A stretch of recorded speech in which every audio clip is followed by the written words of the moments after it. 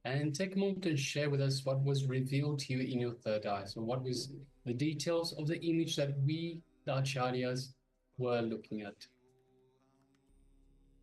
So go ahead and share. So this is the power of clairvoyance, of mind reading. So as the Acharyas ourselves, we were staring at an image. We requested you, the participants, to scan and see the image or the details of the image that we were looking at, and let us know these details in the chat box. So go ahead now, please.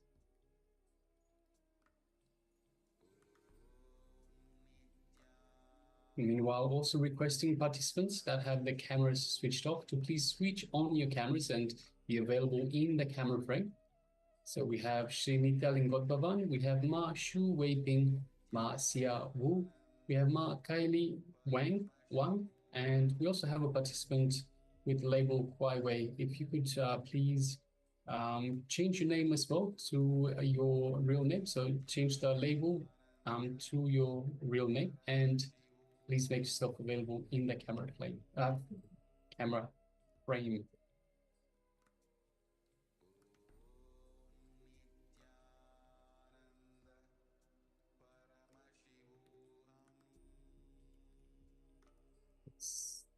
Nitanama Siamu, welcome.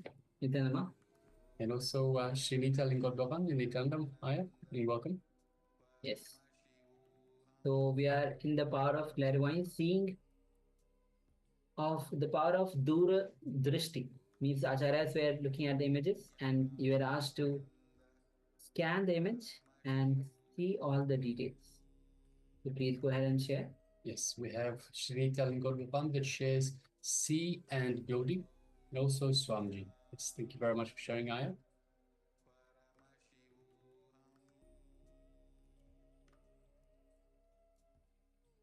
So requesting all participants, if you've taken part in this power manifestation, take a moment to share with us what was revealed to you in your third eye.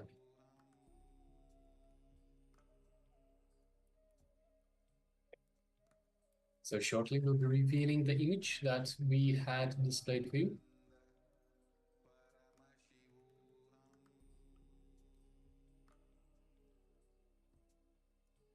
So this is the image that was shown, that we Acharyas were actually looking at. So you can see a beautiful moonlight, and there's a river and a beautiful boat, small boat in the river with the leaves falling on the water. You can see mountain, you can see some kind of structure, and you can see orange lights. Yes, so you can see the building. There's a building on the right-hand side, just on the water. On the left-hand side, you can see a few perhaps houses, buildings, just with the lights on. So yes, there's definitely the water body.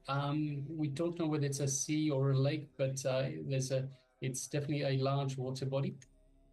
And so yes, Srinita Lingodbavan, spot on with the sea and building. Congratulations, sir. Well done. Yes, very good. Yeah. So if anyone else has seen anything that resembles any of this, anything to do with water, anything to do with boat, with buildings, with lights, with moonlight, there's the moonlight that is right at the top of the image itself. There's a mountain in the background. There are leaves on the water. So anything related to anything like that, clouds, then you have manifested this power. So congratulations to all, and yes, yes, telling God of answers close. Yes, very close. Yes, thank you very much for sharing, and congratulations.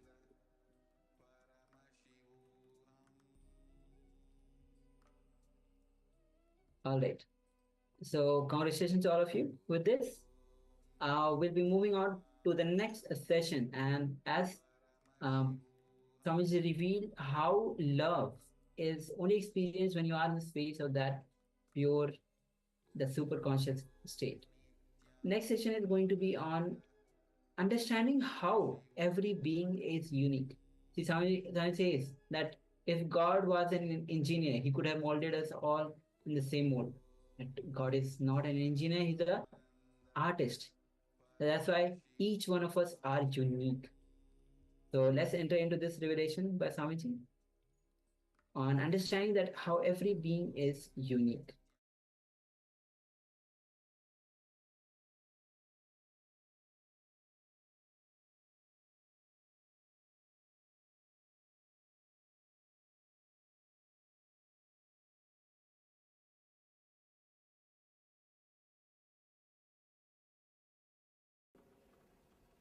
And he says one more important thing, heat and cold. Heat and cold. Try this also. Beautiful experiment. I don't know whether you'll be able to believe or not. I have seen people living in Himalayas in snow with just 2 pieces of dress. Let me tell very clearly. I lived in Himalayas. I used to sleep on the snow with the same dress. I have lived. Very difficult to believe. But all you need to do is stop resisting, that's all. It is very difficult to believe, but you can do. Just don't create idea. The moment you feel the cool breeze, don't create an idea, cold, I may catch cold, I may have wheezing, I may have sinus, I may have asthma. Don't create big terms. And the West, the big problem is you learnt all nonsensical words. We know all the words, all negative words. More words you know about diseases, more the possibility of creating the disease in you. Because whenever you repeat something, you create that quality in you. Please be very clear. A simple experiment now you can do. You just sit with closed eyes and repeat 10 times. Shanti, Shanti, Shanti. You will have peace inside you. Only thing, your wife's name should not be Santi. You just repeat that word, Shanti, for 10 minutes and 10 times. You will start experiencing that quality in you. That quality will start happening in you. If you repeat the names of diseases, please be very clear, you will start creating the same diseases in you. There's a recent research, beautiful research. I went to the API convention, the American Association of Physicians of Indian Origin. There they gave me a big, their research works, beautiful book. I read few researches. One research says, the medical college, they did this research, medical colleges. If a particular disease, if the lessons are going on about that particular disease, for example, knee pain, more than 40% of the students get that pain. I don't know how you will understand this. More than 40%. Because continuously you are thinking about that symptom. And one more big problem, whenever you hear any disease, any symptom, first thing you will do is you will compare with yourself. Do I have that? You will compare with yourself. You will see, do you have that symptom? Continuously, because they are meditating on that symptoms, 40% of the students express the same symptoms in their life. If the lesson goes to the next disease, they express that symptoms. Whatever you think, you express. If you are continuously thinking the wrong things, your senses will be created in the same way. Only one thing you need to do, just work on the mind. Just liberate the mind. Just purify the mind.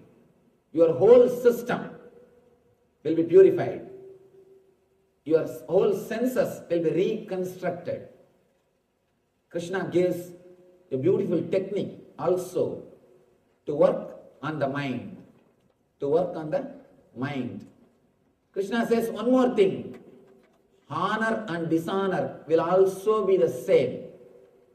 This is very difficult. Cold and heat can be the same. You can even accept that. But honor and dishonor, very difficult. And it is simply impossible. One word is enough to make us mad. One word, single word thrown on us is enough to make us mad. Because somebody asked me actually, Swamiji, why do we bother so much about others' opinion? You bother about others' opinion so much because you don't know about yourself. You know about yourself only through others' words, others' opinions. You understand about yourself only from others. If everybody says you are beautiful, you get that record, you get that certificate. If everybody says you are intelligent, you get that certificate. If everybody says you are great, you get that certificate. If everybody says you are very smart, you get that certificate. Collecting all these certificates, with those certificates you build your personality. In our Life Bliss program, the first session is about this. The first session, why we get depressed. Why again and again we fall into a low energy. Because the energy source for you is other certificates. You don't have self-respect. You respect yourself only based on others' opinions. If others' opinions about you is good, you think you are great. If others' opinions about you is not good, immediately you fall. Have you seen the kids playing? They will build castles with playing cards. Same way, you build castles with other certificates. Your personality is nothing but a castle built with others' certificates. If one card is removed in that castle, what will happen to that castle? It just tumbles down. Same way, if a single person takes away his certificate, what happens to your personality? Just collapse. Again and again you fall into the depression. Please be very clear. Whenever you fall into the depression, either somebody would have taken their certificate or you are afraid that somebody may take away their certificate. That's all. Scan it. You will realize either somebody would have taken away their certificate or you are afraid that they may take away their certificate. We have no self-respect. Christ says, Jesus says, love thy neighbor as you love thyself. That is why so much of war. Because you don't love yourself. That is why so much of hatred. Jesus says, love thy neighbor as you love thyself. You don't love yourself. We don't have self-respect. We know about ourselves only based on others' opinions. We build our personality only by others' opinions. That is why we care so much for others' opinions. The first session of Life Bliss is this session. First thing I tell people is, if you want to live, learn how to live, how to stand on your own foot, how to be with yourself. As of now, our source of energy is others' opinions. If somebody comes and tells you, you are really great, you will try your best to say, no, no, no, no, I am not, but inside what happens? See very clearly. Inside, what happens? Inside the mind is telling, tell little more, tell little more. But outside you feel very shy. But inside mind says, no, no, little more, little more. Okay, okay. Continuously, we are fueled by others' opinion and we work to get others' opinion. Meditate on this one statement. This is a sutra. This is a great sutra which can liberate you. Don't worry about others' opinions. Don't worry what others are thinking about you because they are worrying about what you are thinking about them. They are worrying, thinking what you are thinking about them. Don't worry about others' opinions because they are worrying about your opinions about them. Meditate on this one statement. It will completely liberate you from this problem of honor and dishonor. You will be liberated from the honor and dishonor. Look into your life. Whomsoever is standing in your consciousness, about whoever's opinion you are worrying, all of them are bothered about your opinions. Be very clear. If you are bothered about somebody's opinion, directly or indirectly, he is also bothered about your opinion. It is just give and take game. It is just give and take game. Don't bother about anybody's opinion because they are bothering about your opinions.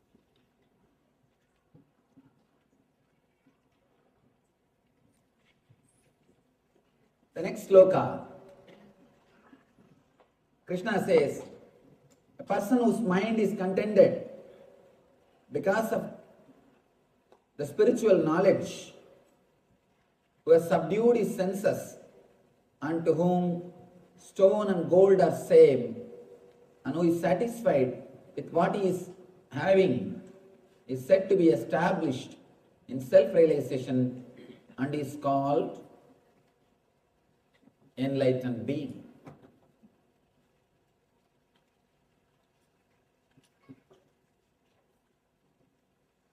First we should understand why Krishna is speaking all these qualities of the Master. Why he is explaining all these qualities?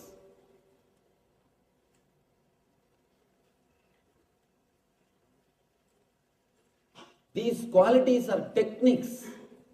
If you practice them, you will reach the same state. The other day I was telling, enlightened man's words are mantras and his life is tantra, technique, and his form is yantra, to be meditated upon. His actions, if it is replicated in your life, it will create the same quality of consciousness in your being.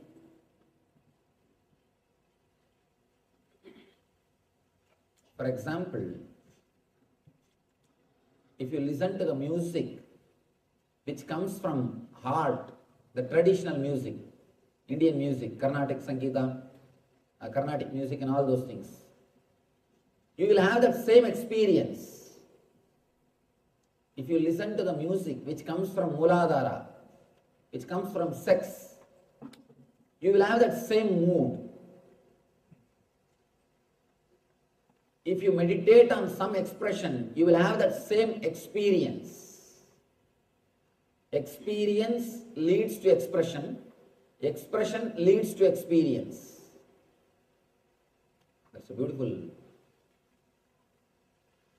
story.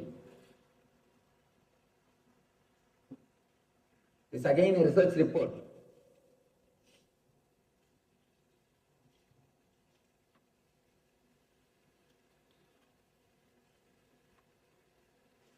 Now it has become very popular, art therapy. If you have heard about it, I don't know. whether you heard about it or not. Art therapy. All these mad people are asked to paint. They are given canvas cloth and the paint. And you know how they will paint. Because there are a lot of mad people who are painting.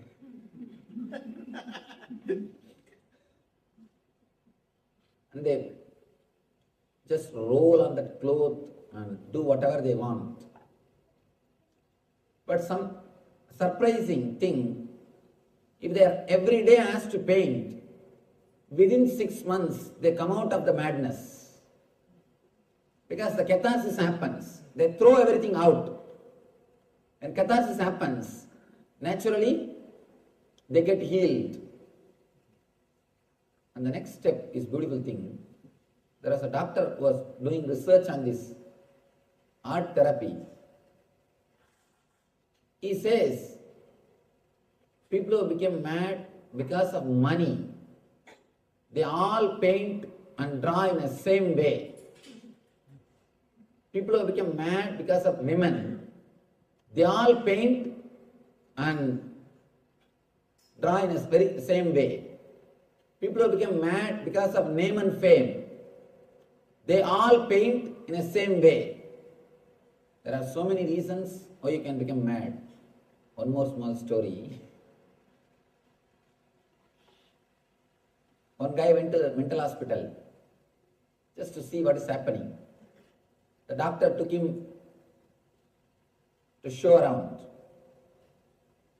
The first room, he saw one person, all over his room he has written the name Lata, Lata, Lata, Lata, Lata in blood. And he is sitting and chanting the word Lata, Lata, Lata, Lata, Lata. The person asked what happened to him. Doctor said he wanted to marry Lata. He was not able to marry. He has become mad. That is why he is continuously repeating her name, and he is here. He goes around, he shows different kind of people. One person is just swimming on the floor, another one is hanging in the ceiling, another one is walking just with his hands. He sees all kinds of people.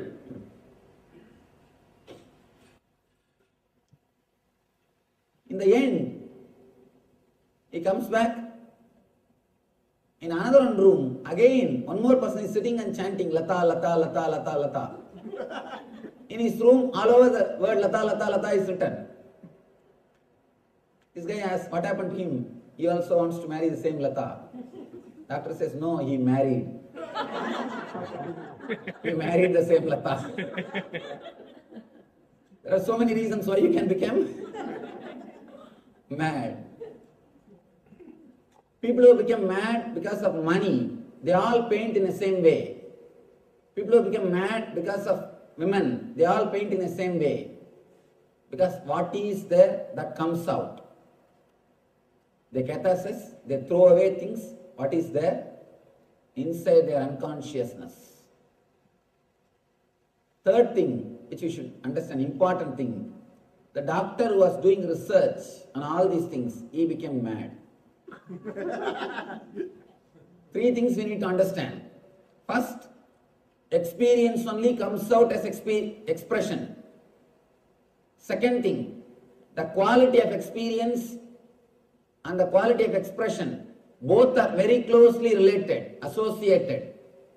Third thing, very important thing, if you concentrate on the expression, you will reach experience.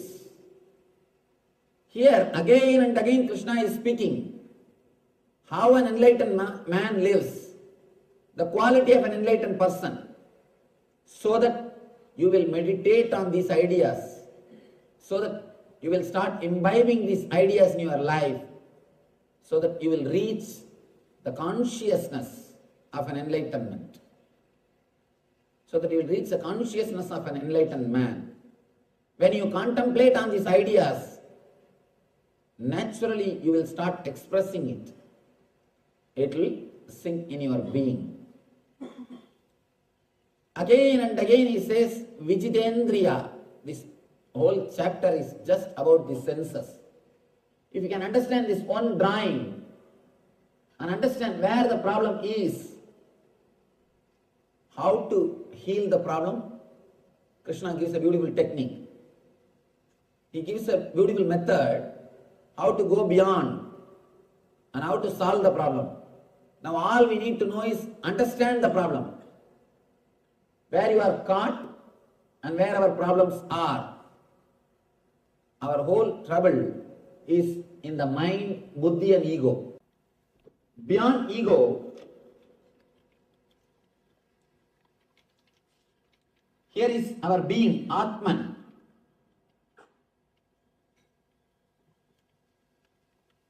Just the presence of the Atman or the light of the Atman only radiates and makes your ego work.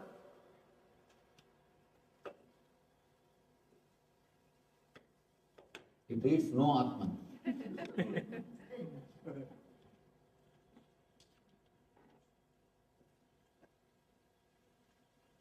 Just by the presence of the Atman, the ego works. The whole trouble is here, where you identify yourself, where you start thinking what is there for me, how I am related, how I am going to gain from this, or how I am going to lose. Here is where the whole trouble starts. If somehow this is erased, this is removed from this system, the Atman directly starts radiating its energy, its tejas through your senses. That is why the enlightened people will have sharp senses. Their senses are not contaminated. Whether their vision or their hearing will be sharp and deep, because it is not corrupted by buddhi and ego. They have not lost their sensitivity. Please be very clear, only a man whose being is clear, he will have pure senses. His senses will be sharp and alive. A man who continuously uses his senses, who uses his senses too much, he abuses it. He will not have the energy or tejas in his senses. Man who has used and abused his senses, first thing which will happen to him is he will lose the smell. The smell will be lost. If you have lost smell, please be very clear. Immediately you need emergency treatment. You need to get admitted in ICU of spirituality. You immediately need meditation. Meditation is basic need for you. Again,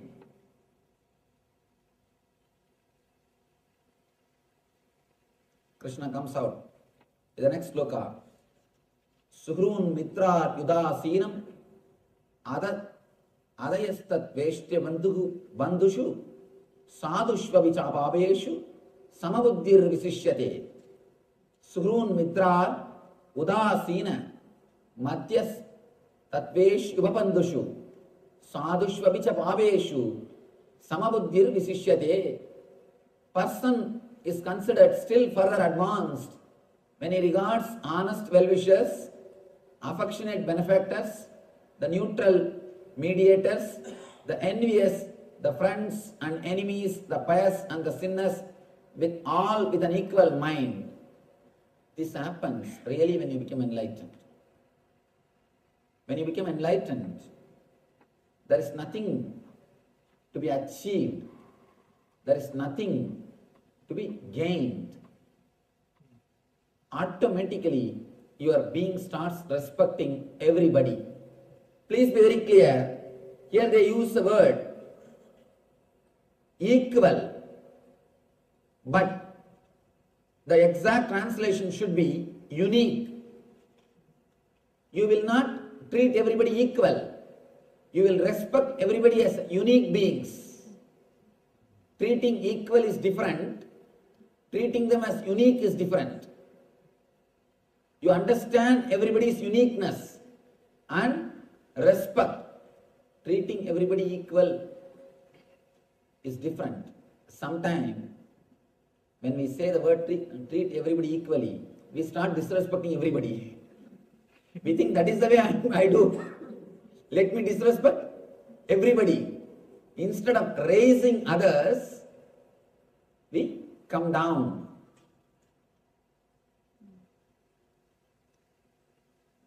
Somebody asked Ramakrishna. Ramakrishna is such a humble soul. Anybody comes to see him, he will first do the namaskar. He will only first do the namaskar. Before they start, he will do the namaskar. They ask, why do you do namaskar? One egoistic guy, one egoistic pandit, this education and ego, and especially spiritual education, man who has read all the scriptures and not become enlightened, he will be the being, or I can say, he is the person who is already in hell. He is already in hell because he will have so much of ego. He knows the tricks of the trade.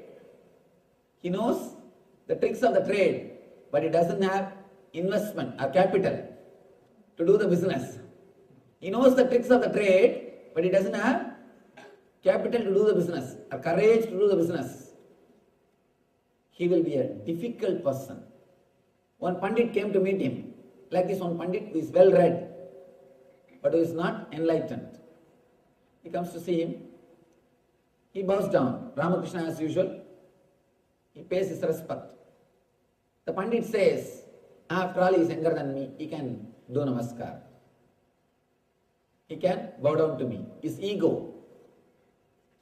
And Ramakrishna says, by doing namaskar, I try to bring him to my level. But accepting it in an egoistic way, he tries to bring me to his level. The Pandit is trying to bring Ramakrishna to his level. Ramakrishna is trying to bring him to his level. So be very clear. When we treat equally, we may bring people to our level. Let us not do that. Treat everybody uniquely. Understand, every being is unique. There is no equality. Here we need to understand, every being is unique. When you understand every being is unique, you will start respecting every being. You will understand every being has its own unique place. We are all not same. We are all unique. God is an artist. That is why He carved each one of us. He painted each one of us. He is not engineer. If he is an engineer, you would have just ordered 10,000 piece Mr. India, 1 million Miss Universe, 1 million Miss Universe he would have produced. All of us will be looking same. He is not an engineer to do mass production. He is an artist. He paints every one of us. He carves every one of us. That is why we are all so unique. All of us are so unique because God is a painter. When you understand each one of us are unique, everybody is unique, you will start respecting every being. One more important thing you need to understand. Even your enemy is needed for your life. You would have learned thousands of things from your enemy. Without enemy, you wouldn't have achieved what you achieved. Even enemy contributes to your life. Please be very clear. When you are in depression, if you remember the enemy, you will come out. And you will start the fight again. Even your enemy contributes to your life. You don't know what all the ways people to contribute to your life. There was a great sannyasi. very famous sannyasi and highly respected all over the world. Suddenly one day, his close disciple somehow finds an important secret about him. In his room, he has got his ex-wife's photograph. Ex-wife's photograph. This guy somehow sees that and he asks, Master, I thought you were such a great person. I never expected this from you. Why? Why still you are having a photograph in your room? He says, whenever I wanted to leave the sannyas, I just see her photograph. Whenever I wanted to drop sannyas life, I just see her photograph. Immediately, I get my vairagya. So you don't know who are all serving, what all purposes. So be very clear, even your enemy may be playing a role in your being, in your personality, in your growth. You can't say somebody is needed in your life and somebody is not necessary. So just like your friends, your enemy also will be maybe playing a role. When you understand each and every being is unique, you will see everybody with the same mind or in the same way. One more word here, Krishna says, the pious and the sinners. Please be very clear, there is no such thing as sin except calling human beings as sinner. There is no other sin on the planet Earth. There is no such thing as sin. Let me tell you a small story. One monk, sannyasi, he was sitting in a forest and meditating. He had a small ashram, hut. One night, one man came to the hut and begged, Swami, can you give me little food and can you allow me to stay here till tomorrow morning? He said, why not? Please come. He gave food and shelter. Next day morning, the man is about to leave. Swami asked, who are you? This guy said, I am a thief. Just yesterday night, I robbed the palace. I tried to escape from the police. I came here and you gave me food and shelter. I thank you. He went away. Immediately, this monk started weeping. Oh God, how big sin I committed. I gave food and shelter for a thief. He started weeping. Please, oh God, save me from this sin. In few minutes, he heard booming voice from the heaven. That voice is also weeping, crying. Monk asks, oh God, why are you weeping? God says, you gave food and shelter for him. One day you are weeping. You committed a sin. I give food and shelter for him 365 days. Where will I go and wash? Where will I go and wash my sins? Be very clear. God accepts everybody as we are. The idea of sin and merit is created by the people who created the society. People who created the society. Immediately next question will rise. Then can we do whatever we want, Swamiji?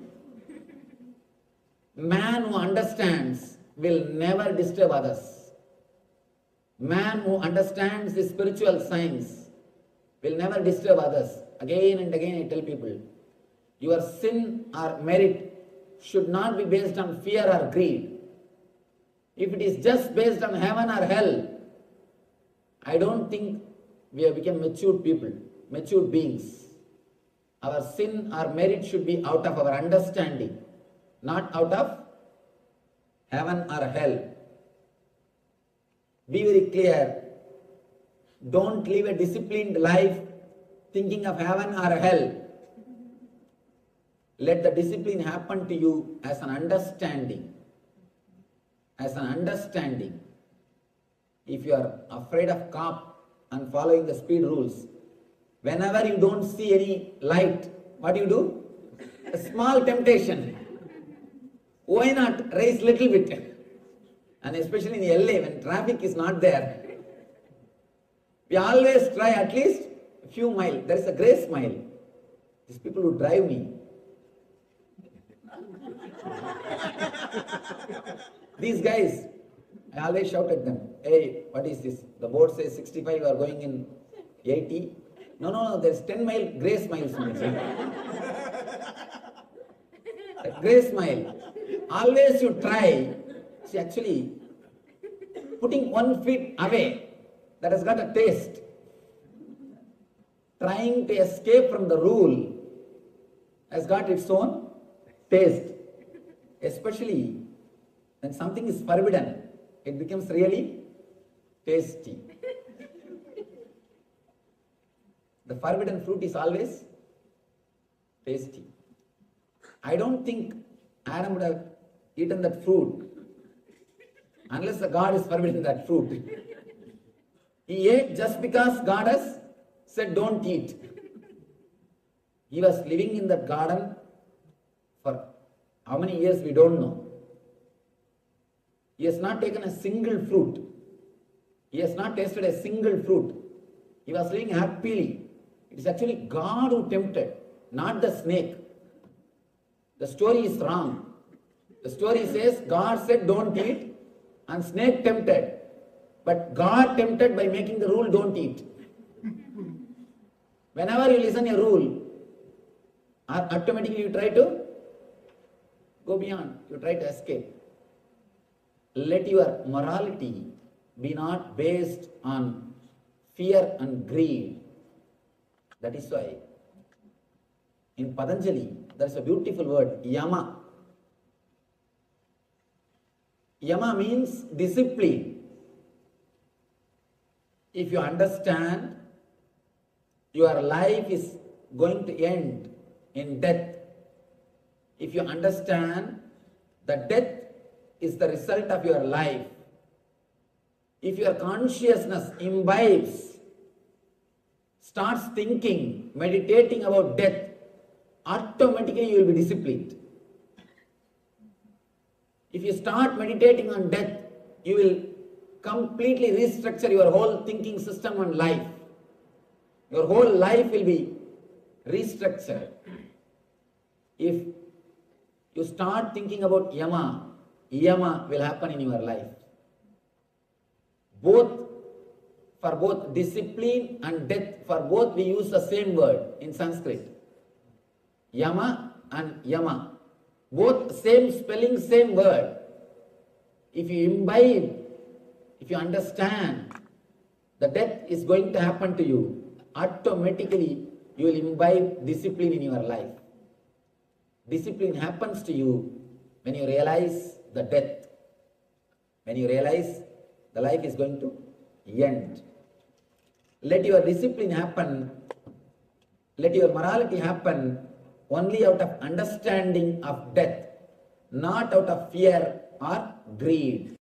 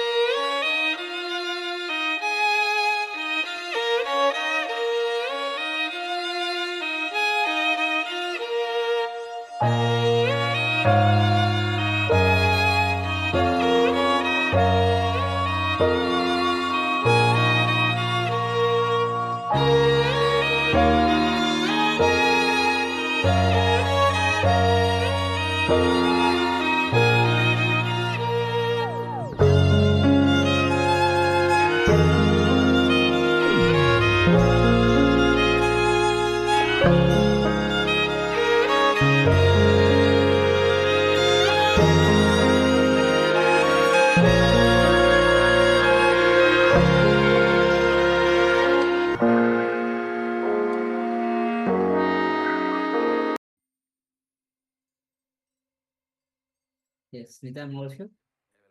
And Samir shares how every being is unique. So with this, we'll be entering into the internalization exercise. So there's a beautiful verse um, given by Bhagavan Sri Krishna, and then we'll do the meditation technique to go beyond the mind, to awaken the senses. The translation of the verse goes as: to practice yoga, one should go to a secluded place and should lay kusha grass on the ground and then cover it with a deer skin and a soft cloth. The seat should neither be too high nor too low and should be situated in a sacred place. The translation of the another verse is: one should hold one's body, neck, head erect in a straight line and stare steadily at the tip of the nose. Thus, with an unagitated, subdued mind, devoid of fear, completely free from sex life, one should meditate upon me within the heart and make me the ultimate goal of life.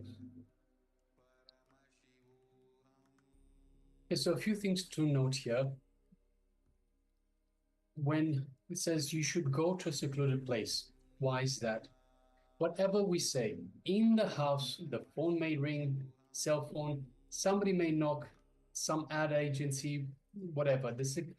By having a secluded place, it's really just to move away from all these disturbances. The kusha, the deer-skin, all those things are like an insulation.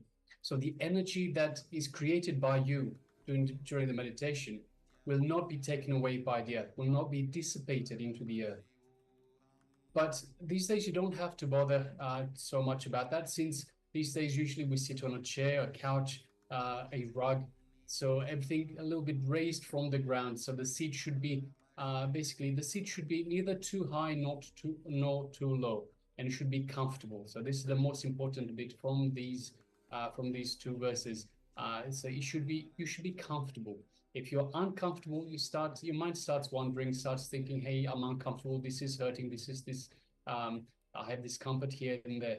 You won't be able to meditate. So it's important to be comfortable, have the head, neck, and spine in a straight line, and just have yourself a little bit off the ground so the energy that you generate doesn't dissipate into the ground.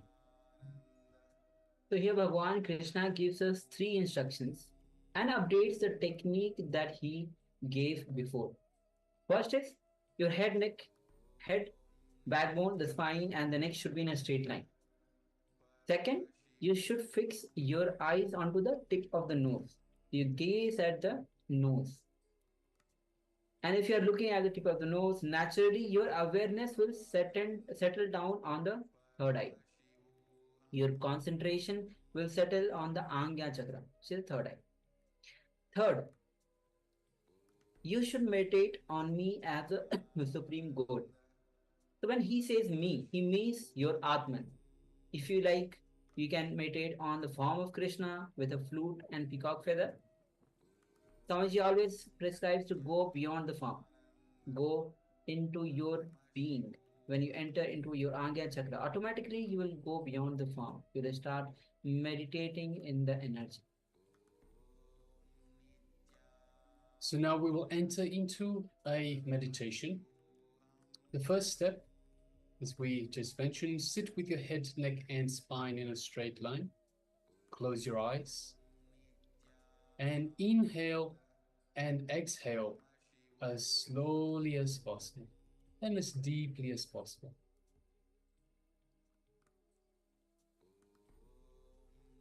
So requesting everyone, let us enter into this meditation.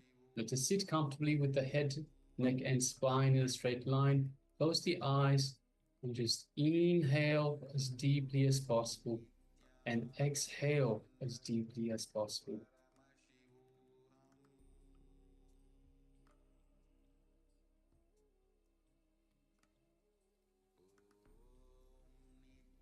Slowly bring your awareness to your third eye, the Anya chakra.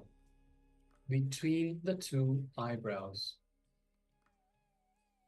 Put your awareness between these two eyebrows.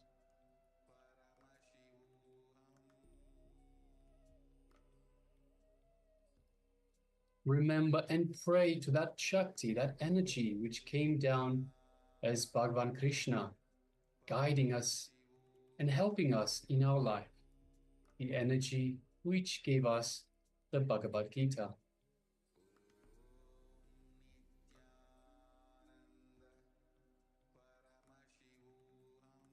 Meditate on the pure light energy. If your mind wanders here and there, don't worry. Just when you remember, bring it back again and relax into your Anya chakra, the third eye between your eyebrows. Don't concentrate, just in a very relaxed way. Be aware of the Anya chakra, the space in between the two eyebrows.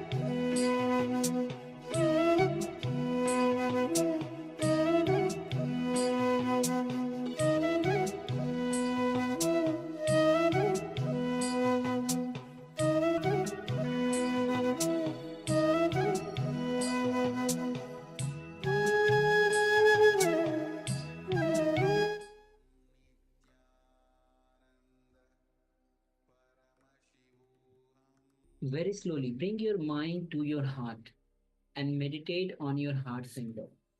If you want, you can touch your heart center by hand and feel. Bring your awareness to the heart center.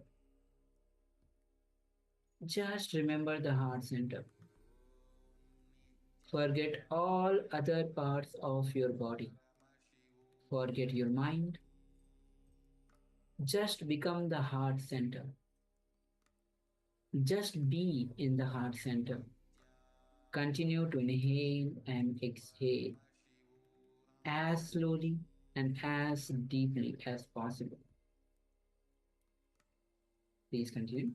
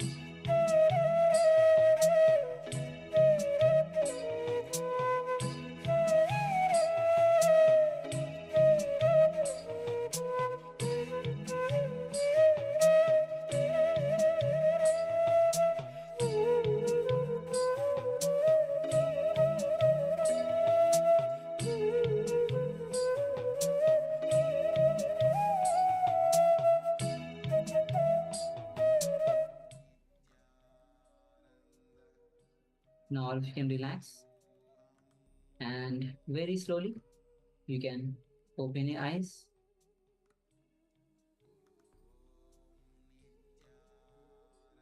All right. So after this meditation, again we'll be entering into the power manifestation, and today we are doing the power of clairvoyance. So let's get ready to again enter into this power manifestation. Again, we'll be with acharyas, we'll be looking at the picture, and through the power of Dura Drishti, the power of clairvoyance, you'll be manifesting by scanning the image that we acharyas are looking at. So let's get ready to manifest this power of clairvoyance. You can sit with your head, neck, spine in a straight line, and you can visualize Swamiji in your inner space. Any sweet moment that you cherish, your sweetest moment with Swamiji, you can cherish. Remember that moment in your inner space. Feel His infinite grace in your inner space. His infinite love, His infinite compassion, which is continuously showering upon you.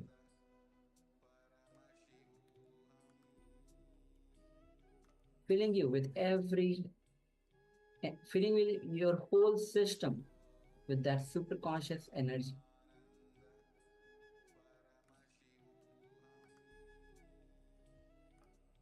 Now bring your awareness to your third eye, the Angya Chakra. And just be completely relaxed, completely at ease. Do not make an effort to manifest. Just unclench. Allow Swamiji to manifest through you.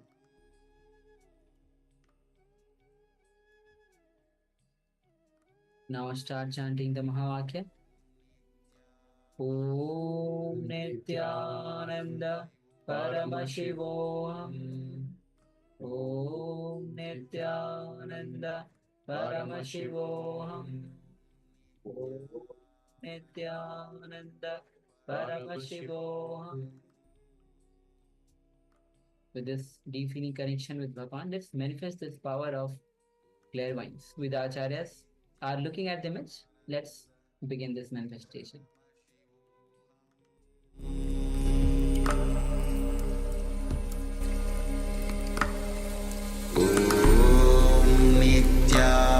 Nityananda Paramashivoham.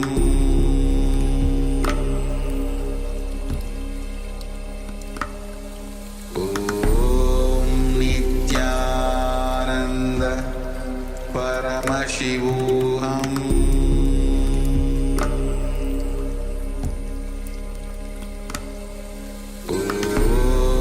Nityananda Paramashivoham.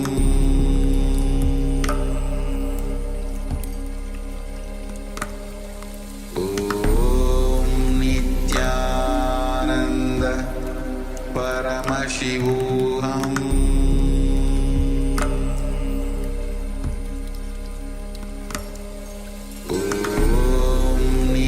Nityananda Paramashivoham.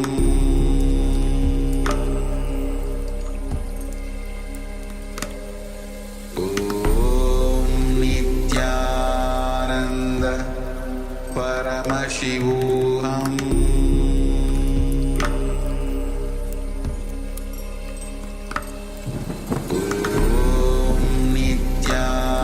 Nityananda Paramashivoham.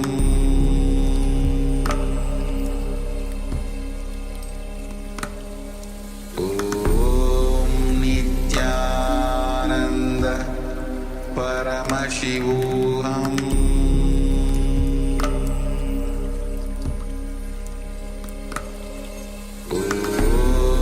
Nityananda Paramashivoham.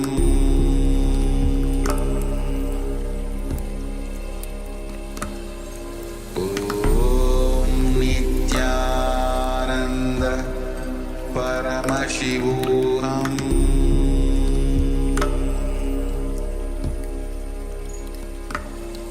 Om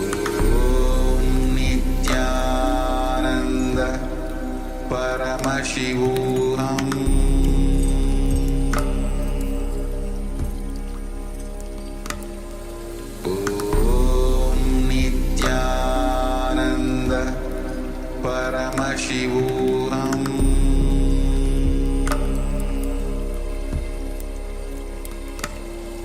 Om Nityananda Paramashivoham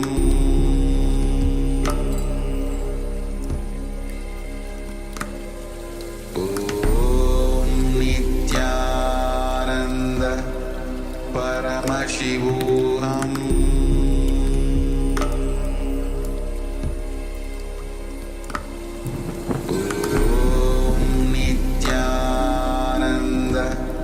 Om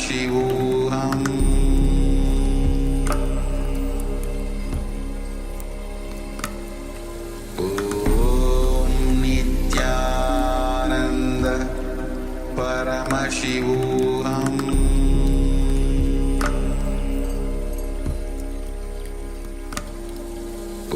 Om Nityananda Paramashivoham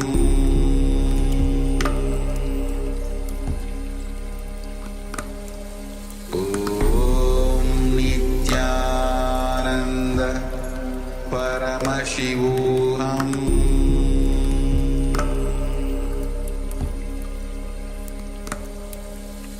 Om Nityananda Paramashivoham Om Nityananda Paramashivoham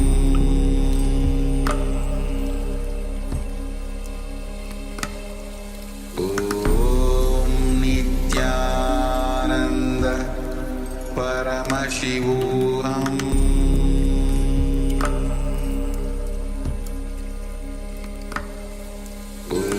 Om Nityananda Paramashivoham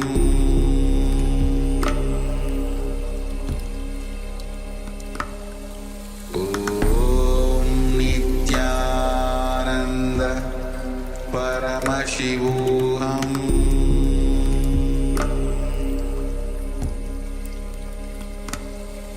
Om Nityananda Paramashivoham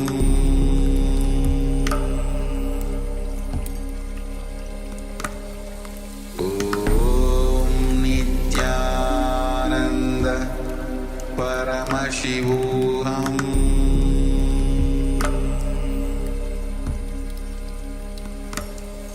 Om Nityananda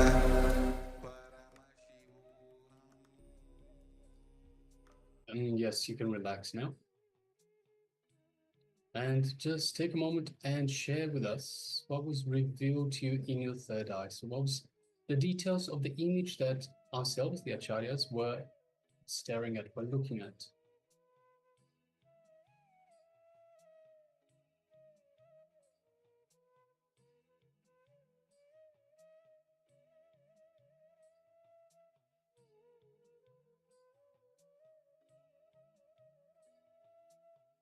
Please take a moment and let us know.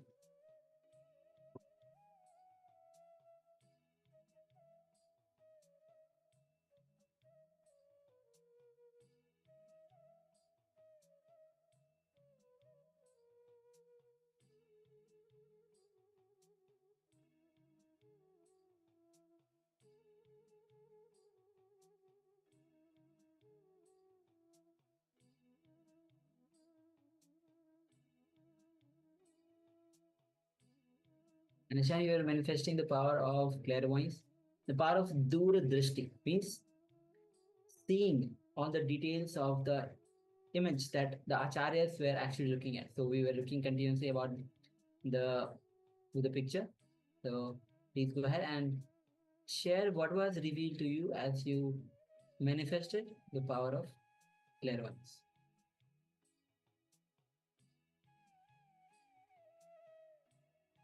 Okay, Manik shares a brown colored boy, sea, beach, palm tree. Okay, thank you, Ma, for sharing. Yes, thank you, Ma. Interesting. Okay. Marcia says flowers. Okay. Yes, thank you, Ma, for sharing. Thank you.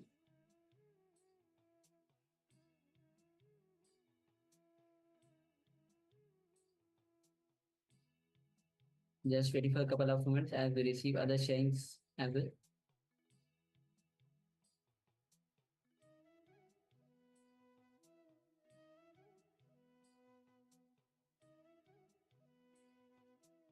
All right, so if you're still sharing, continue to share, go ahead. Meanwhile, let us prepare ourselves to reveal the image that we were looking at just earlier. Yes, this is the image we were looking at. You can see a nice waterfall. There's a huge the waterfall which is falling from the huge mountain, and just falling, and the water is going down. You can see a small bridge. It might be small from here, but actually it might be big. And you can see the vast land. You can see a small there is a hut as well. There's a vegetation. Sun is shining bright. You can see the clouds, green everywhere, and the water which is falling on hitting the big stone and falling in one direction. So Manik shares a brown colored boy, sea, beach, palm tree. So this is as the waterfall is falling, it's kind of making a pathway of a river itself. So we definitely have the water, as though it's not a sea, but yes, definitely we have the water body. And beach, we don't have, though people might come here at the bank of the river and play around. So yes, and we don't see any palm trees here though, Ma. Thank you. Okay, thank you, Ma, for sharing. Thank you for sharing, Ma. Ma Xiaowu shares flowers. So Ma, we don't see flowers, we see a lot of vegetation. There's a lot of grass, there are some shrubs. Maybe on the left-hand side, if we zoom in, it looks like there might be something resembling flowers. A little bit of white on top of the green. So that might be flowers, Ma. So yes, thank you very much for sharing, Ma. Ma Xiaowu, thank you. All right. Thank you all for manifesting this power of the clairvoyance. Duradrishti. So with this, let's move on to the next session. And the next session is going to be on a special session that is going to be on the relationship of possibility. So let's get ready to enter into this revelation by Swamiji. How relationship is a possibility. Most time what happens in our life, relationship in many ways becomes a barrier in our life, in the way what we want to achieve. In many ways, a relationship becomes an obstacle. How to make relationship a possibility and much more. Swamiji will be revealing into this. So please come to the space of listening and let's begin. पार्थाय प्रतिबोधितां भगवता नारायणेन स्वयं व्यासेन ग्रथितां पुराणमुनिनां मध्ये महाभारतम्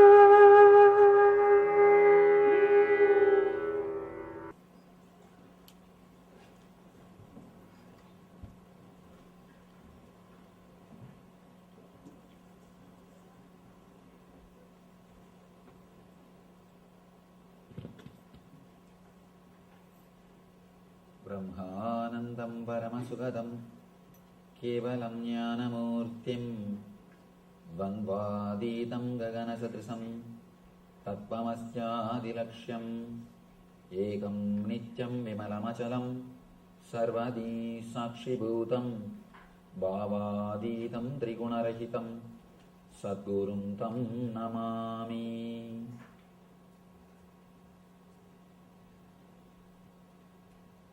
पार्थाय प्रतिबोधितां भगवतां नारायणेन स्वयं व्यासेन ग्रथितां पुराणमुनिना मध्ये महाभारतम् अद्वैतामृतवर्षिणीं भगवतीम् अष्टादशाध्यायिनीम् अम्ब त्वामनुसन्दधामि भगवद्गीते भवद्वेषिणीम्.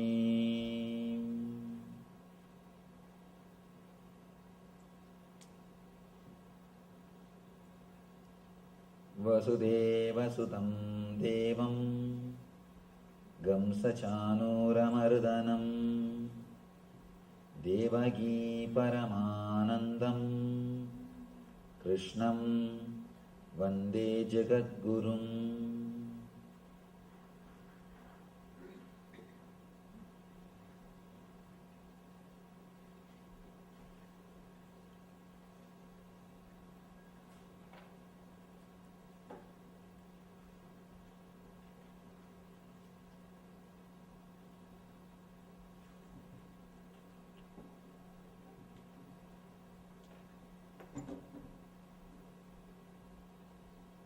I welcome you all with my love and respects.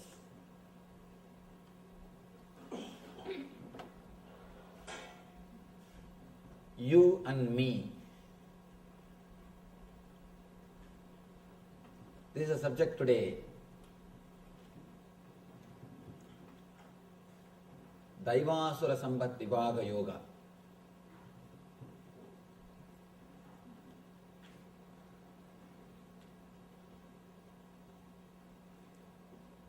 Krishna goes much further today to explain the deeper level samskaras, engraved memories. In the 14th chapter, he spoke about Gunatraya Vibhaga, the Sattva, Rajas and Tamas, 3 layers of Prana Sharira, Mana Sharira and Sukshma Sarira. The next, yesterday, he spoke extensively about causal body in the Purushottama Yoga, how Urdhvamula Madaschagam Asvattam Brahuravyayam, how the roots of the tree is centered, roots of the tree are in the physical world and the branches are in the causal world. That is why he says, Urdhvamula Madaschagam Asvattam Brahuravyayam Chandamsi Yasya Varnani Yastam Vedasa Vedavit. The roots are, usually the roots of the tree will be in the ground, under the ground, unknown space, and the leaves will be in the known area, known space. But this tree is opposite. The leaves are in the unknown space, the causal layer, the underground area. The roots are in the known space, conscious space, in the physical world.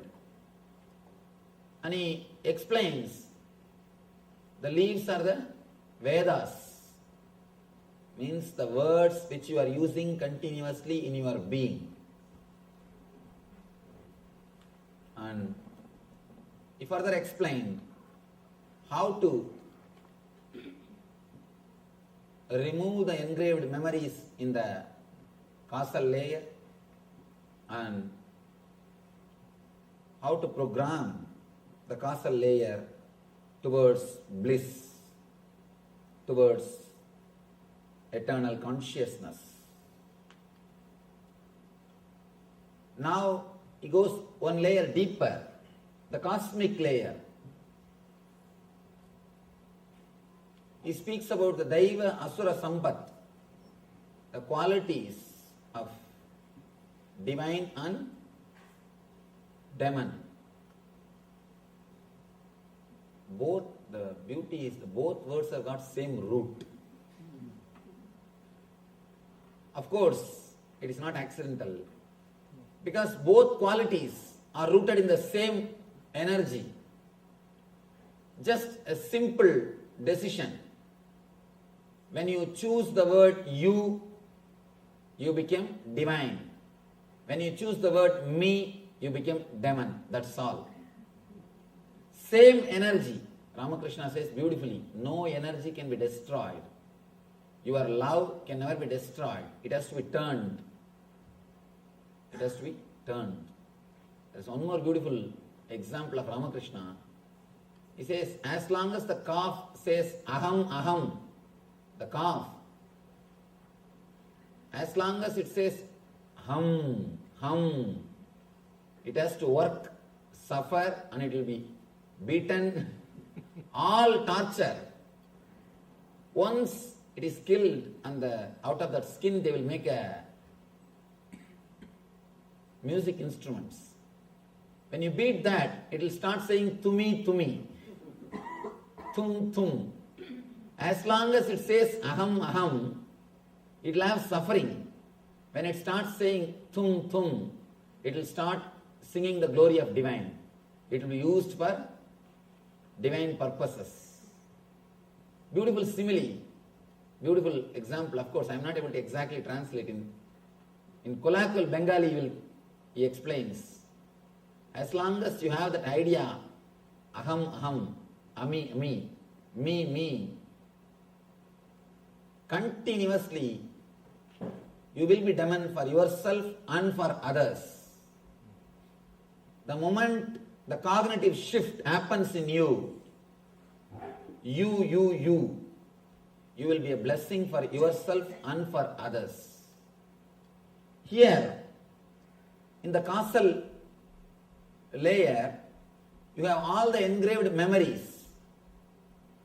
All the engraved memories are stored. But in the deeper level, in the cosmic layer only, you decide. You decide, you are me. Let me explain it in a small diagram where we take that decision. How usually our mind receives the data and processes, and how the cognitive shift can happen in our being. By now I think all of you know the drawing. Just for the sake of newcomers, I'll give a simple explanation. You receive information through eyes. For example, this scene. The file goes to Chakshu. In the Chakshu, the whole file is converted into digital file. Whatever scene you are seeing, that is converted into a biosignal file so that the file can be processed. The file goes to Chitta. There the excluding process of neti, this is not happens. Where you understand this is not a tree, this is not a plant, this is not an animal. Then the file goes to mind. Mind starts identifying. This is it, this is it. This is a man. He is standing with a saffron robe. He is taking class. The idea comes. Then the file goes to Buddhi. Buddhi compares with your past experiences. Your past experiences with the person. For example, with me, if your past experiences are good, if you are happy, or your whatever you heard, if you feel positive, then the file, the Buddhi writes, yes. If you feel it is waste of time, or if you don't feel in tune with my ideas or the time which you spent, if it was not pleasant, then the Buddhi writes no. The file goes to ego. Then ego decides what is there for me, what way I am related. what gain I am going to get. If some way I am going to have the gain, ego says, yes, let us sit here and listen. And if there is no gain for me, if I am not going to be enriched, then ego naturally says no. Then according to the ego's instruction, you decide. Your body moves or sits. This is the way the process happens. This is the spot where you choose what is there for me. Your vested interests come. Please understand, sometime the whole process will say, yes, I will have to sit. But this one spot will say, my vested interest is getting affected. Then you will never be able to sit. This whole thing may accept what you are doing. But if this one thing is not ready, the whole decision will be changed. And same way, if whole thing says no, if this one thing says yes, you will decide yes. Sometimes when we do something which is not moral according to the social standard or according to your understanding, according to whatever data you collected in your life, the data collected stays here, the samskaras or engrams. You have so many data, so many informations. The data is available here. According to your data and the whole process, the final report comes no. But suddenly your ego feels, I get strengthened by doing this activity. Let me do it. So you simply decide to do that. You simply decide to do that. This is the place where you decide you are me. That's the only small difference. When you take the decision of you always radiate the divine qualities. When you take the decision of me, you always radiate the demonic qualities. Whatever strengthens your ego, please understand, even, let me be very clear, most of us sit here because it strengthens the ego. It strengthens the ego. Now you know much more than other person. You can go on, tell him, what do you know? Many times we sit and listen just for ego satisfaction. So if you sit and listen, even if it is Gita, if you sit and listen for ego satisfaction, be very clear, it is going to be only trouble for your being, no way it will be help. In the cosmic layer, this is the area you decide. If you decide with the attitude of you, the whole thing will become divine.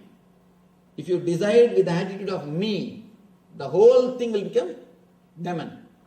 And what you collected, see the engrams here, as such they are neither negative nor positive. The mind which is working here, as such it is neither negative nor positive. The chitta which is doing the process here, as such it is neither negative nor positive. So none of them are neither negative nor positive. Please be very clear, including the gunas. Even the tamas, by their quality they are neither negative nor positive. There are so many enlightened masters. You cannot make any difference between them and laziness. You cannot make any difference. Raman Maharshi, throughout his life, he was sitting in one place, one city. He never moved out. But you can't say he was in tamas, because he never took any decision out of me. The whole process was happening, you as a center, not me. As such, whether the chitta or mind or samskara, you cannot tell they are bad or good. In the superficial layers, they are neither bad nor good. But the decision which you make in the cosmic layer, in the deeper layer, that only makes them as good or bad. Please understand, passion and compassion are one and the same. Passion and compassion are one and the same. When you decide based on me, it is passion. When you decide based on you, it is compassion. We need to understand an important thing.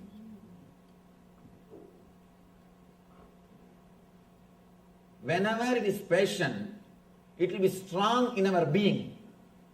But when it becomes compassion, it will not have that much of intensity. Means, be very clear, your compassion is also just a pseudo expression. Maybe for name and fame's sake, not for anything else. If you don't have that intense compassion, the way in which you experience passion, with the same intensity, if you don't experience compassion, be very clear, all your activities are purely out of ego. Including this Gita Jnana can become ego when the decisions are taken out of I and me. If the decisions happen out of you, not this Gita Jnana, even ordinary activity which you do in your life can become divine. See, we don't have to work on the doing, we need to work on the being. Doing can never lead you to anything. As long as you believe doing can lead you to ultimate, you are called karmagan, the person with karma. It is called Puramimamsa. Only when you understand the being can lead you to the ultimate, you are called Uttaramimamsi. In Vedas, there are two major portions. People who believe in doing, people who believe in being. People who believe in transforming the being, they are called Vedantis. People who believe the transformation ultimate can be achieved by doing, they are called Karmagandis. They continuously believe in doing. Of course, ultimate can be achieved only by working on the being, not on the doing. If you try to work on the doing, either you will suppress or express. Either you will suppress or express. Continuously you will be fighting with yourself. Nothing else will be achieved. A man who can transform his being, only he can achieve the ultimate. Whether demon or divine, it is decided only on that one point. When you receive the data, process it and deliver the result or command, how the command is delivered, what is the center from which the command comes out. The command comes out thinking this one statement, what is there for me? What is there for me? What is there for me? Whatever you may do, including meditation, it will be only ego satisfying. Many people come and ask me, Swamiji, at some point I felt such a deep ecstasy in meditation, such beautiful bliss in meditation, but suddenly within 2 hours it disappeared. It never came back. Why, Swamiji? How to have it back? Please understand, the bliss itself is choicelessness. When you are absent, you experience bliss. The moment you want it back, the moment you choose bliss, already you have chosen. The moment you choose, you will always choose suffering. All choices are suffering. And bliss is choicelessness. The moment you want to grab it, the moment you want to have it, when you are blissful, you allowed the bliss to possess you. The moment you want to possess the bliss, you will make it as suffering. When you want to possess, you wanted that to strengthen your ego. The decision is from you. Decision is from me. The attitude, me. The attitude, me decides. The moment the attitude, I and mine, me, that when that decides, to destroy the bliss. you can no more be divine. When you are in blissful, you just set a capital no to me, the me idea. Just you are relaxed in the you idea. The moment you wanted to possess the bliss, you said yes to your me idea. Please understand, I have to use this me and you word properly. You need to understand that me and you word properly. When I use the word me, I mean ego. When I use the word you, I mean the whole existence. When you are not there, whatever is there is existence. When you are not there, whatever is there is divine. You make demon by bringing the idea me in you.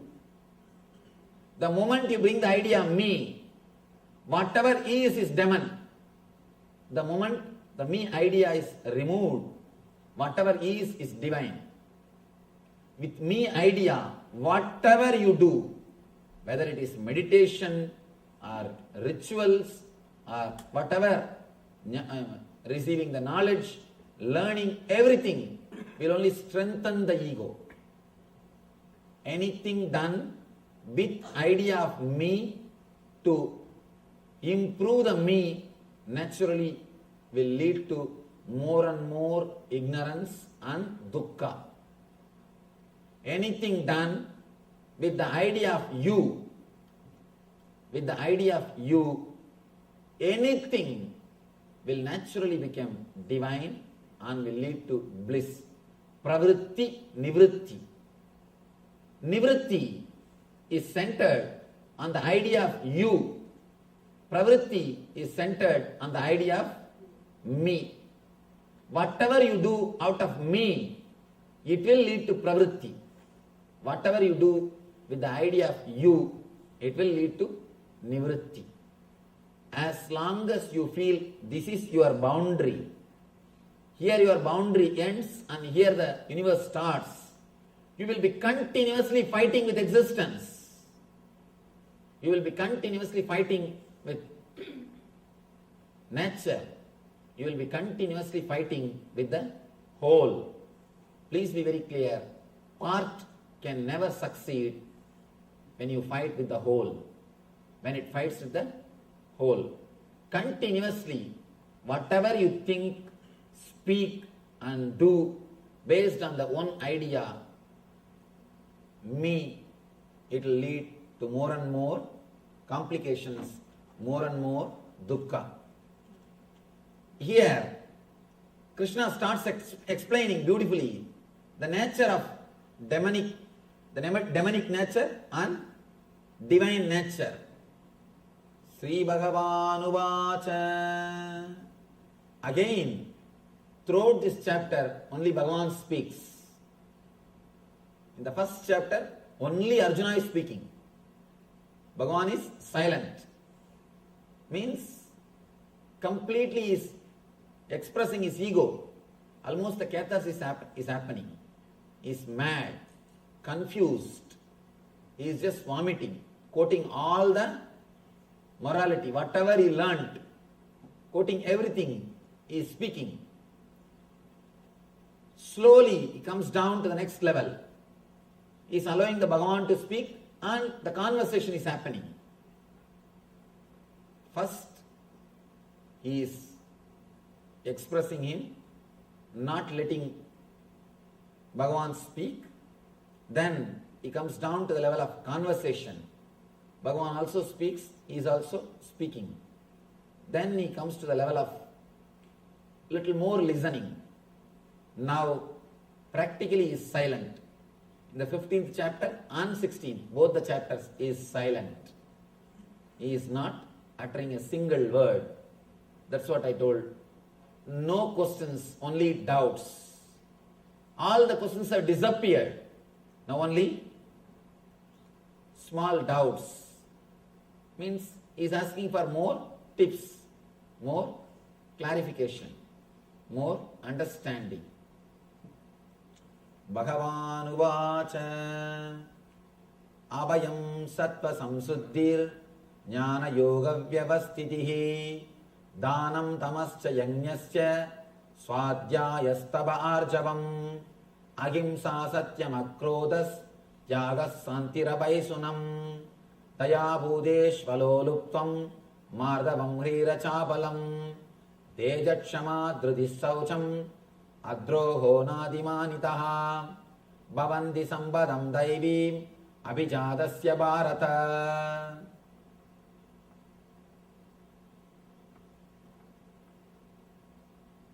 Let me give you the translation.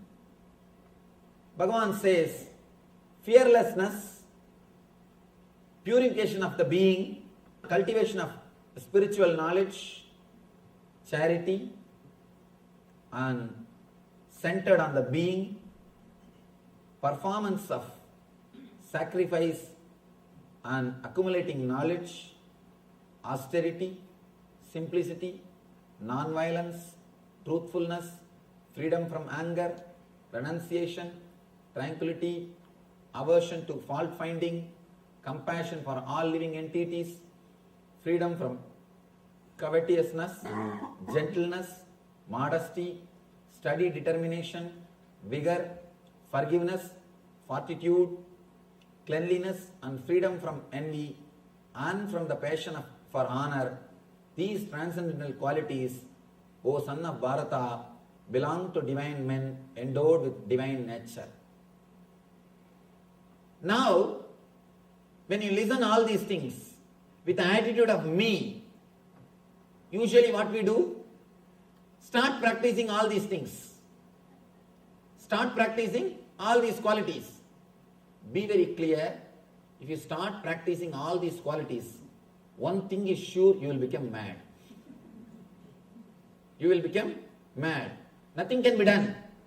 Because you will be fighting with yourself. You will be controlling your senses to strengthen your ego. When you try to understand all these things, when you try to understand all these ideas with your attitude of me, I, you will start practicing them to strengthen the idea of me, to strengthen yourself as a better being. Again and again. Masters prove. Masters are not better beings. They are totally transformed beings. Better beings are different. Transformed beings are different. The other day I was telling you that lion and sheep lion story. The story told by Vivekananda. Beautiful story. In that story, the sheep lion, he doesn't want to realize he's lion. He just wanted to be a good, strong sheep. He's asking the lion to give some technique for becoming a strong sheep. Same thing. If you straight away start practicing all these things, you may have little strong ego. Understand, that is why all these so-called tapasvis, people who repress themselves, will have a strong ego. Will have very strong ego. People who do tapas, people who repress themselves, you can see very clearly they will be radiating ego. Because they are doing all these things to strengthen. When you do all these things, naturally you will strengthen your ego. You will strengthen your ego. When you are completely blissful, relaxed, then if austerity happens, if tapas happens in you, you will never expect others also to do tapas. I have seen so many sannyasis, especially in India, continuously they blame the householders. Continuously they blame them. You don't do this, you don't do that, you are not right, you are not pure, you are sinner. The problem is, when you suppress, when you force yourself to do tapas, you are continuously burning inside. So naturally, sometimes you yourself get the doubt whether you are in the right path or what you are doing. Is it right? You get the doubt. Then naturally what we think, we have to do something. The doubt is coming up. Let us make others guilty. When you make others guilty that they are not doing right thing, you feel now, yes, what you are doing is right. When you make others feel guilty that they are not right, you feel you are right. When you see, when you suppress, when tapas is done by force, you naturally expect others also to do that. If they don't do, you create guilt in them, and by creating guilt in them, you wanted them to come to you and confess. When that happens, you feel more and more strong. Tapas is supposed to happen out of joy and bliss. Just as a natural thing, anything done by force is not going to help you. It will neither help you nor it will help the society. I have seen so many people doing tapas like Ravana. Ravana did tapas, but all his powers, it never helped him or others.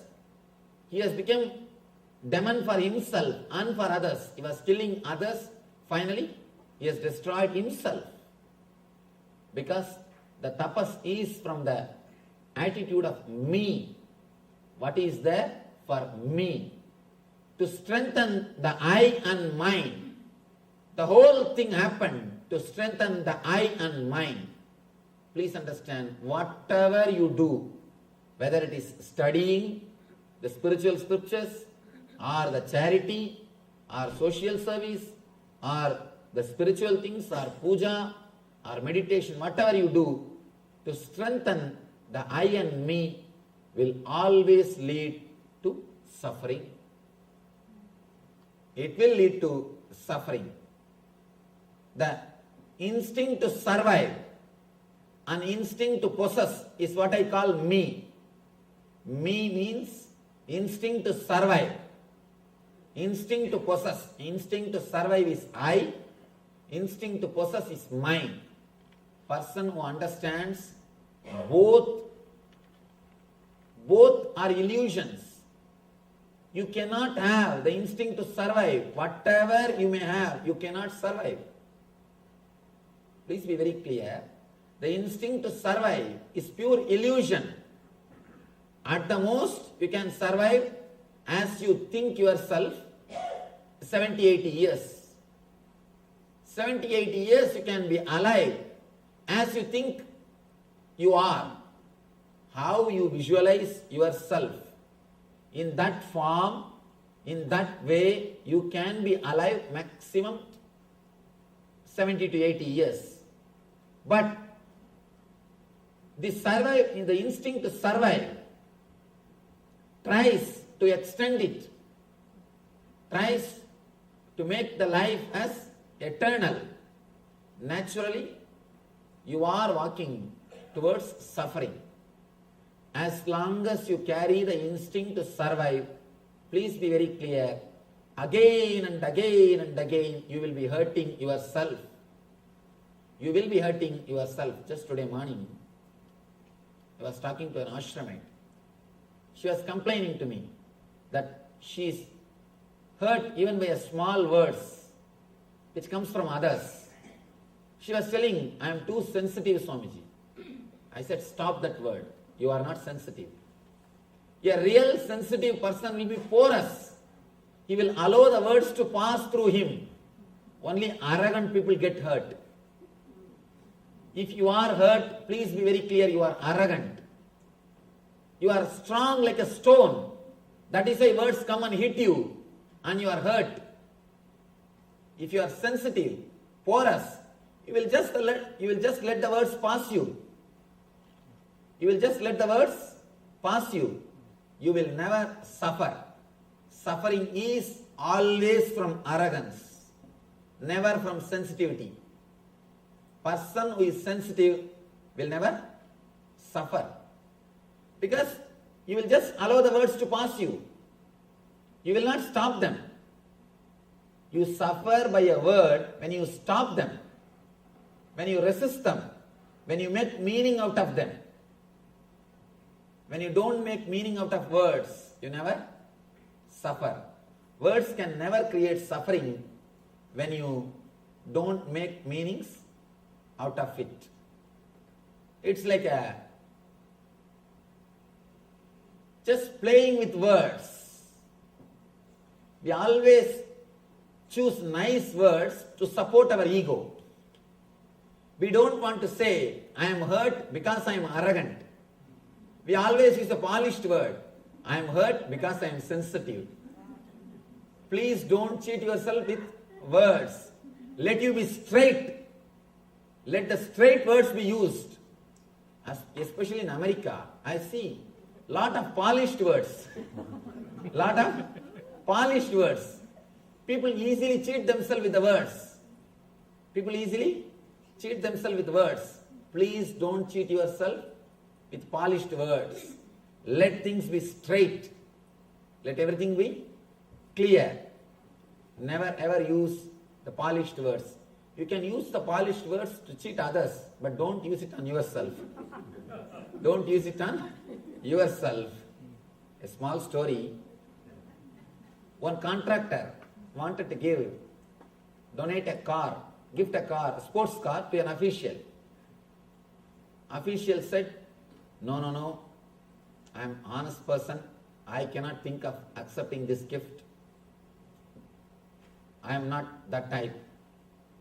Contractor says, in that case, if I can sell this car to you for $10, how it will be? He says, in that case, I will have 2 cars.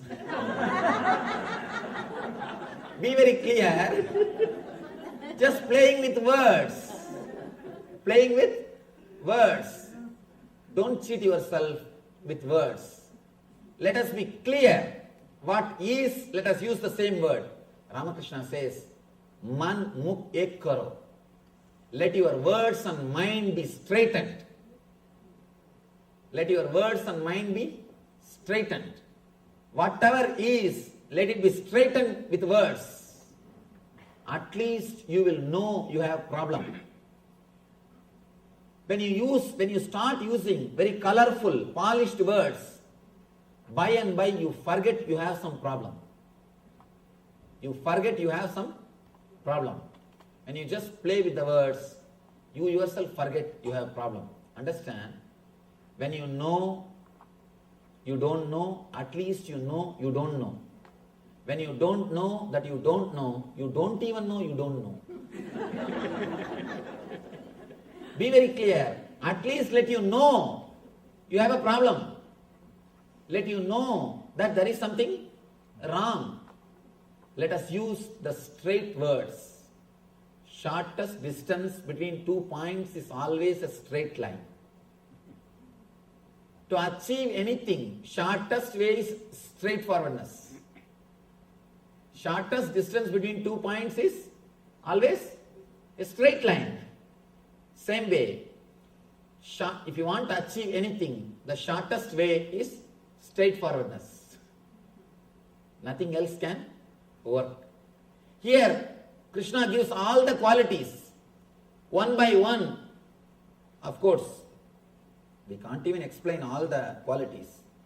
He goes on, fearlessness, the first thing.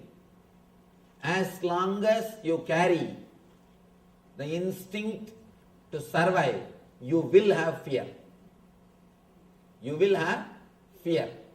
Fear can never be taken away from your being as long as you wanted to survive. Surrendering to the existence, surrendering to the death is the one and only way to achieve fearlessness. There is a beautiful Upanishad, Kathopanishad. If you find time, you all should read that Kathopanishad instead of watching the Jerry Springer show. That's what the most popular show in America. When it comes to some Shastras, we all tell no time, this is not there, that is not there. But somehow we find time for everything. Instead of watching all those shows, you can better read this Kathopanishad. Understand, this is a beautiful Upanishad.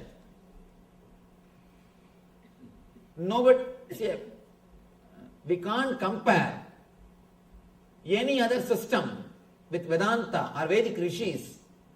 They have gone so deep into the science of death.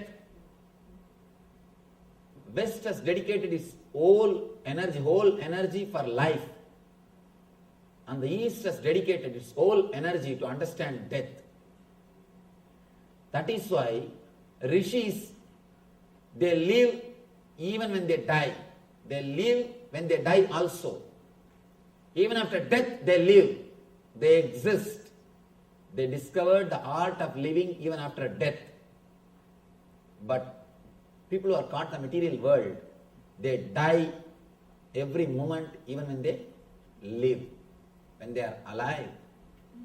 The Upanishad is the science of death. Beautiful story. Young boy goes to the Yama's abode, Lord of Death, Death's abode, and the story is beautiful. Yama receives him. Of course, 3 days he was not there. His servants tried to receive him, but Nachiketa is the hero. He says, no, I'll wait till Yama comes. When Yama comes, he comes and receives him. He welcomes him. Understand? Nobody goes to Yama's abode. Only he comes to our abode. Always he comes. When you try to escape from him, he is death. He will take away all your I and mind. All your possessions will be taken away from you. You cannot sign your check anymore. You cannot use your car anymore. You cannot have your relations anymore. Whatever you think as yours or you, everything will be taken away from you. Yours, all the wealth, relationships, your bank balance, everything. And you, what you think as you is that body. Even that will be taken away. Everything will be taken away when death comes to you. But when you go to him, see the story. Story says, Yamadharma receives Nachiketa with love and care. First thing, he becomes your host. Loving host. Next, he says, please have 3 boons. I'll bless you with 3 boons. Let me give you 3 boons. And Nachiketa first asks for relationship. He says, when I go back to my family, my father should accept me, love me, and take me into his family. Yama blesses him with relationships. Next, Yama gives him all the wealth and shows the path to create wealth. Nachiketagni, all the pleasure and comforts. He teaches him the method to create wealth and pleasure, all the comforts. He is behaving like a god. First, he is behaving like a loving host. Then he is behaving like a god. Next, ultimately, he gives the Atmajnana. He is behaving like a master, enlightened master, and he gives Atmajnana. Because Nachiketa asks for the secret of death. Then he blesses him with the enlightenment. Look at the life, the paradox of the life. When we run away from death, even then you can't run away. He will chase you wherever you are. He will chase you. He will chase you. He will take away all your wealth, take away all your relationships, take away whatever you think as you and yours. Here, the whole scene is different. When you surrender to him, when you go towards him, first thing is a loving host. He is not terrible as you think.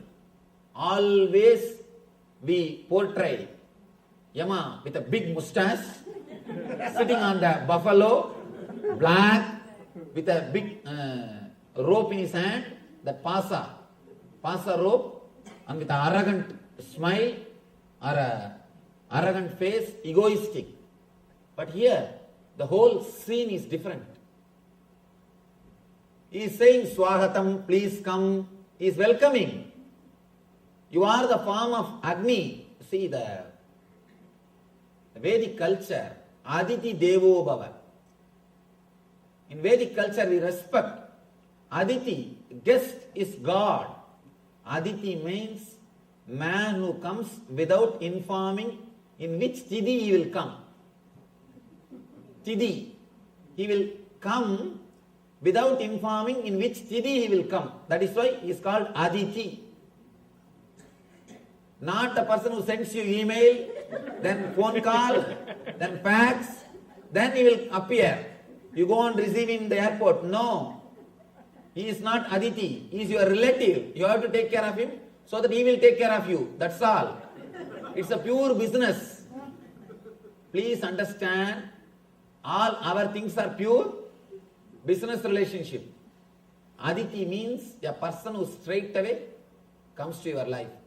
The big problem is, in this country, the Aditi concept is lost. People can't believe, still in Indian villages, all houses' doors will be kept open in daytime. At least in the village I am born and brought up. Whole day the doors will be kept, the doors of the house will be open. And I have seen, I will go to any house in that street and eat. And any kid will come to the house and eat directly. And the very idea Aditi is disappeared. People always tell me, Swamiji, India is poor country. I tell them, no. You don't know the value of that culture. For example, if you have to be received, taken care, and you have to stay for 3-4 days for your business purposes, how much you will spend? But in India, you have some friend, just one phone call. The whole thing is done, of course. Now there also, because of the cultural invasion, it is coming down. At least in villages, still it is alive. Where the Vedic culture is alive, still it is alive. Aditi Devo Bhava. We respect the guest as God. Guest is God. He says, you are Aditi.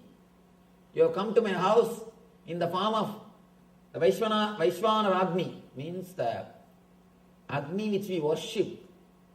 The Brahmana is considered to be the embodiment of the Agni, the divine Agni. You have come to my house as the embodiment of divine. You are here. Let me respect you. Please forgive me. Apologize. Please forgive me. 3 days I was not here to receive you. Usually we postpone Yama. Usually we escape from him.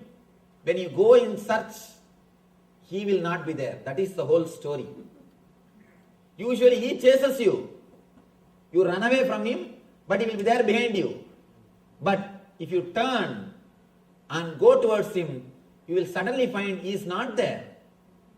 3 days, Nachiketa says, Yama is not there. Understand? The story is significant.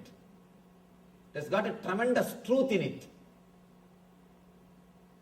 Nachiketa goes there and he finds Yama is not there. It means when you turn towards death, you will not find death as you imagined. Whatever imagination you have about death will not be there when you surrender to death. Now, because of your fear, you escape. Because you escape, he chases you. Both are like a vicious circle. If you understand, the moment you surrender, he will not be there as you imagine him, as you expect him. Naturally, that will add courage. And that courage will make you face him more clearly. When you face him more clearly, more courage. When you go in that cycle, it is called virtuous circle. This is vicious circle. We are caught in the vicious circle. Let us turn the whole thing to virtuous circle. If you understand this one Kathopanishad story, the whole idea about death will be transformed. When you go, he is not there. First thing. Next thing, He appears, but not as you imagine him. Not that arrogance, not that person who will take away everything from you, not with pasa, not on the buffalo, nothing. A humble host. Please come. Please come. Welcoming host, receiving you with all love and care. Next step, he is God. He blesses you. Ultimately, he gives you the Atmajnana, knowledge, enlightenment. We may think, how to go towards death, Swamiji? Shall we commit suicide? Please understand, suicide is not going towards death. Please be very clear. Never think people who commit suicide are fearless. They are the most coward people. They commit suicide because they are not able to live this life. They are not facing death. They are escaping from life. Suicide is not facing death. It is just escaping from life. Escaping from life is different. Facing death is different. They just escape from life. Escaping from life doesn't mean they are facing death. Suicide is not the thing. Suicide is not the way. Face the fear.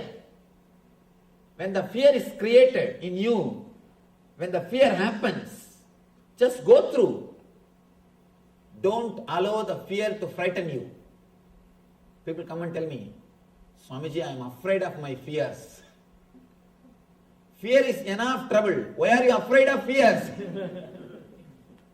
Don't allow the fear to frighten you. Sit in the room.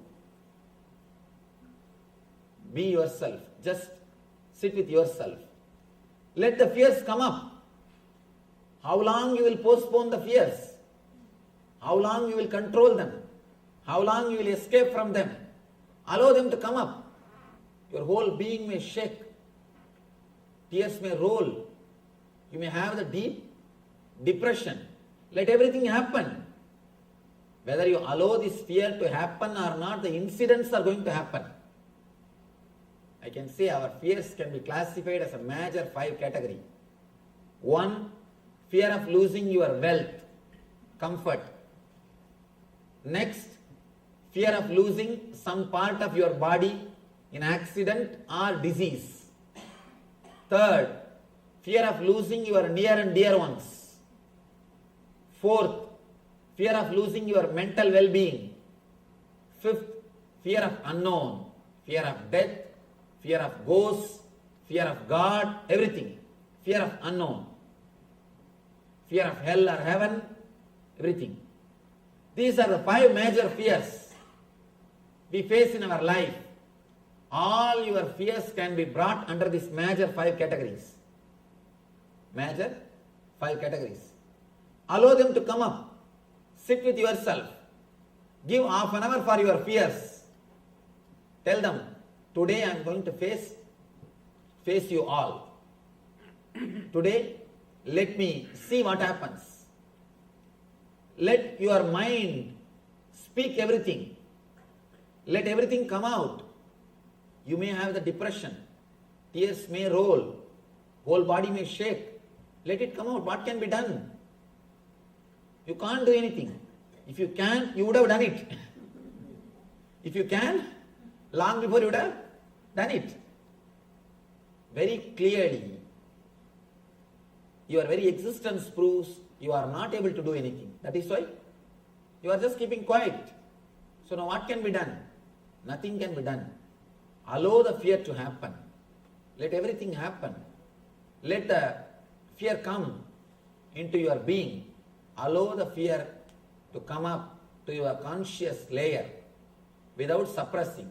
Yes, I have the fear. There is a possibility for all these things to happen. There is a possibility it can happen. There is a possibility my wealth can be stolen. There is a possibility my near and dear one they may die. There is a possibility of me facing the accident. There is a possibility of me dying. There are all these possibilities. Yes, what can be done? This is life. This is what I call facing the reality as it is. Only kids need fantasies and imaginations to face the reality. But you need to understand the truth as it is. You can't escape from reality. You can't escape from the truth. The more you try to escape, the more they will haunt you. They will be behind you. They will be chasing you. So allow, let the fears come out. Suddenly you will see, when all the fears leave you, you will see you become more responsible. You become more intense.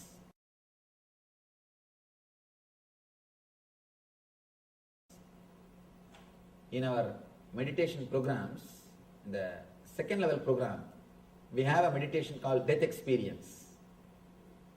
It is based on Ramana Maharishi's experience. People always feel frightened to enter into the meditation. But the moment they come out, they always tell me, Swamiji, now I feel really my responsibility. I was postponing so many things without doing. Now I decided the first thing after going from here, I'll do all those things. Naturally, they become intense. They understand the values of relationships.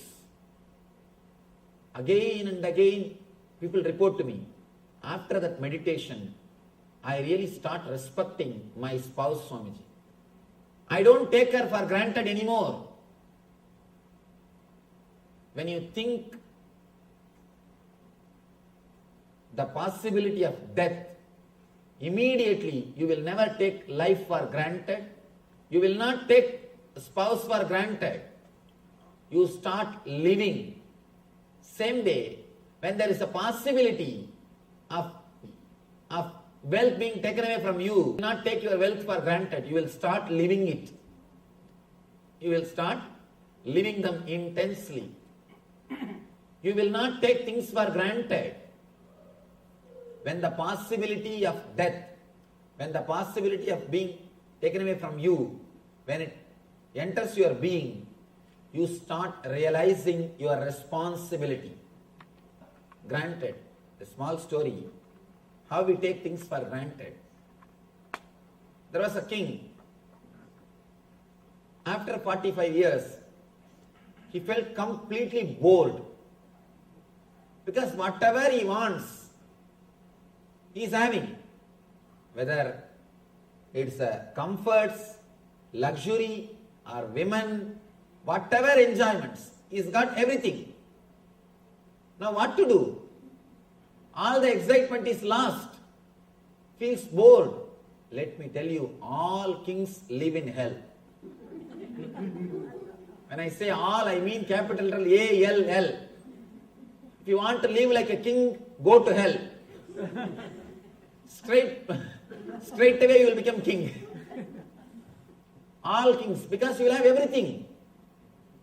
Tremendous boredom will happen. If you don't have something, you will have the excitement, you will work for that. There is a need for continuity. There is a need to live. You will have some goal. There is need for continuity. When you have everything, what for you should live? Nothing. Never imagine when you have everything you will be happy. Be very clear. Never imagine you will be happy when you have everything. You will be in hell straight away when you have everything. This king, he entered into the hell because he got everything. And he is totally depressed, bored. He doesn't even want to come out of the room. Whole day is lying. These ministers, they tried all their best. Whatever they can do, they tried to bring him out, to make him again alive, to give him a little excitement. They brought best comforts and luxuries from all over the country. They brought the best things from all over the country. And they brought all possible pleasures. But nothing worked. He said no. Finally, they decided to do one thing. King, there is an enlightened master in the forest. He may be able to help you. Why don't you come and see him at least once? He will bring you out of depression. Because many people have been helped by him. King said, I am not interested in coming anywhere. Enough. He says, no, please try once. King said, all right. Anyhow, you are all telling so much about him. Let me try. He comes, but with all the doubts, with all the questions, and he is not ready to trust that person. First of all, he is suspecting whether he is enlightened or not, who knows. And he goes to the master and he just asks straight away, see, I just wanted to know, can you help me to come out of depression? That is the way these guys will question. Because they have come just to check out. They have not come to learn. They have just come to verify. I have seen so many people coming and asking me, can you show some path to achieve God? I tell them, please, I will try. Why don't you be seated? Why don't you have your seat? I will try. And they will come as if they have come to check me. And it's really fun. One young guy, well read in all these, the modern day books, Ramakrishna's life, Vivekananda, all these modern day saints' lives. This guy came and asked me, Swamiji, have you seen God? I just smiled at him. And I asked him, did you read Vivekananda's biography? He said, yes. I read Vivekananda's biography. I know how Vivekananda asked Ramakrishna, same way I am asking you. First thing, I cut out of his shirt so that he should not run away. I cut out of his shirt. You see, when Ramakrishna told, I have seen, Vivekananda simply followed Ramakrishna. Gave his whole life to Ramakrishna. Dedicated his whole life to Ramakrishna. Now I am not only saying I have seen, I will show you, come. Fellow ran away. Fellow just escaped. He is not ready to take the responsibility, but he just wants to check out. He just ran away. I told him, I am not only saying I have seen, I will show you, come. Come and be with me, come. Simply ran away. The guys just want to check out. The king wants to check out. He goes there and asks casually, can you tell me something to get rid of this depression? Master straight away says, if you can bring all your wealth put it in one gunny bag, bring it and bring it here, then I will teach you. Immediately the king decided, this fellow has nothing to do with enlightenment. He is a cheat, bogus fellow. And he is asking for all my wealth. He said, he did not even give a reply, he went away. But that night, he started slowly thinking, why should he ask for wealth, all my wealth? And there is some grace beyond my doubt. There is something about him is working on me. And one more thing, I tell you one thing. People ask me, Swamiji, how to find out whether somebody is enlightened or not? You can never find out by intellect. Never try to find out. Always try your best to suspect. If he is really enlightened, beyond your doubt, his form, his being will be there in you. You will not be able to forget him. Never remember. People always ask me, Swamiji, should I remember you? No. Try your best to forget. Try your best to doubt. If at all I had divine experience that will work beyond your intellect. If I am going to help you, if you will be helped by me, beyond your intellect, you will simply fall. Let me be very clear. Simply you will fall. Through intellect, you can never analyze and understand. With intellect, try your best to say no. That's the best thing. If you try your best to say no, you will never be cheated. That's the best thing, right thing to be done. And if the person is really enlightened, he will be able to penetrate you beyond your intellect. He will be there just in your being. He will be there in your mind in daytime. He will be there in your dreams in the night time. He will be there, he will be haunting you. You cannot escape from him. So this master has started haunting this king. The guy is lying on the bed, rolling this side and that side. Why did he ask? Shall I try? After all, what can he do? Even if he takes away, I can easily catch him. It's after all my kingdom. He started doing all the calculation. And anyhow, I am not happy with all this wealth. Even if he takes away what is there, anyhow it is not useful for me. At least let him have. So he decided to risk. He decided to take the risk. Next day, he converted his whole wealth into diamonds and put in a gunny bag. He brought the gunny bag. With the gunny bag, he came to the master. He was standing in front of master. Without saying a single word, suddenly the master snatched the gunny bag and started running. Started running.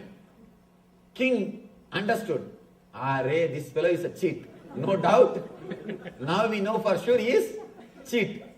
Now we cannot afford this. He started chasing the master. You cannot chase a person who lives in the forest because he knows all the secrets. That is why these professional people can never catch bandits. See, the professional police people, not only in one country, all over the world.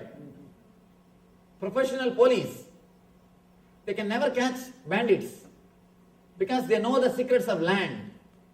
They know the secrets of the landscape. This guy runs. Because this master, he lives in the forest. He knows the complete forest. He runs this way, that way. King is new. Fellow is trying his best. He runs. And master is doing a nice drama. It went on and on and on. The king started thinking, why did I take this risk? And what nonsense I did. And he's blaming himself and suffering. What will happen now when I go back to the country? There is nothing. I will be like a beggar. I will have to beg and eat. And he started already visualizing his poverty scenes. And he started suffering the poverty. Already the poverty has entered in his mind. When he is rich also, he was suffering. When he was rich, he was suffering. Now he is suffering by poverty. That is a paradox. Money, when it is there, it will give you suffering. When it is not there again, it will give you suffering. And this guy started suffering. Already he started visualizing about poverty and suffering.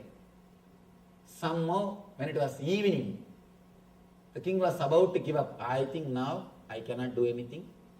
This fellow knows everything about forest. Now I have to go back. At that moment, suddenly the master stops running. The moment the king saw he stopped running, he jumped and caught hold of him. Caught hold of him and caught hold of that bag first. Then master laughed. He started laughing. King, he was not able to understand what is going on. Master says, fool, now take this and enjoy. Now take this wealth and enjoy. Suddenly king felt he has become rich guy. His own wealth. One day ago it was his wealth. Just because he missed the wealth for one day, suddenly he felt he has become rich. Suddenly he felt he has become rich. Master said, fool, you are depressed because you took it for granted. Now, the same wealth, you lost it for one day. Again it has come back. You will be able to enjoy. Go and enjoy. King has come out of depression just because of one day missing the wealth. In our life also, when you allow the insecurity consciousness to happen to you, please understand, I am using the word consciousness. Feeling of insecurity is conscious thing. It is truth. If you allow the insecurity to happen to you, you will never take your life for granted. You will start really enjoying life intensely. Just miss what you have for 12 hours. One day. You will never take your life for granted. You will never take your life for granted. Live one day without eyes. As of now, you are taking your eyes for granted. Try to live one day, 12 hours without eyes. Decide, without opening eyes, I will live. Then you will never take your eyes for granted. Same way, you will never take your life for granted if you know it will be taken away. You forget it will be taken away. You suppress the fear. You suppress the insecurity idea in you. That is why you never enjoy the life. You take life for granted. The moment you experience insecurity, the moment you understand it is insecurity, life will be taken away from you any moment. You will start living intensely. You will never take life for granted. Please be very clear. If you are depressed, bored, just lose everything for 12 hours. Just lose everything for 12 hours. You will suddenly understand the truth and you will never take life for granted. The king, he felt bored because he took life for granted. When you face the death, when you face insecurity, immediately you understand how you took life for granted and you will start living intensely. That is what this story means. Yamadharma gave relationships to Nachiketa, wealth to Nachiketa, finally enlightenment to Nachiketa. Means the very understanding. I have seen many people, when they come out of the death meditation, they tell me, Swamiji, now I understand the value of relationship. Means they are blessed with relationship by Yamadharma. They say, now I understand and I know the value of my wealth. It means Yamadharma has blessed them with wealth. Now they will start living. They say, now I know that the life is the big blessing, ultimate blessing. And naturally, the blessing is showered on them by Yamadharma. And they understand, when they do intensely, they understand, body may die, there is something which is beyond body and mind which exists in them. That's what I call Atmajnana. You will have all the blessings of relationships, wealth and enlightenment when you face the fear, when you face Yamadharma.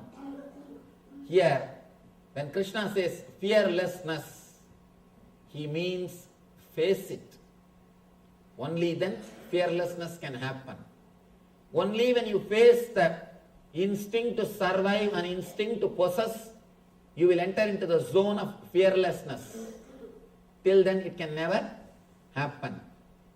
If you can face the instinct of survival or instinct of possessiveness only by taking the decisions based on the concept of you, not on the concept of me.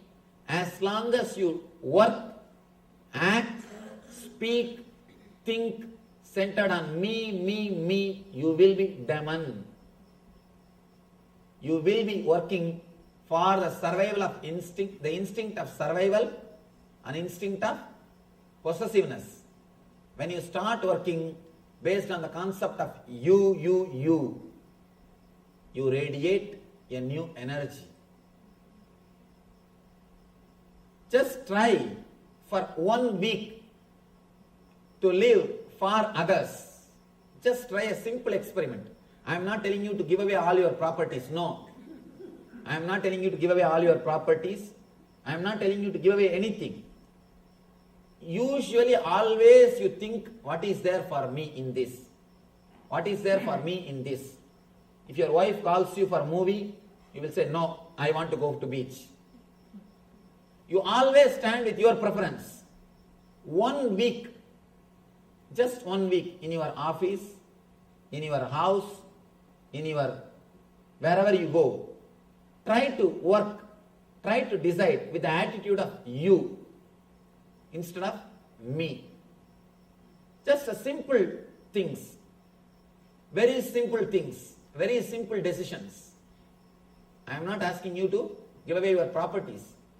Just day-to-day life, simple decisions. Immediately mind will tell, no. If I start thinking based on you, people may take me for granted. People may exploit me. People may cheat me.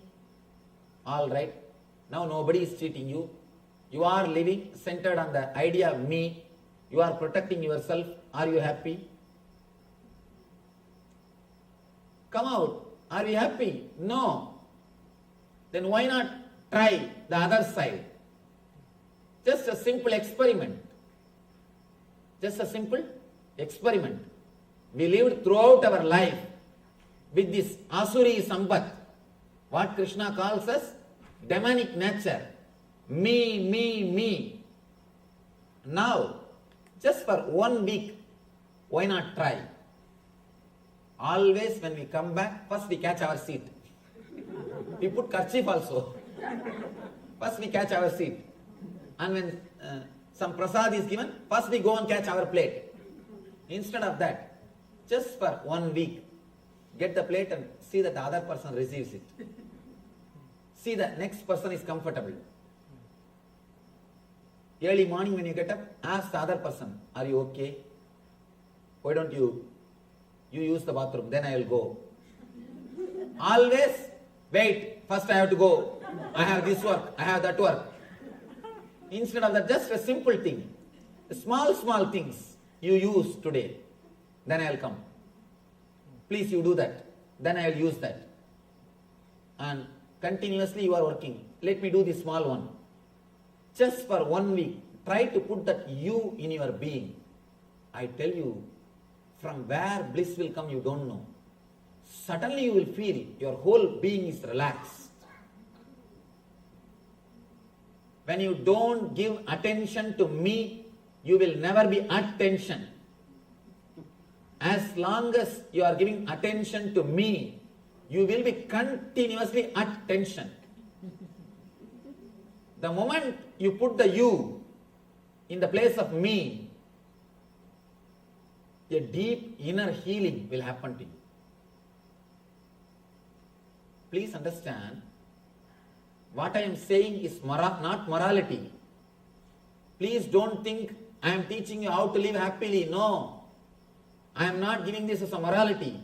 I am giving this as a spiritual practice. Understand? If you are working towards spiritual growth, if you are a professional seeker, I use that word because there is a group of people, especially in the West, they are professional seekers. Any Swami comes, they will be there. Any Swami or any book, any spiritual thing, they will be there always. They will come. I have seen people coming and telling me, Swamiji, for last 30 years I am seeking. Don't feel pride about that. Don't feel pride about that. I have seen with our ashram, with our mission, with our movement, the senior devotees, they go and tell the juniors, do you know, I am with Swamiji for 3 years. These juniors come and tell me. I call that senior. Don't spoil my name. You are with me for last 3 years. Still you have not become enlightened. Don't go out and say that you are with me for 3 years. That's spoiling my name. That is not spreading my name. That is spoiling my name. You are here for 3 years. Still you don't know how to respect a junior devotee. Still you don't know how to care for him. Then don't say you are here for 3 years. Then you will spoil my name. It is repairing my name, not spreading my name. So don't be proud. You are a professional seeker. Please be very clear. If you have that pride, I am a professional seeker. Or I know so many, this Swami, I know that Swami. I have done his course, I have done that course. I have done this program, I have done that program. Especially these NRIs, they don't miss any program. So that they can have all the certificates. If you are a professional seeker, if you think you are seeking spirituality, please understand, take this one spiritual practice. Just a single spiritual practice for 7 days. If you think really some way I can help you, take this single statement, forget about everything else. This single statement, instead of deciding based on me, decide based on you. I am not asking you to give away your properties. I am not asking you to renounce anything. Simple decisions. Very simple day-to-day decisions. You will see something happening in your being. The tension or the solid weight which is there in you will simply melt, will simply loosen up, and you will experience inner healing and a tremendous cool breeze, bliss breeze in you. Naturally, when you get a taste or glimpse of this mood, automatically you will start expressing this attitude in your day-to-day life every day, every moment. Be very clear. Always we choose words and we do actions based on me. When you are shouting at somebody, you say, no, I do it for his good, Swamiji. For his sake, Swamiji. When somebody else is angry, you say, see, like a demon, how he is mad at others and he is shouting. When somebody else is angry, he is shouting. When you are angry, no, I do it for his good only. His sake only, Swamiji. I have to take care of him. If I don't teach, who will teach him? And I am doing it for his good only. Please understand, don't play with words. Just be straight. Just be straight for next 1 week. Not even more than that. After that you can become your old self, no problem. First 1 week, just 1 week try. Very simple things. Instead of always deciding for me, decide based on you. And I tell you, the irritation which you carry continuously will simply disappear. The instinct to survive will disappear. An instinct to possess will disappear. You will become an empty being. You will become hollow bamboo. When you become hollow bamboo, you will become flute in the hands of divine. Whatever happens through you will be divine. You will imbibe the divine nature. Krishna goes on.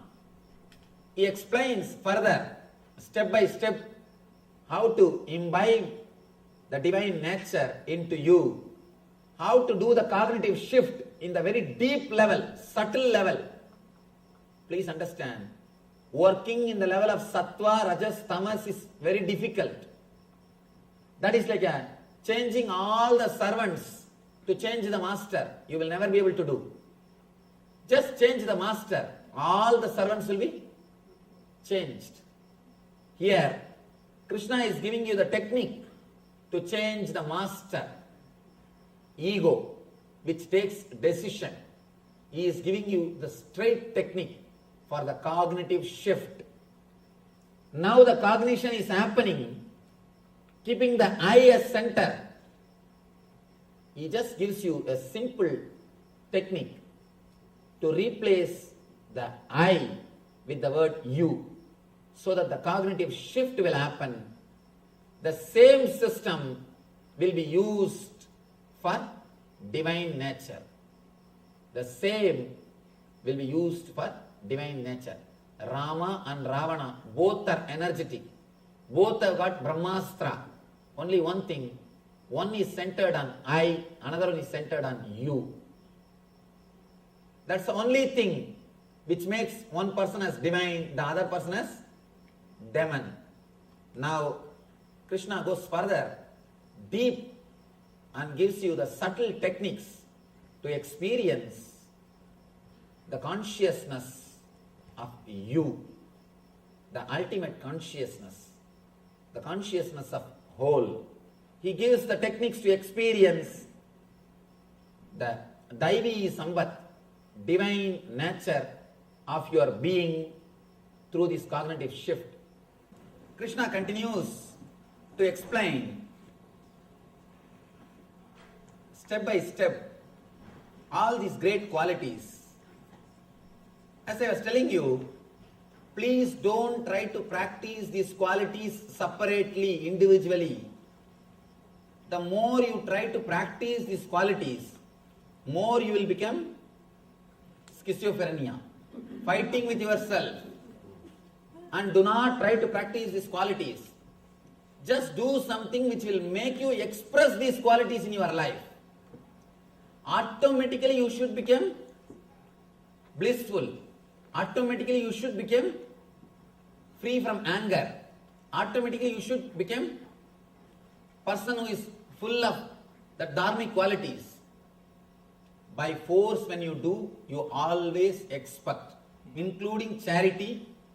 When you do it out of force or social conditioning, because you are taught doing dharma, if you do because of some reason, be very clear, you will always be having trouble.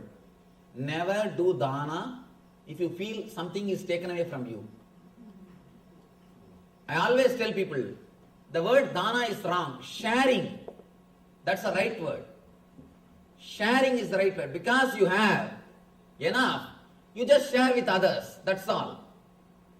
With word dana, you have always ego. I am higher, you are receiver. I am giving. But with sharing, the idea dana doesn't exist. I have it. I got it. Let us share. Somehow I got it. Let us share. Sharing is the attitude. Sharing is the right attitude.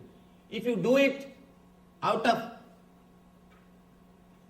the concept I, even after doing charity, you will verify whether your name appeared in the plaque or not. Is there any spelling mistake or not? Is it right size or not? Is this less small font or big font? We will go around and verify.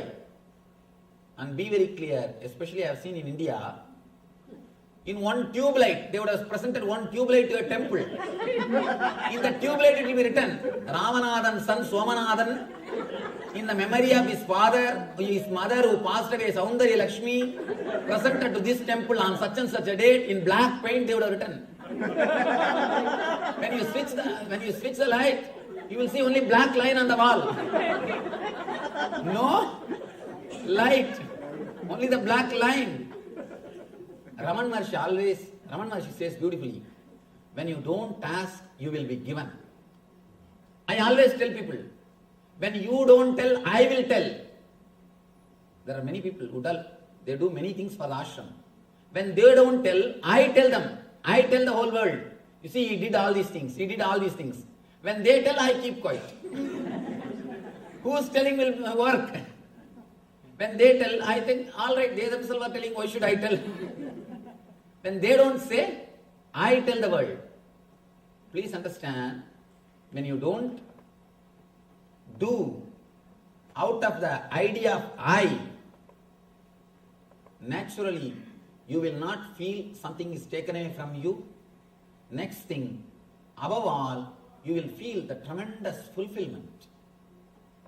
Anything should be done with the concept of you.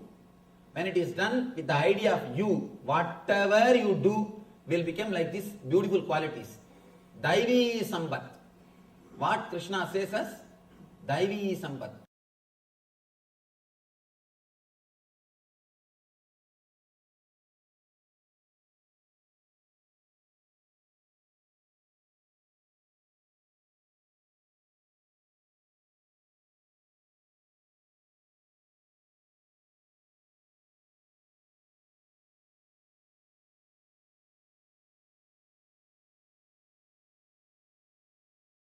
Understand? Even Yasoda had that small idea of I. Let me tell you a great story from Bhagavata. A great devotee called Tarangini.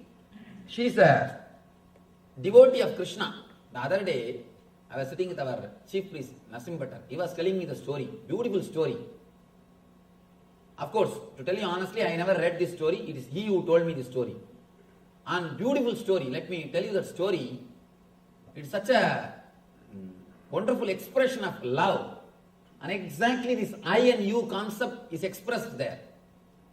See, this Yasoda, from day one, within 24 hours of Krishna's birth, he was handed over to Yasoda. Within 24 hours, not even 24 hours, 12 hours. Because night he took birth, before the sunrise he was brought to Yasoda. He was brought this side. Because if the sun comes, then Kamsa will come in search of Krishna. Within 12 hours he reached Yasoda. Yasoda brought him up practically till he left Vrindavan. But when Yasoda asked him to sing or play the flute, this guy will not play. But this Tarangini, she is actually from a low caste or suppressed caste. She is a great devotee of Krishna. Because she is from a lower community, she will not come in front of Krishna. She will stand in one corner and just enjoy. Just enjoy the Krishna's presence and his music or whatever he does, naughty things. She will stand in one corner and enjoy. Such a great devotee. Of course, whenever Krishna walks, once Krishna goes away, she will go and touch that feet dust. And one day, Krishna left the flute and went away. He forgot. Of course, he wouldn't have forgotten, he must be playing. That guy, you think he will forget? He will make others forget. And he will never forget anything. And he was playing a drama as if he left the flute and went away. She just sees the flute and she thinks, oh, Krishna has left it. I should take it and keep it in the house and hand it over to him properly. Nobody should take it away. Out of love and care, she takes that flute and keeps it in the house. And this fellow did not forget. Purposely he is playing that drama. Suddenly next day he says, somebody has taken away my flute. He starts searching. Or he is acting as if he is searching. Somehow he came to know that Tarangini is having that flute. She wanted to get that and give it to him. But he himself goes there. So he has to find some reason to go to that area. No? Because that where the lower community people are living, the higher community people will not go there. If this guy goes without reason, Yasoda will ask, why did you go there? Why did you go to that area? Naturally, she will try to punish him. So he has to have some reason. So now he says, my flute is there, I have to go and pick it up. This guy goes and he sees that the area, it seems that Sukadeva beautifully explains, full of mud, the dirty roads, and a hut in which thousands of suns are shining. It means what? 1,000 hole. 1,000 hole. 1,000 holes are there in the hut. And this Krishna enters the house and asks, "Give me my flute." And she's just totally shaken. And she saw Krishna in her house. And she's not able to speak, she's not able to do anything. She's just overwhelmed. She runs and brings the flute and gives the flute to him.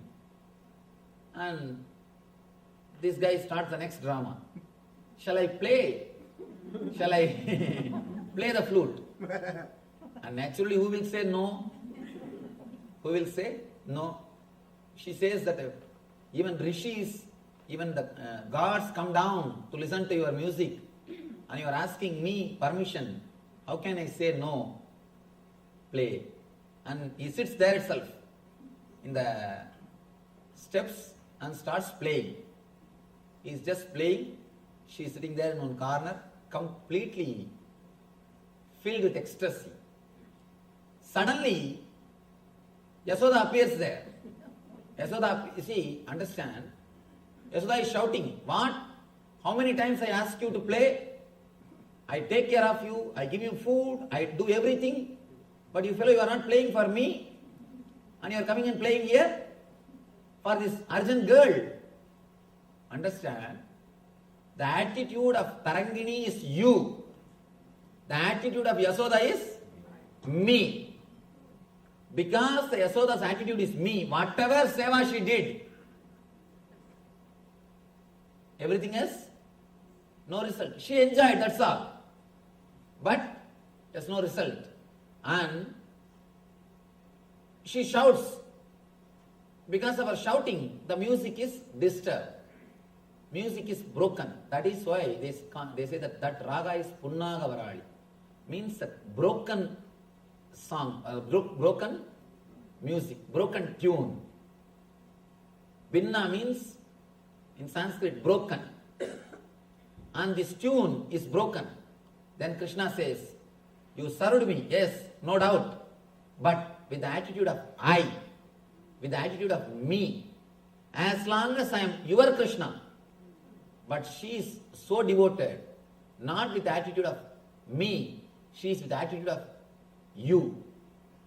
She is devoted to me, you are devoted to you. As long as I am your Krishna, you will take care of me. As long as I am your Krishna, you will take care of me. It means what? You are devoted to you. You are centered on you, not on me. That is why even 5 minutes of separation you are not able to digest. Possessiveness, instinct to possess. You have come here all the way. You are not giving even 5 minutes space for her. She never asked me that. She never asked me to come to her house. She never even expected I'll play for her. She is totally dedicated, only with one attitude of you. Then Krishna blesses us, blesses her. You will have the Samibhya Mukti. Means you will become a Shenbaga flower and you will reside in my garland and you will stay with me forever. There are 4 muktis, 4 enlightenment. Salogya Mukti, Sarubhya Mukti, Samibhya Mukti, Sayujya Mukti. Salogya Mukti means you will be allowed to stay in the Vaikuntha. You will have one apartment in Vaikuntha. You will be given one apartment in Vaikuntha. That is Salogya Mukti. Sarubhya Mukti means you will have his own form. You can see Jaya Vijaya. They will be standing exactly like Venkateshwara. They will have that same Sangha Chakra, same all the Ayudas of Venkateshwara. That is called Sarubhya Mukti. Same Swarupa is given to them. Jaya and Vijaya, you can see the same way of Urtvapundra, Shankha, Chakra and all the Ayudas. Just as Venkateshwara has got, they will have. It is called Sarubhya Mukti. The next level, Samibhya Mukti, being in the inner circle. Being in the inner circle. Chakratalva, the chakra which Vishnu is carrying, the disc which Vishnu is carrying, he has achieved Samibhya Mukti. Means the very near, close inner circle. And becoming himself enlightened is Sayujya Mukti. Sayujya Mukti. But Samibhya Mukti is the best thing because you can enjoy him. Like an ant enjoying the sugar candy. Becoming sugar candy is different. That is for all these rishis, Vedantis. That is for the rishis. But living very near to sugar candy and enjoying it. For the devotees, the ultimate state is Samibhya Mukti. So here, Krishna gives the Samibhya Mukti to her and blesses her. Let you have Samibhya Mukti. Let you become a flower in my garland and be in my body. Let you be on me. He blesses her. Then he turns towards Yasoda and says, because you serve just with the center of me, let you not have any temple on the planet Earth. She served so much. Have you seen a single Yasoda temple? No. Everywhere you will see Radha temple. In Vrindavan, if you go, Radha is much higher worship. Radha is worshipped more than Krishna. Throughout Vrindavan, even a milkman will say Radhe Radhe, Radhe Radhe. They will say Radhe Radhe. Not Krishna Krishna. Only Radhe Radhe. Throughout Vrindavan, only you will hear word Radha. Have you seen a single Yasoda's temple? No. Because whatever service she has done, yeah, okay, great. But she did with the attitude of I. Because of the I attitude, because she was centered on the I attitude, she is not able to achieve. This Tarangini, even though she is born in low community, in the suppressed community, she was never around Krishna. She was never near Krishna. She always will stand away in one corner. So humble. She has not done anything to Krishna. I don't think, of course, she will not be even allowed to serve Krishna because of her community.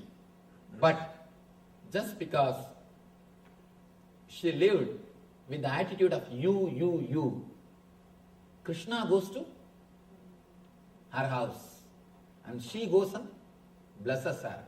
She goes and gives her liberation. The people who live in the world, as long as they live with the attitude of I, even if they run behind divine, divine will run away. When you have the attitude of you, even if you live in your hut, which has got 1,000 holes, you will see Krishna will be there in your steps waiting for you. In your steps waiting for you. There are thousands of stories we can tell. This wonderful story to express how the I drives the divine, you brings the divine. And it is just one attitude change, the cognitive shift, which took care of the whole thing. Let me tell you one more small story. It's again the fight between Shankha Chakra and Paduka. See, Vishnu has got a Shankha and Chakra and Padukas. One day, when he comes back after some picnic or dating, he comes back. Of course, Vishnu, you know, every day with one person he goes out. And he is a blissful energy. Not like Shiva sitting always in that old smashana, nothing to do. What to do? One or two old bulls are there. And nothing to see, nothing to enjoy. But Vaikuntha is totally different place. Vaikuntha is a fun place. And continuously dance goes on, and all variety foods are served, and everything is great. Vaikuntha is different. Vaikuntha atmosphere itself is different. And this Kailash, all these old fellows with a long beard sitting and always chanting Om Namah Shivaya, Om Namah. How long you can hear? After 20 hours you will feel so bored. And you will ask for some entertainment. But here Vaikuntha is an entertaining place. And he comes back. he goes to his bedroom, he leaves the padukas outside the room and goes to the bedroom to rest on his beautiful bed, the serpent bed, Adisesha. The Shankha and Chakra, they look at the paduka and laugh at them. Laugh at the paduka. See, you may carry Bhagavan whole day. When it comes to the room, you have to stay out, we will go near. You are not really at Samipya. We are the people who stay 24 hours with him. Night 12 hours you are out. So you have only half Samipya Mukti, not full Samipya Mukti. Only 12 hours when he comes out, he will be at his feet. When he goes to bed, only we will be there around him. We are having 100% Samipya Mukti. You are having only 50% Samipya Mukti. Then Paduka says, all right, what can be done? Whatever Bhagavan says, whatever Bhagavan thinks, let it happen. Next day when Bhagavan comes, Paduka asks Bhagavan, these two guys are making fun of me. The Shankha and Chakra are making fun of me. Is this really true that you are angry with me? And I have only 50% Samipya Mukti. Is it really true? Please tell me, what mistake did I do? Then Bhagavan laughs and tells, don't bother. Attitude at time doesn't mean that you are some important or you are not important or they are important. Attitude at time does not show favoritism. I have no favoritism. Let you understand, each one has got different place, different work, different things to do. Then Bhagavan says, by worshipping Shankha or Chakra you cannot get mukti. Only by worshipping you people can get mukti. They can have liberation, enlightenment only by worshipping the Paduka, not by worshipping Shankha or Chakra. See that? Chakra kills. Shankha declares the victory, that's all. By worshipping Shankha and Chakra you cannot get liberation. But by worshipping Padukas you can get liberation. Then Bhagavan says, they have their duty is different. Your duty is different. Your responsibility is different. Your place is different. Understand, the Shankha and Chakra cannot give enlightenment. Only you can give moksha. Only by holding you people can achieve moksha. Then he says, whatever is said and done, these guys have made fun of you. Let both of them take birth in the planet Earth and worship you for 14 years. Shankha and Chakra take birth as a Bharata and Shatrugna, worship the Paduka for 14 years in Ramayana. They come down as Shankha and Chakra, worship the Padukas for 14 years. Just because they made fun, 14 years, let them worship you. And understand, only you can liberate them. The Bharata and Shatrugna do Paduka Puja. 14 years, Paduka is only kept in the throne. And Shatrugna and Bharata, they do service to the Paduka.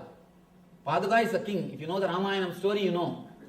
In Ramayana, both of them, Shankha and Chakra, the Bharata and Shatrugna, they both serve the Paduka and get the liberation. So understand, some may have some responsibility. Some may have different responsibility around the master. But if these guys think some are important, some are not important, the difficulty will be, there will be difficulty. The person who thinks he is important, he will be made to stand in front of a person who is considered as unimportant. Shankha and Chakra, they started thinking me. So, naturally they have to suffer. The Paduka says you. Naturally, it receives the worship. And then Bhagavan blesses. Let this Shankha and Chakra worship you and then have the liberation. Then they will never talk about you. So the centered, how we are centered, that is the thing really which makes your life demonic or divine. Divine or demon is only one concept, you and me. Now, the next sloka, Krishna says, Daivi Sambhatti Mokshaya Nibandaya Surimata masu cha sambatam daivim abhijatosi pandavaha. The transcendental qualities are conducive to liberation, whereas the demonic qualities make for bondage. Do not worry, O son of Pandava, you are born with the divine qualities. Now, an important question when you heard so much about this you and me. Immediately next thought which comes in the mind is, Swamiji, I don't know whether I am working based on me concept or you concept. I am afraid whether I am demon or divine. Please guide me. Please tell me based on what quality I am working. That fear rises. And I tell you, if you have that fear, please be very clear, you are divine. The person who is ready to look into his mind, the person who is afraid whether I am living rightly or wrongly, will always live rightly. Person who is arrogant, only he will be demonic. The person who is demonic, asuri, will never have the idea, he will never even consider, am I doing right or wrong? For sure he knows, I am right. I am right. Here, Arjuna is also having that fear. Bhagavan, am I living with the divine nature or demon nature? He is not expressing, but the face shows. The face shows. And now Bhagavan expresses. He says, Daivi sampat vimokshaya nibandhaya asuri mata masucha sambatam daivim abhijadosi vantavaha. Transcendental qualities are conducive to liberation through transcendental qualities, through the divine qualities. Living with the attitude of you achieve the liberation, enlightenment, means nivritti. By living with the idea of I, you will start creating more bondage. The demonic qualities make for bondage, means pravritti. It starts the pravritti. Do not worry, O son of Pandu, please don't worry. You are born with the divine qualities, he assures. By hearing all these great words of I and you and me, in the gap time, the 10-15 minutes of gap time, if you really contemplated, am I living with you or am I living with I? How I am living? I don't know. Am I living with the demonic nature or divine nature? If you have contemplated, if you had the doubt, if you have suffered with a little fear, if you had a little bit of that fear or thinking, guilt, be very clear, you are born with the divine nature. If you think, no, I am living properly. Anyhow, I did not have any other entertainment, so I am sitting here and listening. Let him say whatever he wants to say. Anyhow, I have come, let me listen. If you are with that attitude, now you know what. If you have considered, if you have seen, at least once, if you look into your being, am I living with demonic nature? Am I living with divine nature? What is my nature? If you try to measure with the scale about you, your inner being, at least once, be very clear, you are Arjuna, you are in the position of Arjuna. Be very clear, you are born with the divine qualities. Daivim abhijadosi pandavaha. He says, you are born with the divine qualities. Daivim abhijadosi. You are born with the Daivi, divine qualities, O Pandava, O son of Pandu. So if you are worried for a few minutes, listening after these words, now you don't have to worry, you are born with the divine qualities. That's the scale. Whenever a person who is dharmic, when he listens to these higher words, he always verifies once. Because he is centered on dharma. The people who are adharmic, even if they listen all these things, he speaks all these things as if he is living what he is living. Let us go and see how he is living. Then let us see what he is speaking is falling in tune with his ideas or not. Person who is divine tries to chisel himself, tries to correct himself. Person who is Asuri tries to correct the others. With Asuri Sambat, he is holding the chisel and hammer in this way. With the divine Sambat, he is holding the chisel and hammer in this way. When you carve yourself, you become God. So, here, if you look into yourself, be very clear, you are born with divine nature. Now, Arjuna has become matured. The moment he listens to these truths, he starts looking into his being. So, naturally, Krishna says, you are born with divine nature. Dvaubhuda sargau loke asmin daiva asura cha daivo vistara saprokta asuram partame shrunu. Partha, in this world, there are two kinds of created beings. One is called the divine and the other is demonic. I have already explained to you at the length of the divine qualities. Now understand demonic qualities also, so that you will understand and live your life blissfully and happily. He goes on explaining all the qualities of person who lives based on I. I don't think we need to understand all these qualities because we have already. There is no need to read all these qualities of a person who lives with I. Because we know enough of them. All we need to know is how to live with the attitude of you. Understand?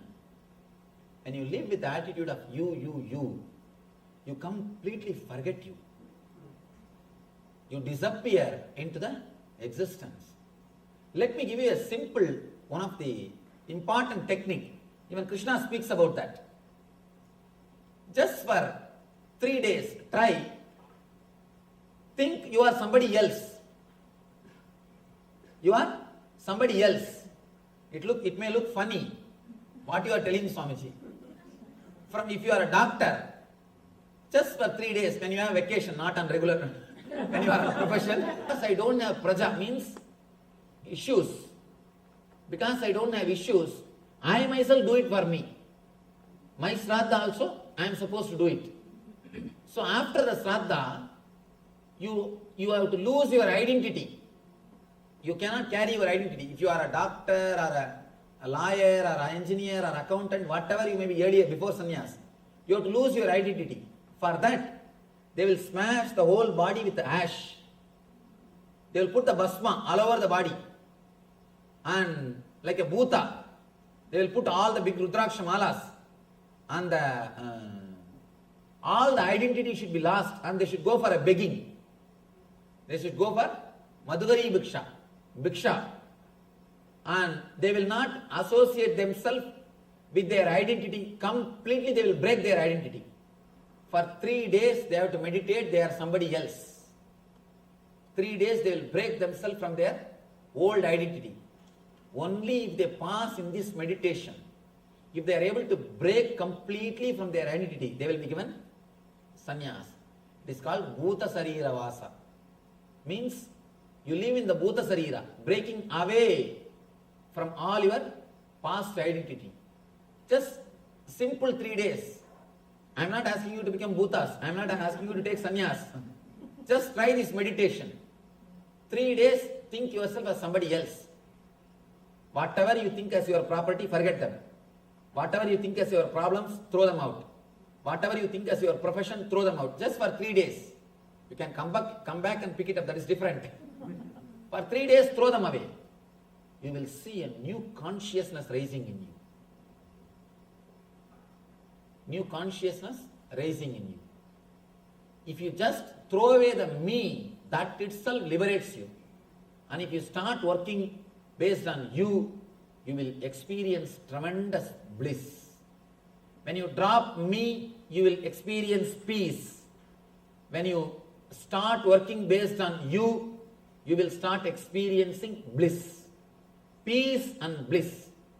When you drop the idea of me, you will have the peace. When you work for the idea of you, for others, you will have bliss. This is the straight path for peace and bliss. Here Krishna goes on explaining, Asatyam apradishtam de jagadahuranishwaram aparaspura sambhutam kimanyat kama haitukam. He speaks about the qualities of the demonic nature.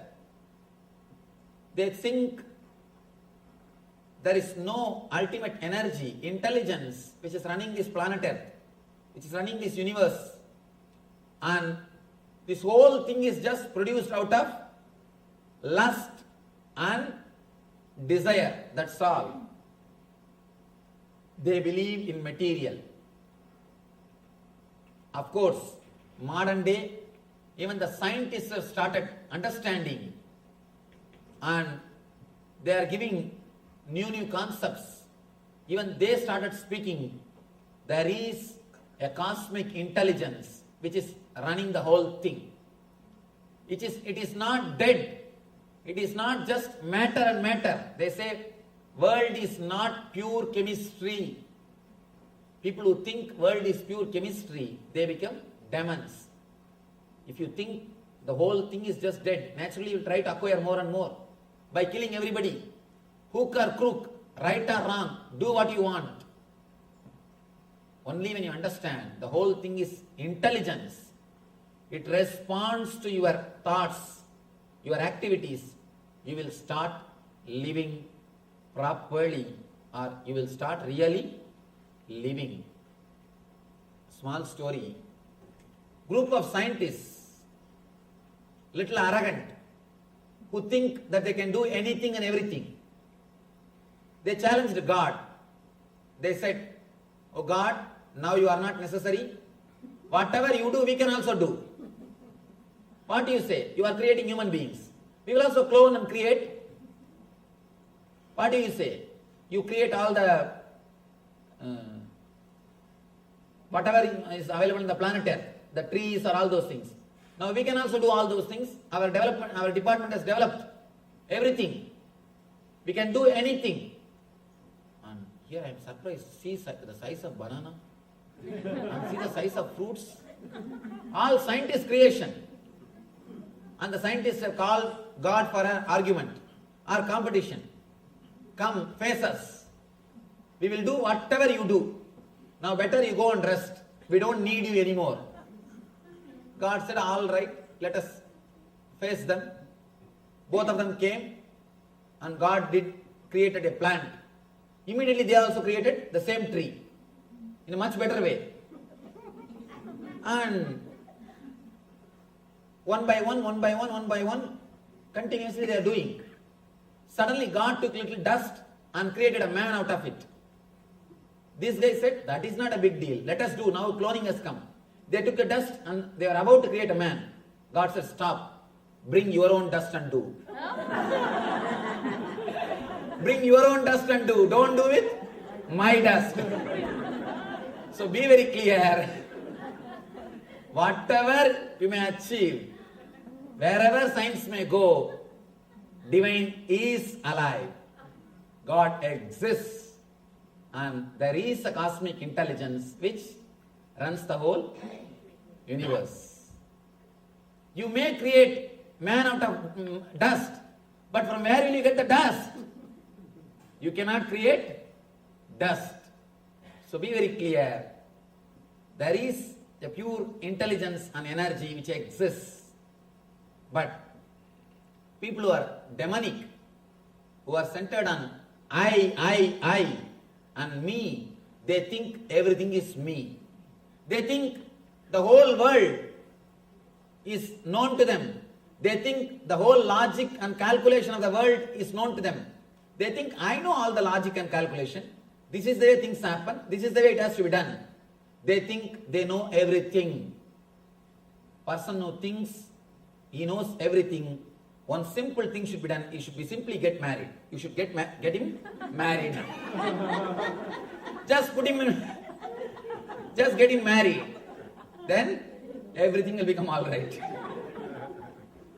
And I have seen these young guys, when they come, these parents will force them to fall at my feet. I never like forcing somebody to fall at the feet. And these guys, if they don't want to fall, they can go. But they will not go. They will stand there and will ask me questions. Why should they fall at your feet? And I tell them, I am not telling. But their arrogance is so much. They will be asking all questions. I tell them, I am not asking you. Why should you stand here and argue? But their arrogance will not come down. Just for argument's sake, they will argue. In the mind, I used to think, let him get married. After 1 year when he comes, after the marriage, simply Sashtanga Namaskari. Because in 1 year complete training happens. But we can't do in 10 years, 1 year training. Done. Whole thing is done. The fellow will simply fall flat, and now he knows how to listen. Now he knows how to listen. Completely will be polite. He will be polite and yes, Swamiji. Yes, Swamiji. Yes, Swamiji. And now he knows the power of yes mantra. Power of yes mantra. Simply getting married. And that is what we should do. The Asuri people, nothing else needs to be done. Simply get them married. And all the Asuri qualities will disappear. Maybe, I think that is why God created this marriage idea. That is why He created the marriage idea. Anyhow, they say the world is unreal. The foundation, with no foundation, no God in control, they say it is produced of sex desire and purely by lust. Asatyam, apradishtam, jagadahuranishwaram, aparaspara sambhutam, kimanyat kama haitukam. Kama is the hetu. Hetu means reason. Kama is the hetu for the whole thing. Reason for the whole thing. Please be very clear. Kama cannot be reason for whole thing. It is intelligence which is reason for whole thing. The Shakti or the divine is the cause and effect of this whole Jagat. That is Karana and Karya. In both the level, it is divine which is responsible for the universe. But when you think the lust is responsible or just you are the responsible, you start thinking, you start working with one idea of me, me, me. Here, Krishna explains the same concept in a deeper way, and he gives a beautiful punchline. Chintam aparimeyancha pralayantam upasrita kamo babhoga parama edavaditi nischita asabhasastatairvatta kama krodha parayana igande kama bhogartam anyotanan dasanjayan. Taking the shelter of excessive anxiety that ends only with their death. Very clearly he says, the anxiety ends only with death. Some people even at that time it doesn't end. They will be waiting. I paid insurance and these guys are not putting proper casket. They are not putting the proper marble. I paid insurance. I paid so much of money for insurance, so much of insurance I paid. See, they are not putting sandwood baths. They are not putting these proper things. Even after that, the worry will not end for some people.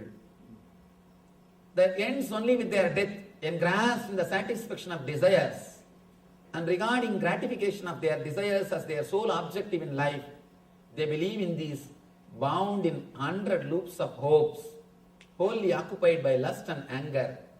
They use immoral means, adharma, ihante, means to accumulate wealth, for the satisfaction of their desires. These are all the qualities of demonic nature. Please understand, if you have any of these qualities, I am not asking you to change the qualities, change the attitude. Change the attitude. Otherwise, it is up to you. You can live as you want. And it is your responsibility. If you have any of these attitudes in your life, understand, change the being. This is time to start living with attitude of you, and experience the bliss.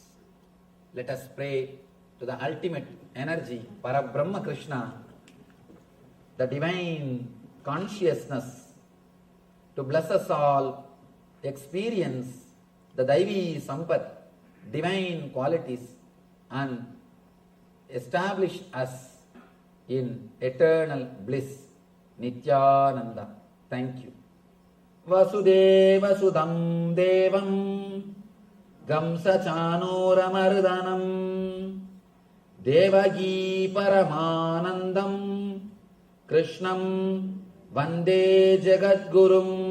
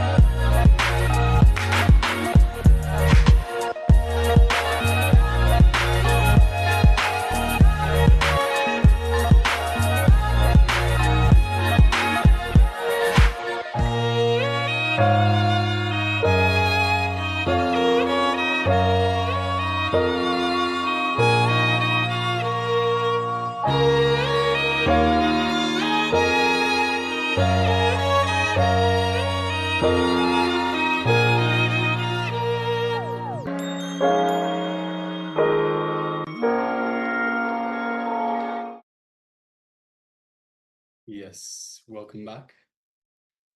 So after that beautiful promo, beautiful music as well, we have just finished the beautiful revelations by the Supreme Pontiff of Hinduism on relationships, a possibility. So let us continue on with the theme. So relationships, a possibility. Swamiji beautifully says, you are your own friend and you are your own enemy. If you know the technique of how to lift yourself by yourself, you will become friend of yourself. If you let yourself down, you will become the enemy of yourself. So this is something Swamiji has said again and again. Lift yourself by yourself. If you know how to lift yourself, if you're aware when you do get affected by these ups and downs that are not your true self, and you understand that you can lift yourself by yourself, and you do lift yourself by yourself, you are your own best friend. See, nobody can hurt you unless you allow them to. Nobody can help you unless you allow them to. So let me say that again, because it's an important point. You need to cognize this. So just take a moment and cognize, understand, just let it internalize for a moment. Nobody can hurt you unless you allow them to. Nobody can help you unless you allow them to. Again and again, you have to lift yourself. Don't feel depressed. Don't have any guilt. Don't get dejected thinking you won't be able to do it. Again and again and again, lift yourself by yourself. Suffering or enjoying is created only by the same one link, your mind. So, suffering or enjoying created by one link, the mind. Swamiji has beautifully revealed the direct technique, how we can step beyond any of the impact of the mind. So, to become our very own best friend, the simple way is unclutching. Whenever we face the internal ups and downs, whenever we are shaken by the hormonal pressure, when our mind is just playing a trick on us, when we are going down the rut, unable to sleep, the best thing that we can do is simple, straightforward unclutching. Swamiji has said, this is the first Mahavakya, the ultimate Mahavakya, be unclutched. So whatever happens, if you choose unclutching, be it health, be it wealth, be it relationships. Here in the context of relationships, Swamiji clearly told when you do unclutching, on the job unclutching, so to say. It is easy to do unclutching when you're on your own, but when you are in the crossfire of a fight, if you can be unclutched in that moment, simply the argument will resolve. So unclutching anytime, anywhere. When you sit, naturally some thoughts will come. And the moment you see a thought coming, do not give meaning to it. You give it meaning only if you connect it with your past. Without giving meaning to it, just remember to unclutch and see what happens.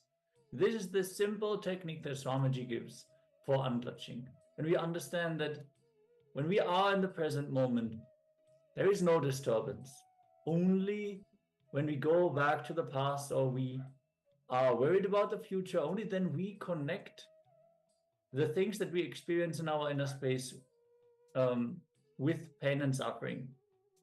So we are actually going to perform this powerful technique as Swamiji is describing it.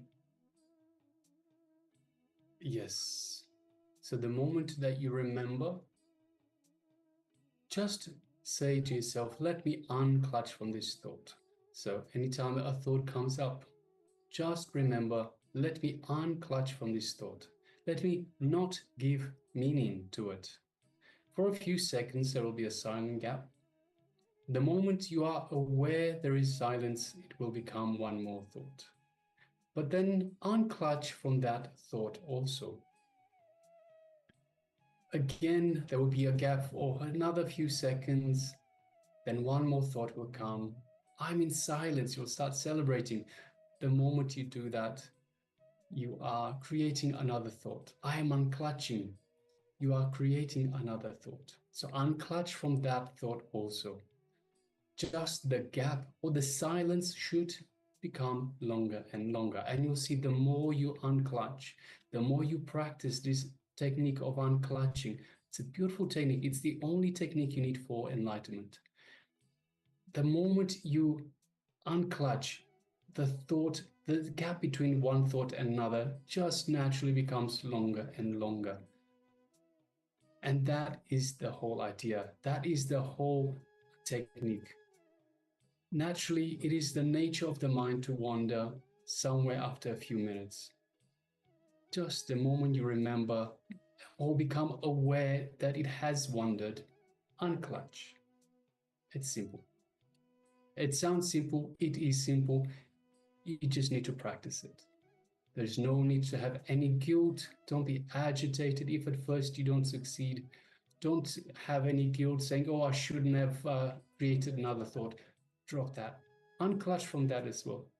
The moment you remember, just unclutch. That's all. So in the initial level, it may be very gross, like a solid fight. You have to utter the word unclutching, unclutching, unclutching like a mantra. But in a few moments, you will see it becomes a very subtle process. With unclutching, every moment will be new. Every moment will be ecstasy. Every moment will be joy, excitement. Unclutching is the source of unending excitement. Nityananda Spurana, as Swamiji puts it. So let us enter into this powerful process. Yes, so requesting everyone, let us sit comfortably. Once again, sit with your head, neck, and spine in a straight line. Make sure you are comfortable. So this is a very important detail. If you're not comfortable, you will create one more thought. And then we'll have to unclutch from that as well. So make sure you are comfortable, but sit with your head, neck, and spine in a straight line. And you can keep your eyes closed if you wish, if it helps you, or you can keep them open. Just if you have your eyes open, if there are distractions, if there's any movement in the location where you are, then it will create one more thought. So first of all, make sure that you are free from distractions. So put your phones away, turn them off if you're able to, or put them on silent mode and put them face down so it doesn't distract you. Sit somewhere away from people so you can sit undistracted for a few minutes and practice this beautiful technique of unclutching. And then let us just unclutch. So this whole process that we've gone through just now, just unclutch. Anything that comes up, unclutch again and again. So let us begin.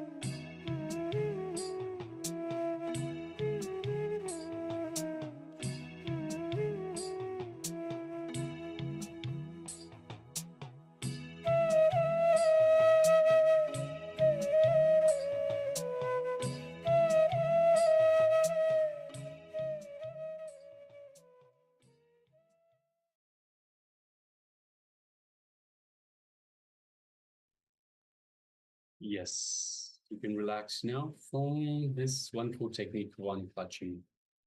So this is a technique that Swamiji beautifully says you can do anywhere, anytime. So you could be traveling on a bus and just 5 minutes, 10 minutes, just unclutch. You can be sitting at home with a hot cup of tea in your hand, just waiting, perhaps waiting for a loved one to come home, whatever it might be. You've got a little bit of free time, just unclutch. This technique does wonders. You will find it will bring so many benefits. You will find so many changes in your life just by this simple technique. And as we mentioned earlier, Swamiji beautifully told us that this technique alone can lead you to enlightenment, because see, we are spiritual beings having a human experience. We are not humans having spiritual experience. And our true self is not the ego, it is not the mind. It is our connection to Paramashiva. We are Paramashiva. We are little bits and pieces of Paramashiva. We are the microcosm in the macrocosm. We are Paramashiva. And it's because of this that we have access to Paramashiva. We are connected to Paramashiva. And the way we connect to Paramashiva is through these gaps between thoughts. It is our restful awareness. So the more and more that we increase this gap, the more we practice this beautiful technique of unclutching, the more we stretch this gap between two thoughts. So the gap naturally, when it gets bigger, it allows us to be more in restful awareness, to be more in the space of oneness with Paramashiva, with our true self, to discover our true self. And this is where enlightenment lies. This is how we find our path to enlightenment. And this space also is exactly where all the powers manifest from. When we sit in the deep unclutching, the Nirvikalpa Samadhi, that is where we can feel the feeling connection, the direct connection to Paramashiva the most. And that is when all the wonders start expressing around us. The thought currents we cherish all of a sudden simply manifest into reality. We see all the different things that we aspire or desire. Just the moment we even catch a glimpse that we want something, it is already there in our life. It's already waiting to manifest. So from this context, let us now move on to the next segment, which is going to be the next round of the power manifestation. Yes, and today's power manifestation is the power of clairvoyance. So as with the previous rounds that we've had so far, ourselves, the acharyas, will be looking at an image. So we won't be showing you the image, but through the power of clairvoyance, through the power of the third eye, powers of Paramashiva, which we have access to, you will be able to tell us the details of the image that we are looking at. So let us get ready. And now for this, you don't need anything. You can keep your eyes closed if you want. You don't have to. But as mentioned before, if you do keep your eyes closed, you'll be removing so many potentials for distractions. So recommend, if you want to, if you can, please do close your eyes. Keep your eyes closed during this power manifestation to remove these very distractions. See, powers manifest from the space of oneness. The mind tries to get in the way. The mind will start throwing tantrums, try to throw distractions. So it's important that we unclutch from these, come back to the space of restful awareness. That is where these powers manifest. So let us sit comfortably with the head, neck, and spine in a straight line. Close our eyes. And let us start once again with unclutching. Just unclutch from any thoughts that come up. Unclutch from any distractions, any worries, any thoughts about what you're going to have for breakfast, lunch, dinner, any thoughts about what you're going to do when you get to work. That is just unclutch from all of that. That doesn't matter right now. All of that will be waiting for you after the power manifestation. But for now, let us just unclutch. Again and again, like a mantra, unclutch. Now let us bring our awareness to our Ananda Ganda, which is just below the heart center. And let us visualize Swamiji, Swamiji's Murti, our favorite image of Swamiji in our Ananda Ganda, our inner space. And feel that connection, that feeling connection to Swamiji. Let us kindle that connection. Let us make it stronger. Make it, just take a moment and feel that love and compassion that is radiating from Swamiji through that feeling connection that you have to Bhagavan. Feel the space of oneness with Swamiji in your inner space.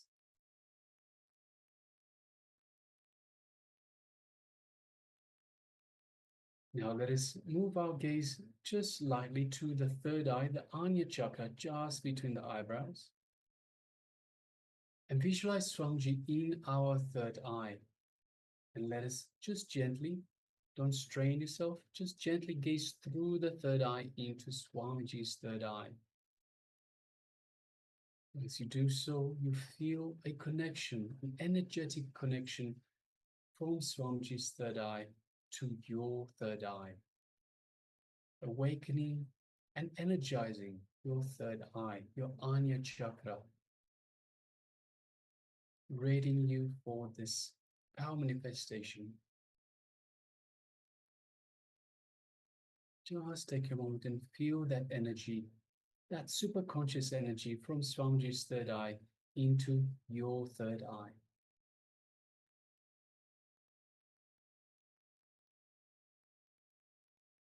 Now let us start chanting the Mahavakya. Om Nityananda Paramashivoham. Om Nityananda Paramashivoham.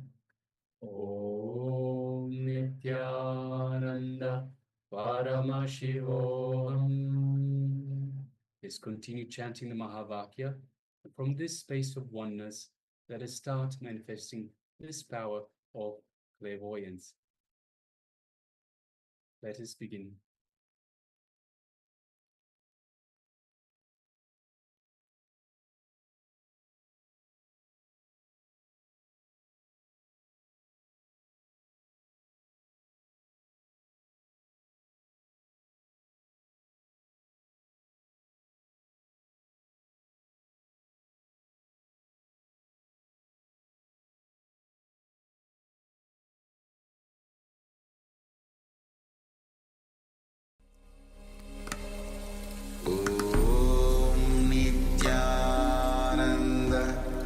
Paramashivoham. Om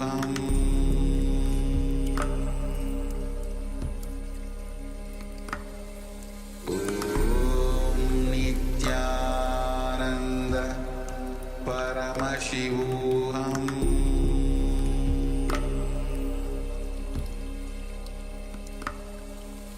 Om Nityananda Paramashivoham. Paramashivoham.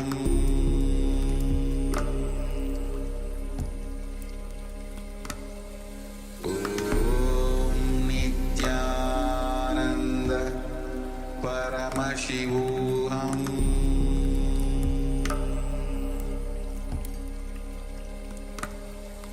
Om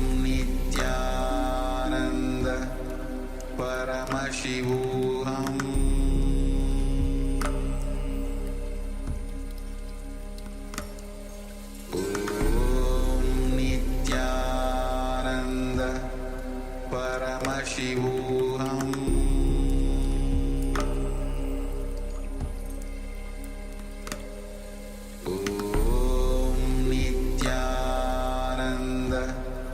Paramashivoham.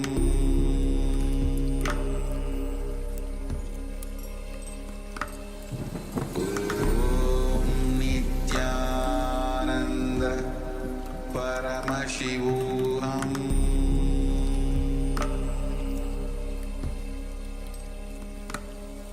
Om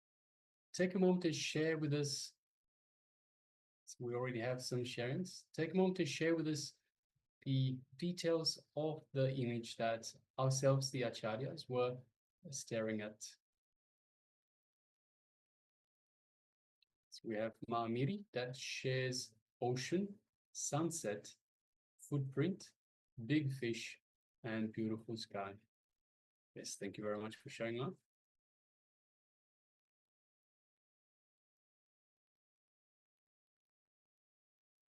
For those of you who joined in anew, we are in the middle of the power manifestation clairvoyance, where the acharyas are looking at an image and requesting the participants to just download the details about that image. So whatever you manifested, whatever was revealed, please share it before we enter into the verification step.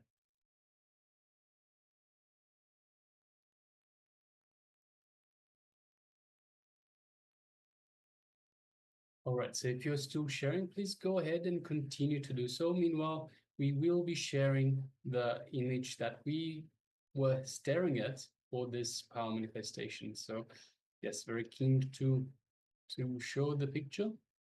As long as this the software allows us to. Just one moment. That was not the image we stared at. No, never is this one. Okay, let us try again.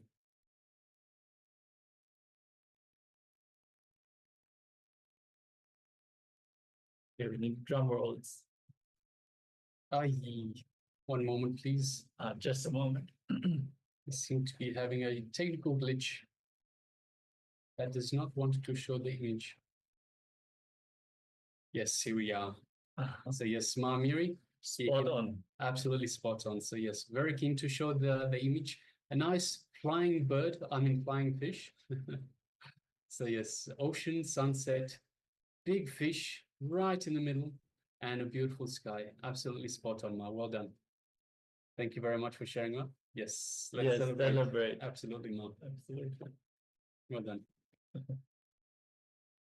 So, Ma, if you have a camera here somewhere, please do let us know. Absolutely spot on. Well done, Ma.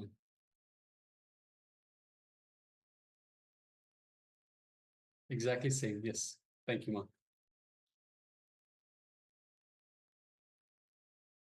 So, yes. So these are the powers of Paramashiva. So we have access to these powers through our feeling connection to Paramashiva, our feeling connection to Swamiji, our oneness with Swamiji. And yes, when we do have these beautiful success stories, it just sinks in that that feeling, that knowing that yes, we are Paramashiva, we are that microcosm in the macrocosm. And yes, thank you very much for sharing, and so happy that that you manifested. Absolutely spot on for that. And we want to invite all the other participants also to join in for the power manifestation, even if initially the details are less. Over time, you will see that it gets more and more spot on, more and more elaborate what is being revealed to you. Initially, you might receive colors or just notion, some idea. It might not be a clear picture that you are seeing, but over time, especially when you trust and simply share whatever is being shown to you, build that trust that Paramashiva is manifesting through you, then the details will become more and more. Yes. All right. So soon we'll be moving on to the next segment in our program for today. To drop the irritation due to fear and greed. So Swamiji beautifully tells us that in our lives, we are either in the past or the future. So our mind is mostly either thrown forward into the future or backwards into the past. So we have the guilt and the fears and the greed that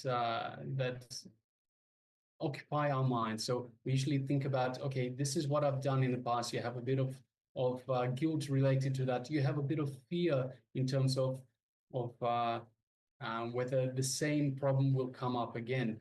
But also we are thinking about what we want, so we are dictated also by greed of the things that we want to accumulate. So this is where the problem begins. So Swamiji will beautifully take us through these revelations, how to drop the irritation related to fear and greed. So requesting everyone, let us come to the space of listening. Let us sit comfortably with the head, neck, and spine in a straight line and hear directly from Bhagavan.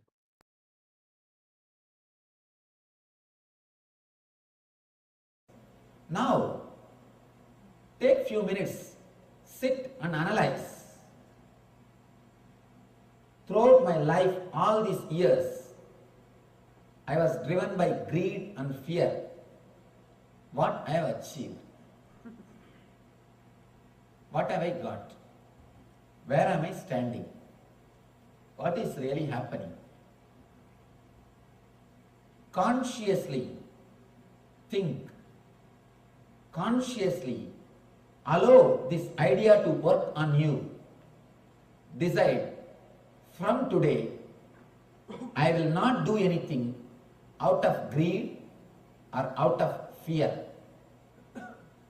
Immediately the fear will rise in you. What will happen to my bills? Who will pay? What will happen to my house? Who will pay the mortgage? What will happen to my car? Who will maintain? What will happen to my kids? Who will feed them? What will happen to my social prestige and name and fame?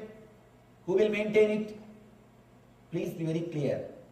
You have enough energy, you have enough strength to maintain yourself without fear and greed. The important thing you need to trust is you don't need energy from fear or greed to run your life. That's the first thing we need to understand. You have enough potential energy to live your life and to achieve what you want. Mahavira, one more great enlightened master who is not used by India. He says, when you come down to this planet Earth, when you take the body, you bring enough of energy to live all your desires or to achieve whatever you want to achieve. You already brought enough fuel. You don't need fuel from fear or greed. You always think, if I stop fueling myself from fear or greed, I may stop working. No, there is reserve in all your vehicles. Enough fuel is available. But psychologists can never believe the unmotivated action is possible, because they have never seen a Buddha. Again and again, these people who are working on the field of psychology, they come to a conclusion, only with motivation man can work. I tell you, no. No. What motivation birds have got to sing? But these Freudians are so perverted. Even for that they have started giving meaning. They say that the bird is calling for the spouse. Even the bird singing, they have started interpreting. The most perverted fellows. They can't see anything as it is. That is why here Krishna says, Ya pashyati sa pashyati. The man who is out of fear and greed only can see things as it is. If you are caught in fear or greed, you will see the things only as you want, never as it is. For example, if there is a beautiful tall building, man who is caught in the greed, the moment he sees, he will have one thought, if I have like this one building, how nice it will be. The man who is caught in the fear, he will think, I should not think of all these things. Otherwise I'll be stressed. I should escape from all these places. I should go and stay in forest. The man who is caught in the fear, he thinks in one way. The man who is caught in the greed, he thinks in the other way. But only a man who is liberated from these two emotions will see it as it is. Yap pashyati, sap pashyati. What is, he will see that. Now, decide strongly. Throughout my life, I lived either pushed by fear or pulled by greed. Mahavir says beautifully, you don't need energy from greed or fear. And I tell you, for a person who is trained by the society, who is conditioned by society, for the person it will be very difficult to believe this truth, that you don't need energy from fear or greed to live. I know you are all sitting here out of politeness. He is speaking, let us listen what can be done. Just because you are sitting, it is not that you are able to believe it or you are able to trust my words. I know thousands of questions arising in your mind. But I tell you, your whole past, maybe 30 or 40 or 50 or 60, what is your age? That many years. You lived only fueled by fear and greed. Just give next 10 days for Mahavira. Decide, next 10 days I'll trust the words of Mahavira. Mahavir says, you don't need fuel from fear or greed because you have brought enough energy. When divine sends you, when you take birth, God sends you with whatever you need. In India, the daughter is given, when the daughter is given the marriage, they will send the whole set from broomstick to everything will be sent. From card, bureau, everything will be sent with a daughter. And dowry also, that nonsense. I don't know when India will understand and come out of that word dowry, come out of that idea dowry. If any of you have taken dowry and if you really want the spiritual life, first thing tomorrow itself give it back. Go back to the house, collect all the things, whatever you have taken from your in-laws' house, give it back. If your in-laws are not alive, give it to your wife and tell her do what you want. Don't keep, that is the, I think, curse given to you. I tell you honestly, if you keep dowry in your house, Lakshmi will never stay in your house. The house in which dowry is kept, Lakshmi will not stay. Because it is cursed money. It is not the Sri with a blessing. It's a Sri with curse. Never keep dowry money in your house. If you really want Lakshmi in your life, see two things. Lakshmi has got two use in your life. One is just outer comfort. Another one is inner bliss. Lakshmi has two meaning in your life. One is outer comfort, another one is inner bliss. The man in whose house the dowry is kept, I can assure he will never have the inner Lakshmi. He will never have the inner Lakshmi. He may think he is having the outer Lakshmi. He may think, what is the difference between poor man and the rich man? Poor man sits on the ground and worries, the rich man sits in the sofa and worries, that's all. Nothing else. The size of the sofa is little big. Nothing else. How a daughter is sent with everything to the in-laws' house, same way. Divine sends you with everything. That is what we call in Vedanta prarabdha karma. When you come down, you bring enough of energy for your senses and body to run and acquire whatever it wants, enjoy whatever it wants, and live the life blissfully. You brought everything. Only problem is, you don't trust you have brought everything. You don't trust you have brought everything. And one more thing, after coming down, you accumulate more and more desires from others. If you come down with 10 desires, you have brought enough energy to fulfill the 10. But after coming down here, you collect some more desires from your parents, brothers, sister, and then you try to work out all those desires. Please be very clear, work out only your desires. Let you not waste your life working out others' desires.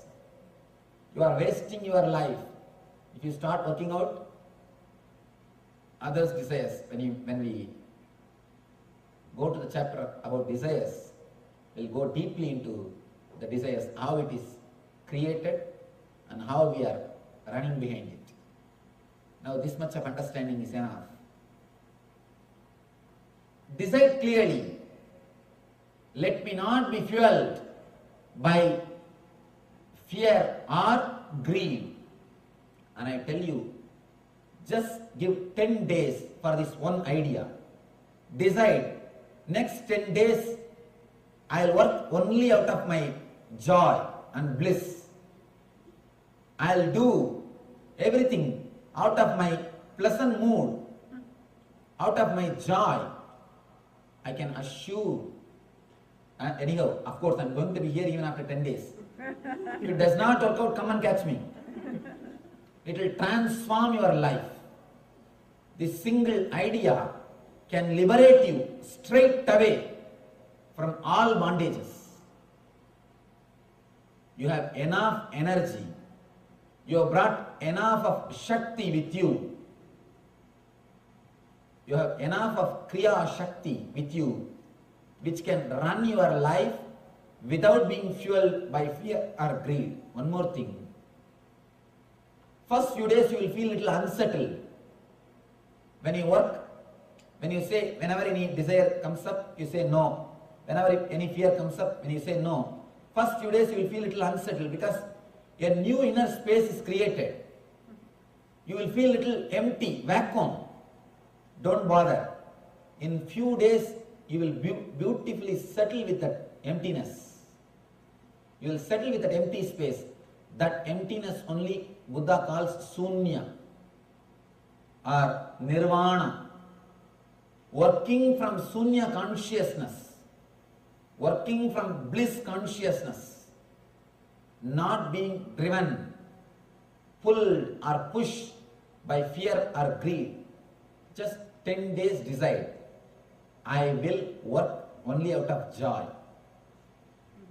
I will not let fear or greed come inside my mind. Of course, in 10 days, you may fail few times. Don't worry about it. Starting is much better than fear of failure. See, when you have the fear of failure, you will never start. Start, even if you fail, it is okay. You will know the trick of the trade. At least you know the technique, where you are failure. And if you don't start at all, you will not even know where you are failure. Start, I tell you, honestly, it will transform your whole life. It will give you such a new strength, tremendous courage. Immediately you will be liberated. First few days, you may feel a little unsettled. What am I doing? I am feeling some emptiness inside because continuously you are tortured. When your mother-in-law dies, you will feel for a few days. Or the people with whom you are living, for a few days you will always feel that you are missing something. If you don't have anybody to nag you, you will feel that you are missing something. This desire and fear continuously nags you. For next 10 days you may feel little that you are missing somebody who was continuously nagging you. Don't worry. You will settle into the consciousness. Your whole being will become new. Will be a new personality. This is an important thing. Two things. Trust you have enough energy to run without fear and greed. Only small kids need candy. Kids will work only when you show the candy. They will keep quiet if you threaten them that I will beat you. Of course, in this country nothing can be done. They will say 911. Nothing can be done. Only with kids, when you are a small child, you need fear or greed to make you work. Now you are a grown-up man. Still, why do you need fear or greed? Still, if you need fear or greed, you are mentally retarded. Please be very clear. We have grown physically, but not mentally. First few days, you will feel a little unsettled. One more thing. In 10 days, you will not lose your wealth. Is there anybody? 10 days, if I practice these ideas, I may lose all my wealth, Swamiji. Then the wealth is not worth having. Let you lose it. If it will last in 10 days, you think it is worth having? It's not worth having. If it can be lost so easily, then it is not worth having. The earlier it is lost, better for your being. Let you remove the tremendous stress and load from your inner space. Decide for 10 days, I'll do all my action out of deep bliss, out of settled mood. And I tell you an important thing which continuously exists in you, that constant irritation will disappear. Knowingly and unknowingly, you carry the constant irritation in you. That is why all of us are just waiting to burst, explode. Any small thing, you just shout, vomit. You are waiting for reasons to shout. Any small thing, you are irritated. You shout, don't you know? Don't you have sense? Why are you doing this? Why are you doing that? Constantly we carry that irritation mood in us. From morning till night, constantly, even for a small thing, we always shout, explode. Look into yourself. How many of you can honestly understand and agree that you carry the constant irritation in you? Raise your hand. Others are not honest, be very clear. Don't think you are not carrying. Constantly we are carrying that irritation. The irritation is being carried in your inner space constantly. It is because of fear and greed. Let you be liberated from today from that irritation which you are carrying constantly. Something or other, some reason or other you need to explode, that's all. You are waiting to jump on others because you are not settled within yourself. There is uneasiness between you and your being. That uneasiness always expresses continuously on others. That uneasiness, what I call dis-ease. That dis-easeness between you and your being is what I call disease. You carry that constant uneasiness, constant irritation because you are putting wrong fuel in your engine. If the wrong fuel is added into your engine, you know the sound, what type of sound you will have and what type of smoke you will have. If the fuel is not pure, the engine will create a different kind of sound.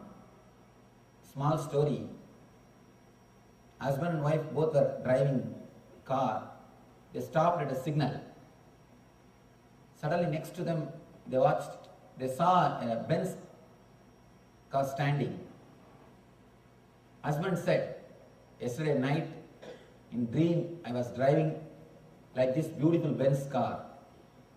Wife said, yes, I heard the engine sound. Sound sleep. Sleep for them and sound for others. Be very clear. If the fuel is not pure, you will have different sound and different smoke. If you are carrying the constant irritation in you, the fuel is not pure. You are not working out of your consciousness. You are not working out of your bliss. Just 10 days decide. Don't put the fuel of fear and greed in your vehicle. You will see suddenly the new energy coming up from your being. The enthusiasm, costless, auspicious energy. The costless, auspicious energy is what we call Shiva. Shiva means in Sanskrit, costless auspiciousness. Reasonless energy. If you live with that reasonless energy, means unmotivated energy, and I tell you, you can do that. First thing, trusting you have that energy. Next thing, start living it. Only these two things you needed to reach the divine consciousness. When you start working with that costless, auspicious energy, you become Shiva. Otherwise, you are Shava. Here, Krishna gives a beautiful technique to reach that ultimate Shiva consciousness, to reach the beautiful space of bliss. Saknodi haivayavasodum praksarira vimokshanat kama krododbhavam vegam sayuktas sasughinaraha. Saknodi haivayasodum praksarira vimokshanat kama krododbhavam vegam sayuktas sasughinaraha. Before giving this present body, if one is able to tolerate the urges of material senses and check the force of desire and anger, he is well situated and he is happy in this world. Exactly what I said he is repeating. If you can at least once settle inside, if you at least once settle inside your being, when you are attacked by this emotion of desire and anger, without moving your body, without cooperating, without taken away by that emotion, you are well situated, means you achieved what has to be achieved. You are blissful in this world. People ask me again and again, Swamiji, what is the purpose of body and mind? The purpose of body and mind is only one thing: to achieve, to learn how to experience joy without body and mind. If you can learn that one thing of having happiness, bliss without body and mind, you achieved the use of body and mind. Over. After that, you can throw away the body and mind. You can live without body and mind. Man who is able to live without body and mind is Jivan Mukta. Even if the body and mind is there with him, he will not be touched by it. He has no use for it. If you don't have any use, any need, will you go to LA? No. Unless you have some reason, you will not go there. Same day, Unless you have some reason, you will not assume this body. If you started, if you had a single glimpse of bliss without this body and mind, which is beyond this body and mind, you will never be disturbed by this body and mind.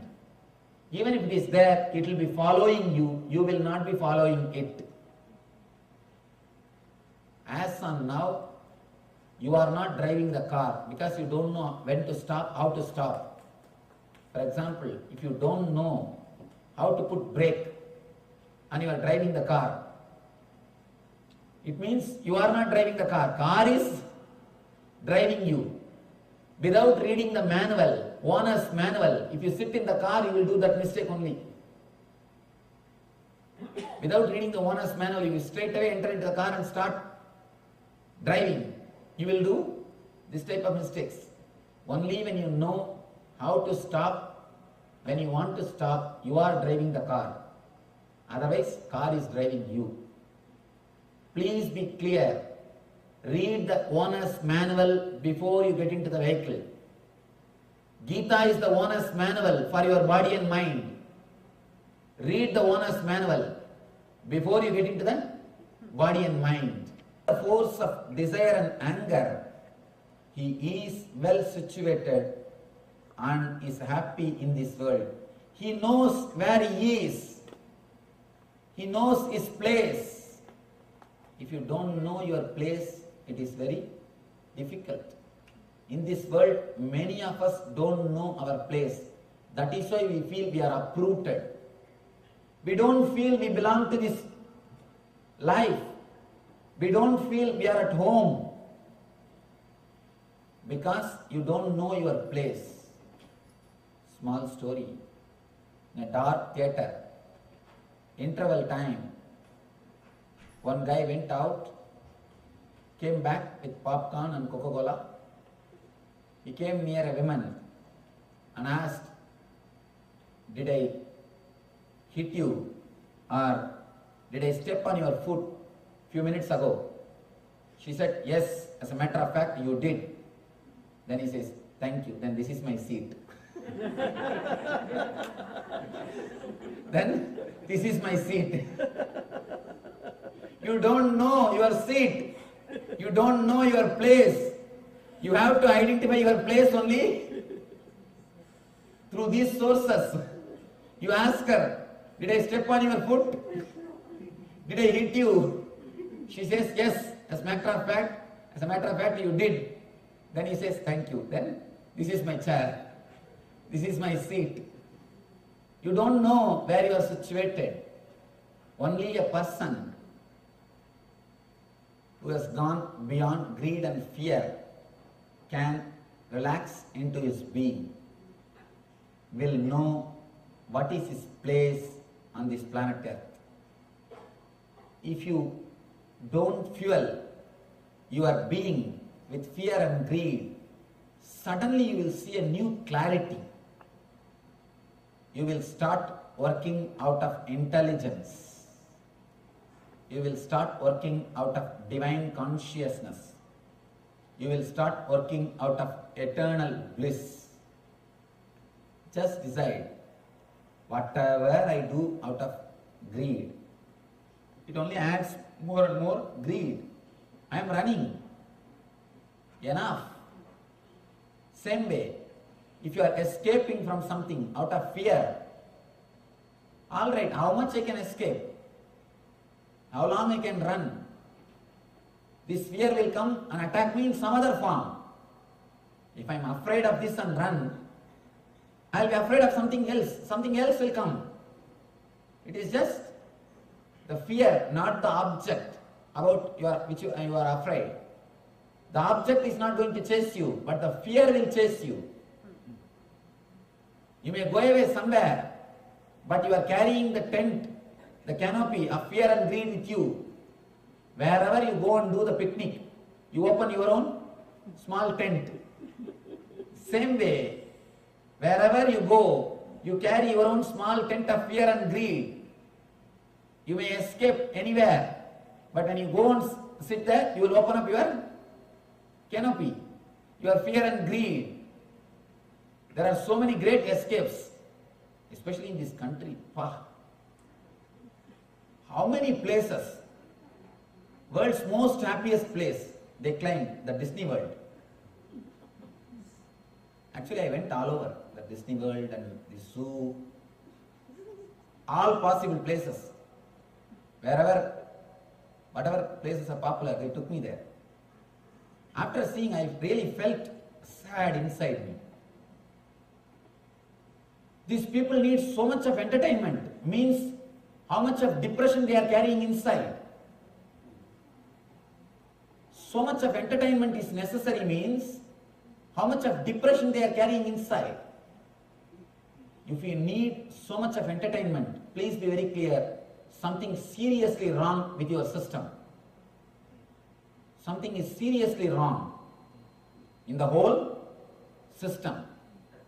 Man doesn't need, by his nature, he doesn't need so much of entertainment.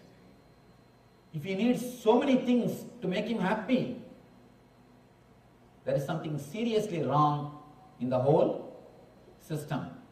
We need to look into the system and repair it.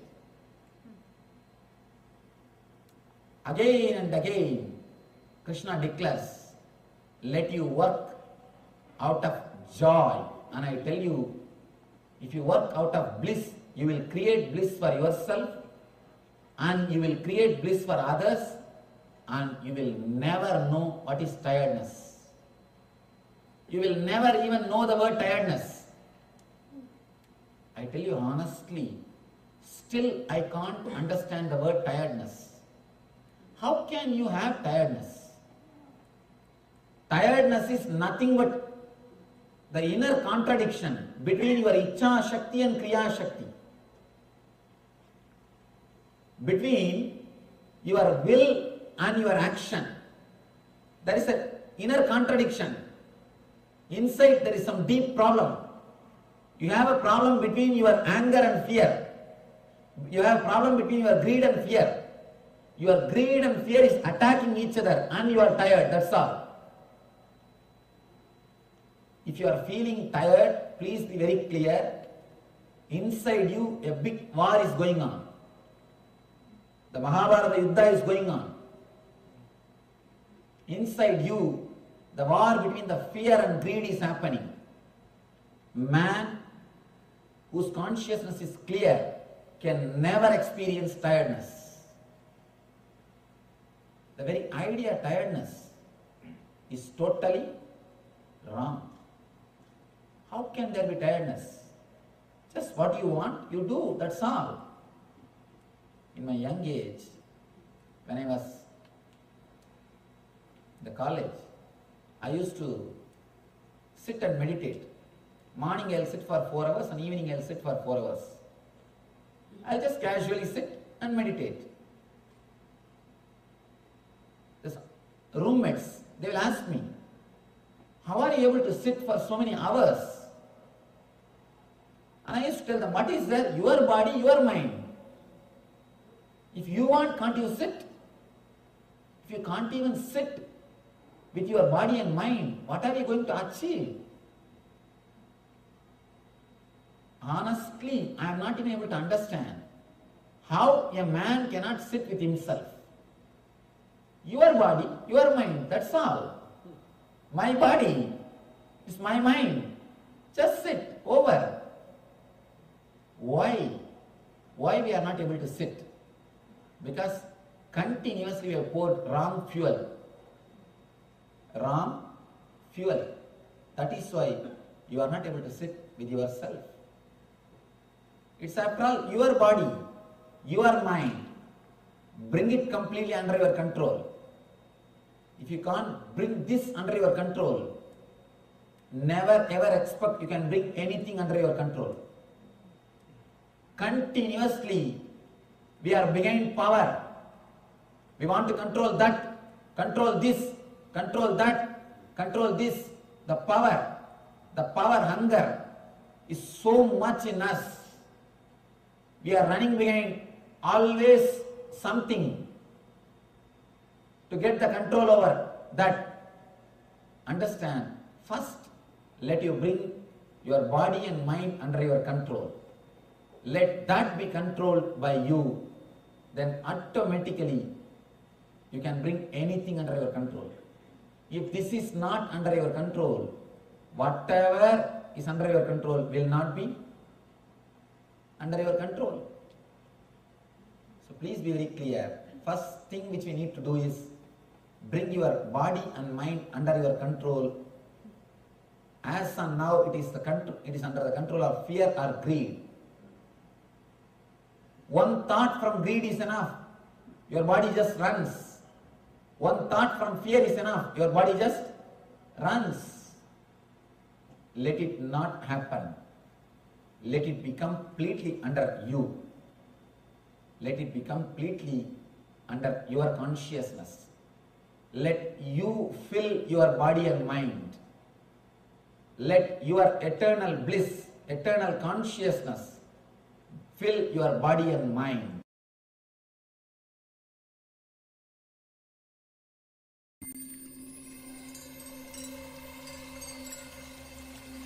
I welcome you all with my love and respect. Let you all open all your three eyes. Om Nityananda Paramashivoham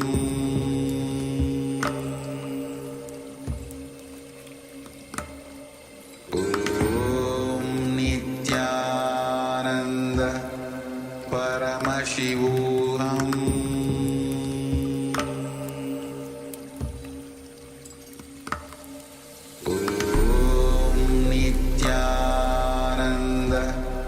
Paramashivoham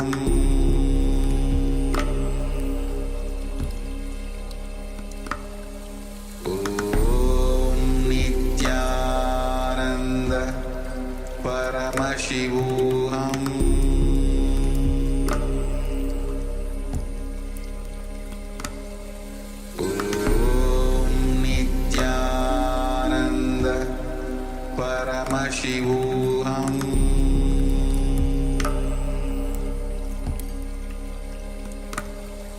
Om Nityananda Paramashivoham Om Nityananda Paramashivoham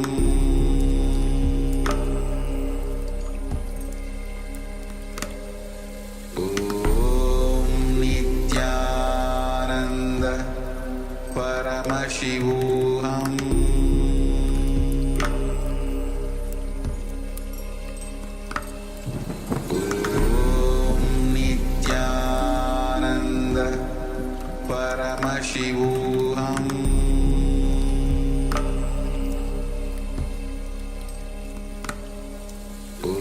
Om Nityananda Paramashivoham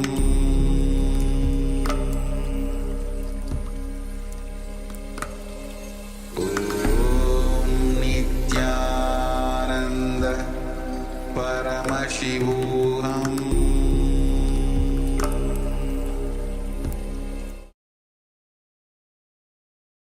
Yes, welcome back. Beautiful revelations there from the Supreme Pontiff of Hinduism on how to drop the irritation and why to drop the irritation from fear and greed. So we'll be moving into the internalization exercise. See, the thing is that we are fueled by greed and fear, and we think that we have to have greed and fear in our life in order to motivate us, to push us on. But the fact of the matter is, the truth of the matter is, we do not need energy from greed or fear. So in this internalization exercise, we'll be having a look at that exactly, and how to drop the irritation due to fear and greed. Yes. First, you don't need energy from greed or fear. So decide clearly, let me not be fueled by fear or greed. It will transform your whole life. It will give you such new strength, tremendous courage. Invariably, you will be liberated. Swamiji was sharing a story about one of his roommates in college, how they were wondering how could Swamiji sit for such a long time without any activity, just in meditation. We are driven the whole day, unable to simply rest and be with our own body and own mind. We need some music in the background, or the TV needs to be running. We need to go through certain emotional ups and downs in order to keep us entertained. Be it the excitement of some comedy show or some drama, something that we can wrap our head around, something to keep us active. We don't need that. Let us take a few minutes and sit and analyze. Throughout this life, all these years, we were driven by fear and greed. What have we achieved? What have we got? Where are we standing? What has really happened? So the fear and greed, fear that drives us to pay the bills, that makes us do certain activities which are not aligned to our ultimate goal, that are not directly related to the dreams we had, the things that we actually wanted to manifest. And the greed about things which are not yet there in our life, things which we feel we should have, things where we feel we need to expand. It is not enough. What we have right now is not enough. So the stretch between these two extremes has been driving us throughout our whole life. It is not that we take conscious decisions. We are driven day in and day out. So consciously think, consciously allow this idea to work on you. And let's enter into this exercise. Have your pen and paper ready and start contemplating and write down in details what actually was the benefit of being driven from fear or greed. What was the result? What was the outcome? Let's take a few moments and gain clarity.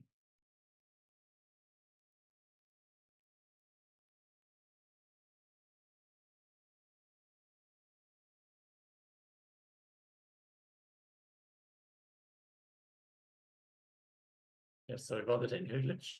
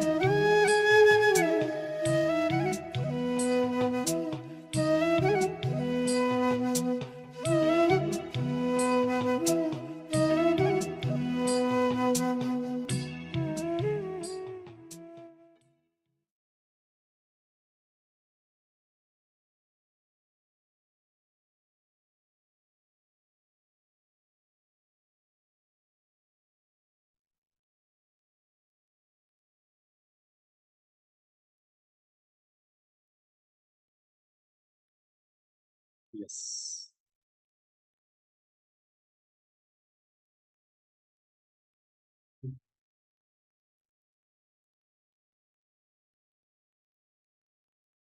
So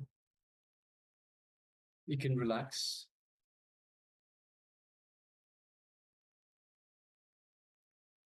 Oh, yes, so we have some messages in the chat box. Not entirely sure what that's about. All right, so not to worry.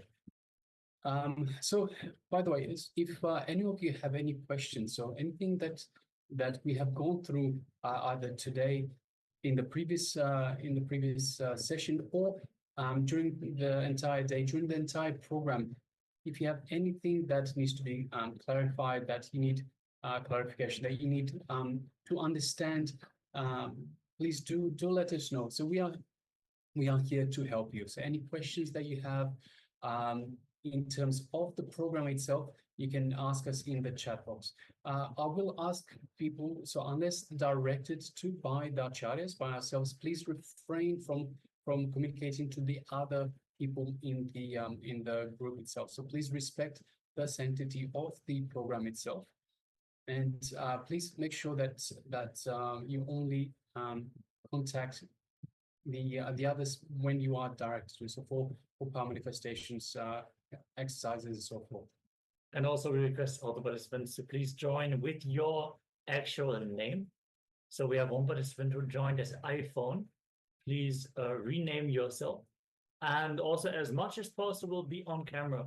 We understand that in certain situations, it is not possible to have the camera on, but whenever you are at home and available, we request to please be on camera, visible on camera. And if you have to step out in an unavoidable situation, please just leave a message in the chat that you're going to be right back.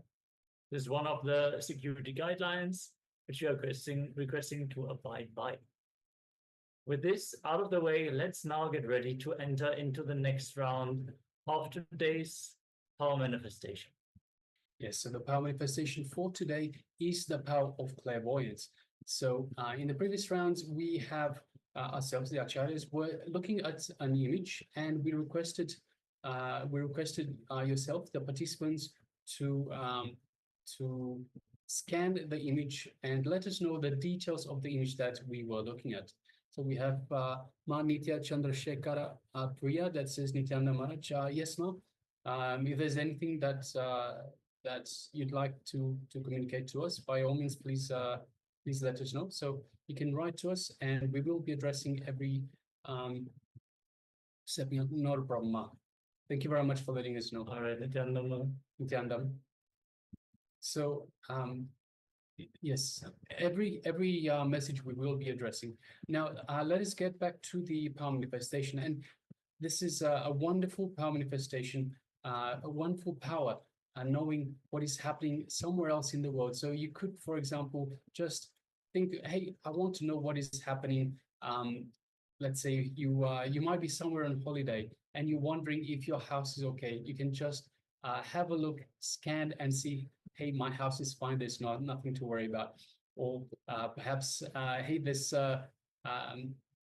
maybe the cat has pushed over the rubbish bin and someone needs to be sent over to clean up, whatever it might be.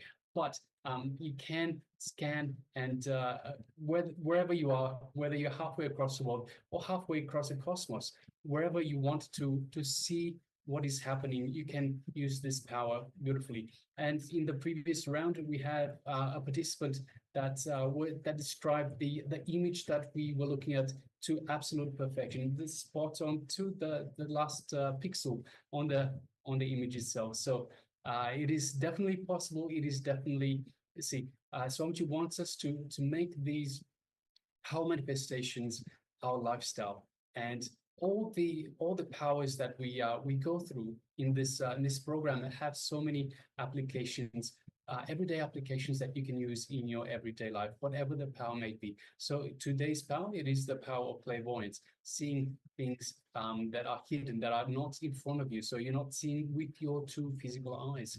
So as we mentioned, you can see what's happening if you're away from your house, what's happening at your house, or if you want to see what's happening on the moon, on the dark side of the moon, what's happening on Jupiter, perhaps, or perhaps what's happening at the nearest solar system, whatever that might be. It is possible. This is something that we can do. But for now, let us practice. So the acharyas ourselves, we will be staring at an image and requesting you to let us know, to give us the details of that image. So through connection to the Supreme Pontiff of Hinduism, through connection to the divine, to get the revelations of what we are staring at, what we are looking at, the image that we are looking at. So let us get ready for this round of power manifestation. So requesting everyone to sit comfortably. It's important that we sit comfortably. Sit comfortably with the head, neck, and spine in a straight line.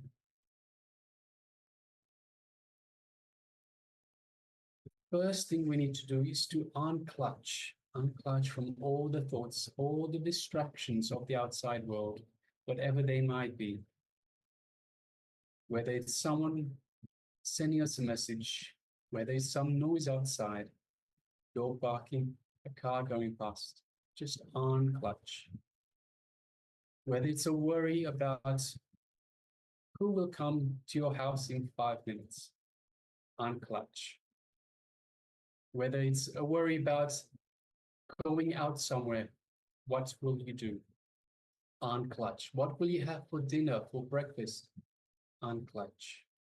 Any thought, any distraction that comes, just unclutch. It'll be there when you finish with the power manifestation. So for now, just unclutch again and again, like a mantra, perpetual unclutching.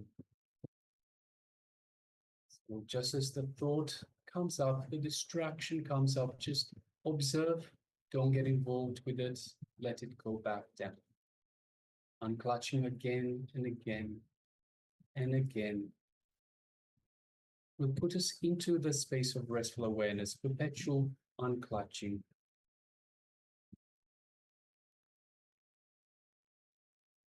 Now let us move our awareness to our inner space, our Ananda Gandha that Swamiji has initiated us in. And this is our personal space with Swamiji. Visualize Swamiji in your inner space. Your favorite murti, your favorite image, your ideal image of Swamiji. The one that you feel most connected to. In your inner space, visualize that in your inner space. And connect to Swamiji through that ideal image. Feel Swamiji's love, his compassion, his infinite grace showering on you, radiating from your inner space, from your Ananda Gandha region, just below the heart center. Just take a moment and feel all of that. Feel the space of oneness with Swamiji in your inner space. Just you and Swamiji in your inner space. Feel the oneness. Now let us move our awareness just gently to the third eye, the Anya chakra between the eyebrows. And just lightly gaze through the third eye into Swamiji's third eye. So don't concentrate and don't strain yourself. Just lightly gaze through, just the way you would gaze at a rose. Same feeling, the same sensation. Look through, gaze through lightly into Swamiji's third eye. Feel the connection from Swamiji's third eye into your third eye, an energetic connection that is awakening and energizing your third eye. Feel the energy in your third eye.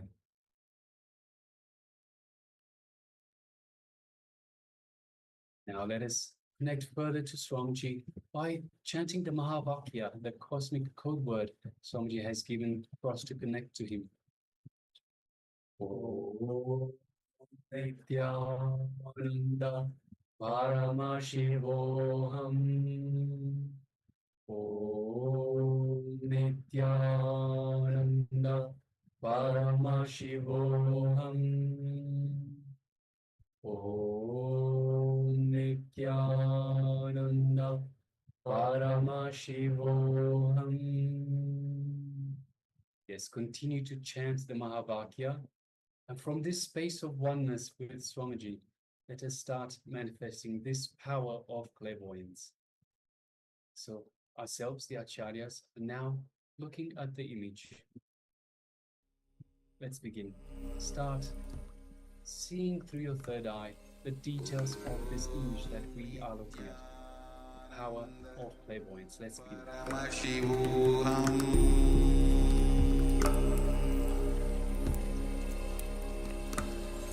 Om Nityananda Paramashivoham.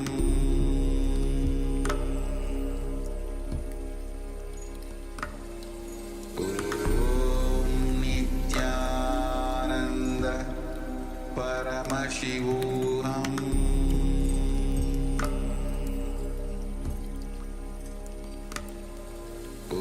Paramashivoham. Om Nityananda Paramashivoham.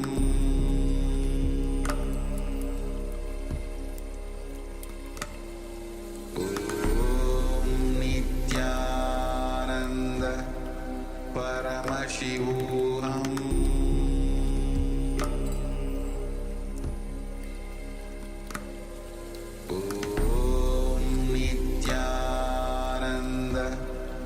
Paramashivoham.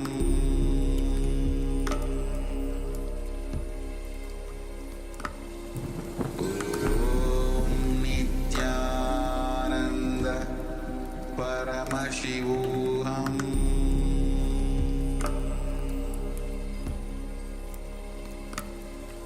Om Nityananda Paramashivoham.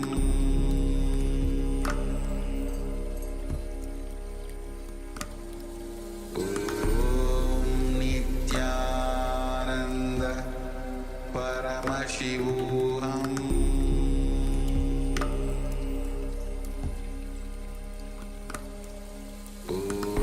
Om Nityananda Paramashivoham.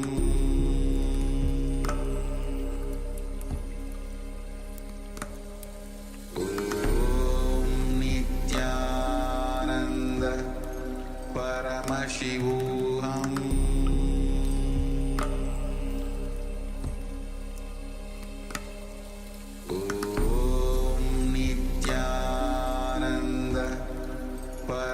Paramashivoham.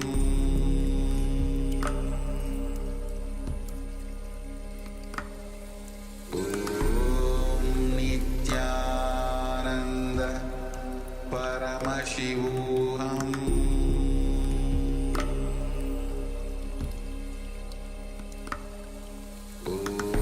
Om Nityananda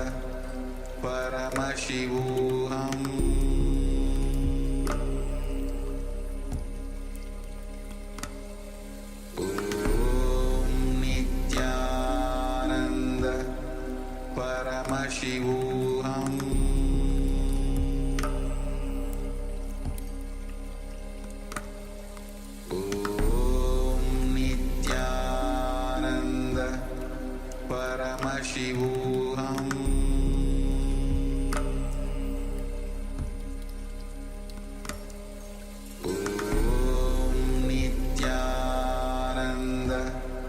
Paramashivoham.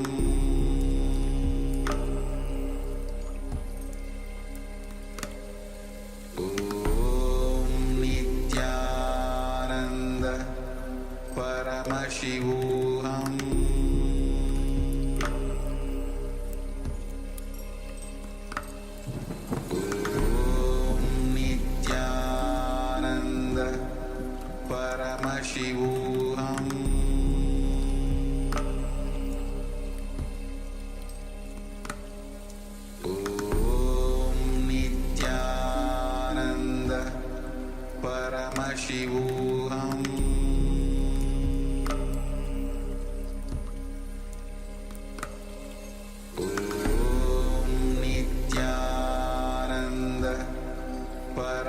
Paramashivoham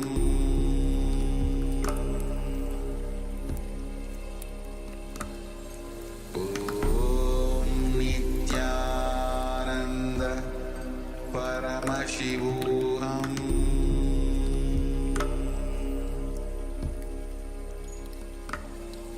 Om Nityananda Paramashivoham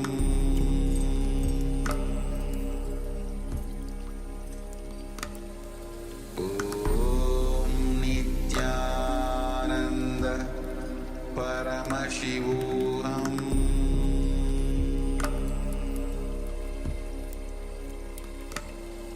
Om Nityananda Paramashivoham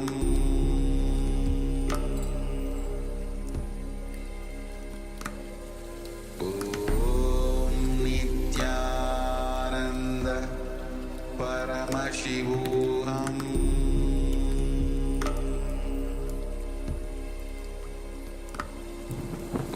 Om Nityananda Paramashivoham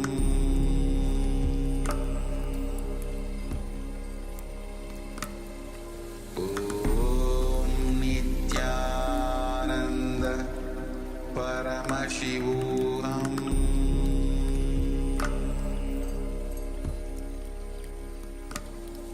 Om Nityananda Paramashivoham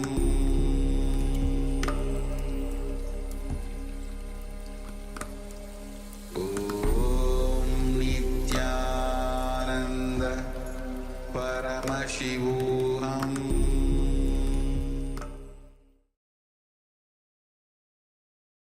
All right, how did you go? So let us know in the chat box. Let us know what was revealed to you in your third eye. So ourselves, the acharyas, we were staring at a beautiful picture, and we requested you, the participants, to let us know details about the picture, whatever details, go into as much details as possible. So whatever it is that was revealed to you, it is from the connection with the divine, and it's important to trust that connection. See, the mind will try to get in the way. You'll start judging, you'll start saying, hey, I'm not sure. You'll start having all sorts of self-doubt, self-denial. All these thoughts, all these impossibilities will come to mind, and it'll start manufacturing its own ideas. It's important to unclutch. That's why we unclutch right at the start, and don't bring any judgments. Just whatever you see, the smallest detail might be the key detail. So don't assume anything. Don't assume. Say, hey, I'm not sure. I don't think that detail is relevant, so I'm going to leave it out. Bring everything that was revealed to you, even the most insignificant that you might judge as insignificant. Bring it out, put it on paper, write it in the chat box, and let us know. It could hold the key. You never know how these powers manifest. And of course, these powers can manifest in so many different ways. So for some, might be a vision. You might get a vision of the image itself, or you might get an piece of information. You just know it is about something, a topic, whatever it might be. Or you might get a taste, something that you relate to the topic of the image, or a sound. So one example that I use is if you're walking down the street and you hear a dog, you hear a dog barking, you look at the dog and you trip, you hurt your knees. From that point forward, everything related to the knees getting hurt or the knees paining, you will relate to a dog. So, for example, if it is something related to the knees, you might hear a dog bark, or you might smell a dog, or whatever it might be, some sort of a relation to your experience from the past. So it can manifest in many different ways, whether it's knowing, image, smell, hear, taste, whatever it might be. Just a piece of knowing, or perhaps a feeling, just have a feeling inside that you just it just perhaps, let's say, that it is something related to a dog, and you love dogs, then you have this feeling in your heart of love. So it can manifest in so many different ways. Whatever way it manifests, write it down. Let us know.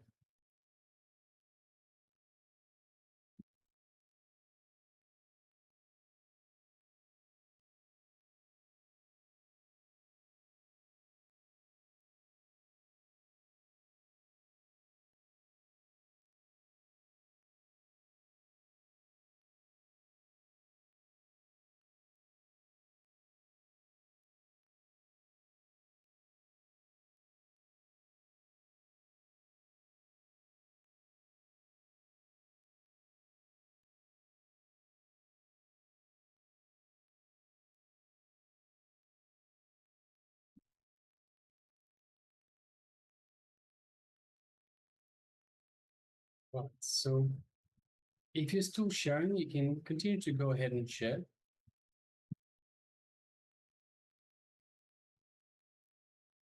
Meanwhile, we will be sharing the image that we were looking at. It's a beautiful image, of course. A beautiful image of a younger Swamiji, somewhere, we're not sure exactly where it is, but sitting outside outside in a garden. There's some outdoor furniture and a beautiful smile of the Supreme Pontiff of Hinduism of Swamiji. We have the mala that's around. Looks like a gold mala. And there's a lot of green behind. There's the chairs and the table that is white in color. There's the robe in orange and plants. There's a door in the background. So yes, so many details. So if you got any of these details, right, if you saw any of these details, whatever that they might be, or something related one way or another to the image, then congratulations, you manifested this power of clairvoyance. All right, so next we will be moving on to the next segment in our program today, which is once again a revelation by the Supreme Pontiff of Hinduism. Yeah, we're going to learn how to reprogram our mind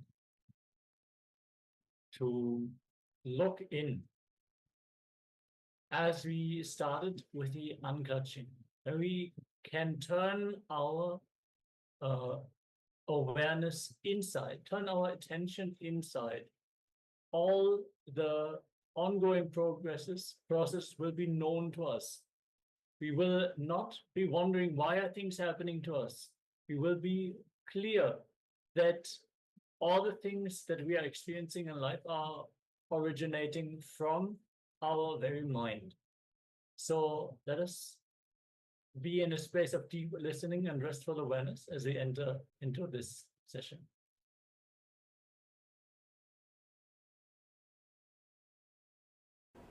Uttaredatmanatmanam atmanam avasadayet atmaiva yatmano bandhur atmaiva riburatmanaha. Uttaredatmanatmanam atmanam avasadayet atmaiva yatmano bandhu atmaiva riburatmanaha. In my discourses, if I have quoted any Gita sloka, more than twice means this is the only sloka. At least 100 times I have quoted this sloka in my discourses. I can say this is a gist of the whole Gita. This single sloka is the gist of the whole Gita. Yesterday, we understood the concept, how to move from doing and having to being. We are all stuck in having, and then little intelligent man moves to doing. Then you are supposed to move to being. We learned the technique of how to move, how to liberate yourself from fear and greed, how to move into the divine consciousness, how to move into bliss.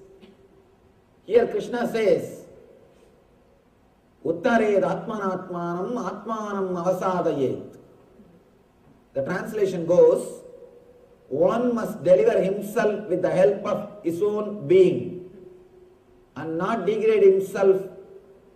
The being is a friend of the soul and his enemy as well.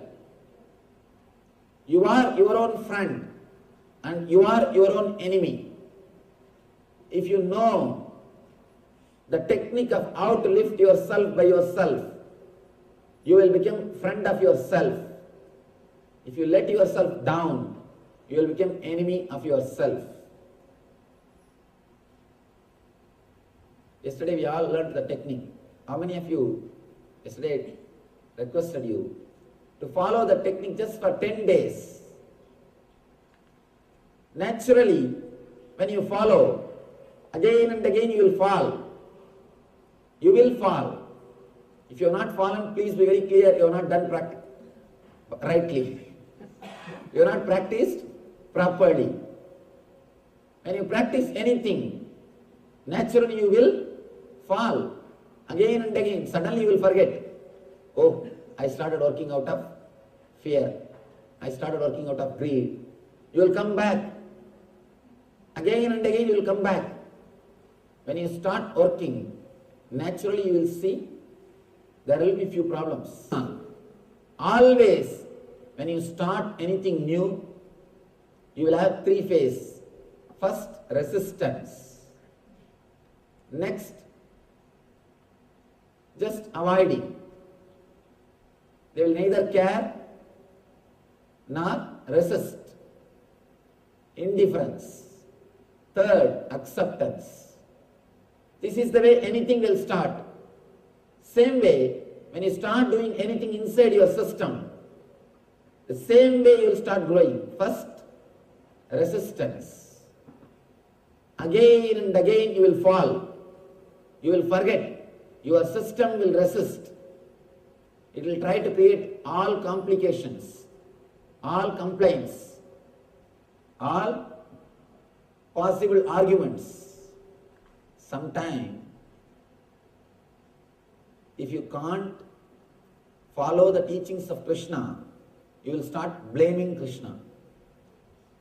I have seen many people, when they are not able to follow teachings of Krishna, straight away they will start criticizing Krishna. What Krishna?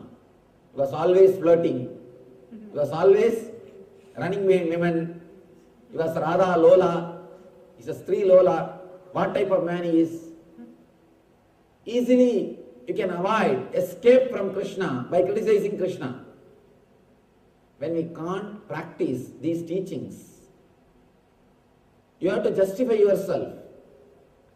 And naturally, inside your being, your conscience will hurt you.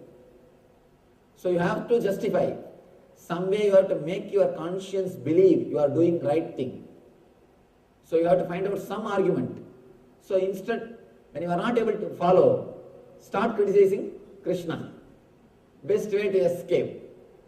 Best way to avoid the teachings of Krishna. When we resist, when our being resists, if you allow the resistance to grow, you are the worst enemy for yourself. That is what Krishna says here. Uttared Atmanatmanam Atmanam Avasadayet. Let you lift yourself by yourself. If you don't, you will be your worst enemy. It is up to you to help yourself as a best friend or to hurt yourself as a worst enemy. Please be very clear. Nobody can hurt you unless you allow. Nobody can help you unless you allow. Nobody can hurt you unless you allow. Nobody can help you unless you permit. Uttared Atmanatmanam. Let you lift yourself by yourself. Again and again these masters, they come and stand in the same point. Krishna says, let you lift yourself. If you have fallen, if you have failed, practicing these words which you learned yesterday, the teachings or the meditation technique, if you have forgotten, don't worry. Again and again lift yourself. Don't feel depressed. Don't have guilt. Don't think you will not be able to do. Again and again lift yourself. Even Buddha.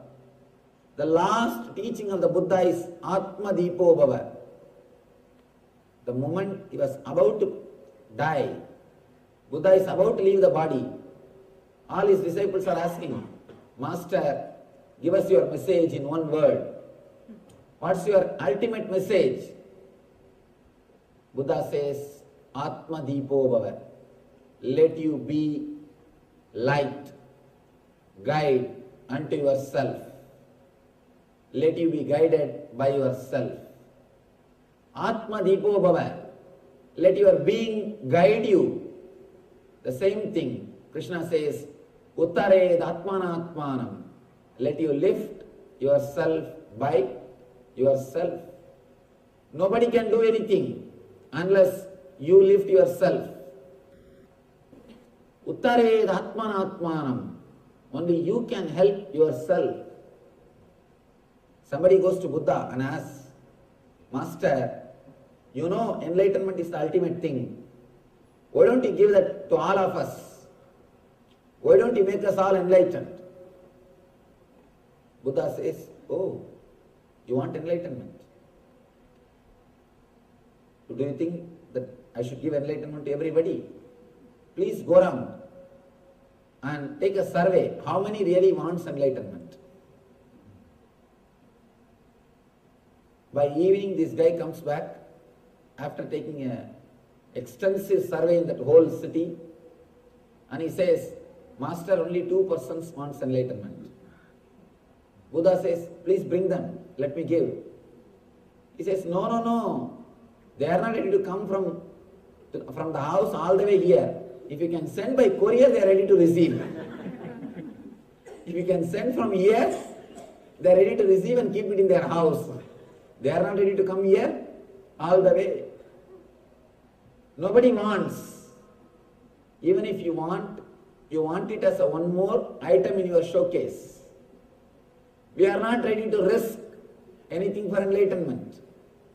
We want one more item in the showcase. We can say, whenever people come to our house, we tell, this is from Delhi, this is from New York, this statue is from Japan. Just like that you can say, oh, this enlightenment that Nityananda Swami he gave. He was giving Gita discourse. I went and attended, he gave. How it looks? Just as a one more showpiece, we are ready to accept, but not ready to commit, or not ready to risk anything, not ready to take the responsibility. Buddha says, the existence is so great, it allows you, it gives you the freedom to be in bondage. God is so great, He gives you even the freedom to be in bondage. It is your freedom, whether to be in bondage or to be liberated. Even liberation should not be forced. If it is forced, even liberation is not liberation. If it is forced, how can it be liberation? It cannot be. So you have complete 100% choice to be liberated or to be in bondage. It is completely up to you whether to be liberated or to be in bondage. God is so great, He allows you, He gives you the freedom even to be in bondage. Here Krishna says, Uttared Atmanatmanam Atmanam Avasadayet. Let you liberate yourself by yourself. Unless you liberate yourself, nobody else can liberate yourself.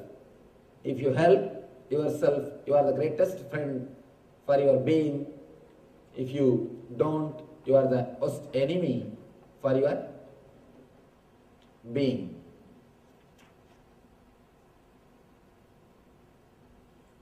Next,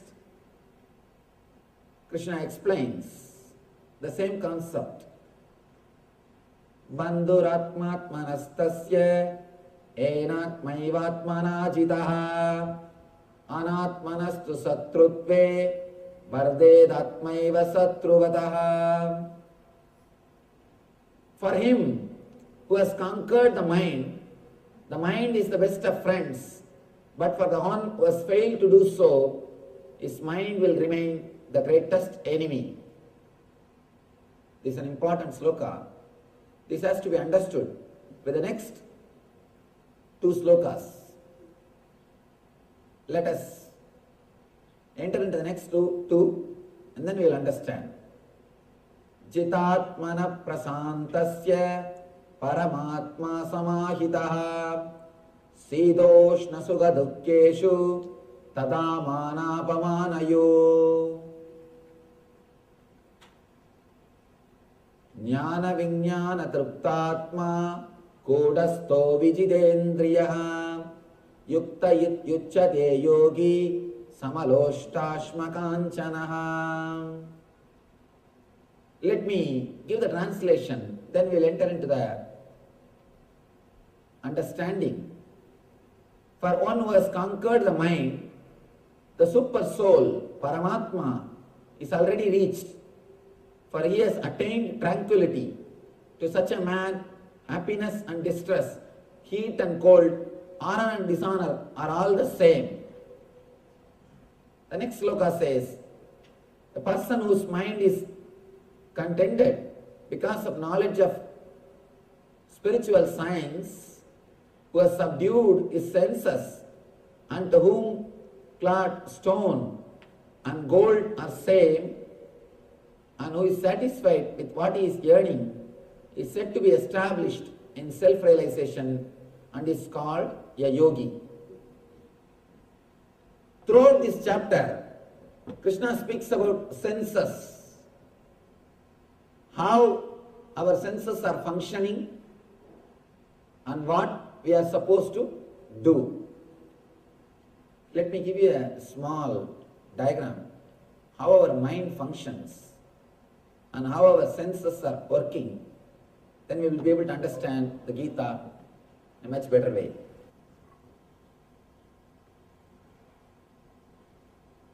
Please understand how our mind works, how we process information, how we perceive things, how our senses perceive information, and how you take decisions, how you move in your life. First, for example, you are seeing something through the eyes. Let us take this scene. Now you are seeing something. Here I am explaining only based on eye. You can replace it with ears. You can replace it with the taste. You can replace it with smell. You can replace it with touch. With any pleasure, you can replace it. Here I am giving an example of eye. And this scene. Let us take the example of this scene. You are seeing me. First, your eyes will catch the picture or the scene. This will be taken to chakshu. Chakshu means the energy which is inside the eyes. This is called indriya. Please understand, eyes are not seeing. Through eyes, the energy is seen. Through eyes, something else is seeing. How to understand this? Sometime, your eyes will be wide open. If you are intensely listening some music, even if somebody walks in front of you, you will not know. Your ears are open. If you are intensely reading something, even if some sound happens, you will not hear the sound. It means you are not hearing just through eyes or just by ears. Something else is seeing through eyes. Which sees through eyes is called chakshu. The whole file goes to chakshu. The picture or the scene which you are seeing will go to chakshu. In chakshu, the important process happens. The whole file is converted into digital file. I am speaking in the computer language. Understand? The whole thing is converted into digital file. It's almost like a DSP, digital signal processor. The whole thing is converted into digital file. Inside the computer, if you have to process any information, it has to become digital file. Whether it is a picture or whether it is a sound, it has to be converted into digital file. Same way, inside, if the process has to happen, means the whole thing has to be converted into biosignal file, digital file. The file processing happens in chakshu. Whatever scene you are seeing now, that picture will be converted into digital file in chakshu. That file will now go to chitta, memory. It will go to memory. In memory, the process will start happening. What is this I am seeing? What is this in front of me? First thing in memory, you will start analyzing and negating things. This is not this. This is not this. This is not this. That na iti, that will start happening in chitta. First your mind will say, this is not a tree. This is not an animal. This is not a vehicle. This is not a rock. All these things, that na iti, that this is not, that process will happen in chitta.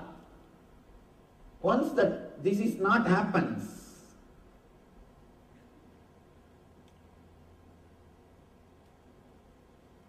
the file goes to mind. The mind starts saying, this is it, this is it. In mind, you start saying, the mind starts the identification process.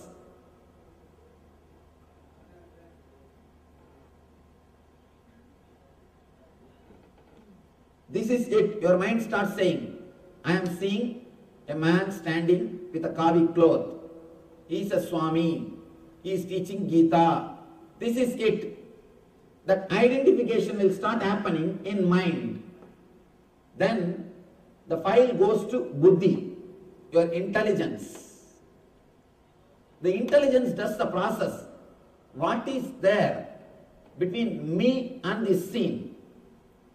What is the connection between me and the scene? What way I am related to him? What way now I am related to this scene? Your buddhi will start analyzing with all your earlier experiences. Last 4 or 5 days I attended. It was really nice. I think it's really nice. Or if you think, no, I wasted my time yesterday itself. This is not worth. Some decision your buddhi will take. Your buddhi will say, some way it will respond, whether it is right or wrong, whether you liked it or not. Some way your buddhi will give the response, and now the whole file will go to ego. According to the buddhi's signature, the buddhi will write in the file, yes or no. Buddhi will write in the file, yes or no. This is what, according to my past experience, or this is what my analysis, this is what is my decision. Whatever buddhi feels will be signed. The whole file will go to ego. Ego will deliver the command.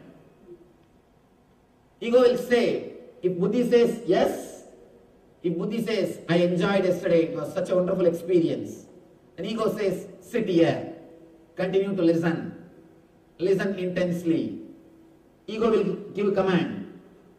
If buddhi says, no, yesterday itself I wasted my time, it was boring and this is not for me. If ego says, if buddhi says, this is not for me, immediately the ego gives the command, come, let's move. There is so much of work to be done in the house. The moment ego gives the command, automatically your whole being starts executing it. This is the way you receive information, you process it and you respond. The information comes, the processing happens and the response is given. This is the way our senses work. Now, Krishna says an important point, an important thing. Let me now explain. Eshu tada manapamanayo. For one who has conquered the mind, the super soul, Paramatma, is already reached. The eternal bliss is already achieved. For he has attained tranquility. To such a man, happiness is distress. Happiness and distress, heat and cold, honor and dishonor, all are same. Throughout this chapter, Krishna emphasizes on this one idea, senses. How can happiness and unhappiness, how can honor and dishonor, how can heat and cold be same for us, same for a man? How is it possible? First thing, when these senses do this process, you decide yes or no only based on your past experience. Only based on your past experience. The experiences with which you have grown are the words with which you have conditioned your chitta and manas. How your mind and memory has been conditioned. Only based on that your buddhi decides. Please be very clear. Something is so tasty for you, for your neighbor, that will be poison. Why to go for neighbor? Your wife. You may like something, but the other person may not like that. A small story. There are 3 ways to do anything. First, hire somebody, you can do it. Or do it by yourself. If you can't, just tell your wife not to do that. There are 3 ways you can do the work. When you don't want something to be done, just tell her to do. When you want something not to be done, you know the technique. Whenever your mind is caught in dualities, the dvandva, again and again and again, you fall back to your dilemma, to your suffering, to your nature, to your instinct level. Here, Krishna says, the person who has achieved the bliss is not affected by heat or cold. How to reach that state? Throughout this chapter, he is speaking only about senses. How to conquer the senses, how to go beyond the senses. First thing we need to understand, when I say the word conquering the senses, I don't mean controlling the senses or destroying the senses. If you try controlling the senses or destroying the senses, you will only struggle more and more and suffer more and more. Ramana Maharshi says beautifully, instead of killing the person, if you try to destroy the chair, destroying the chair will not work. Killing the person only will work.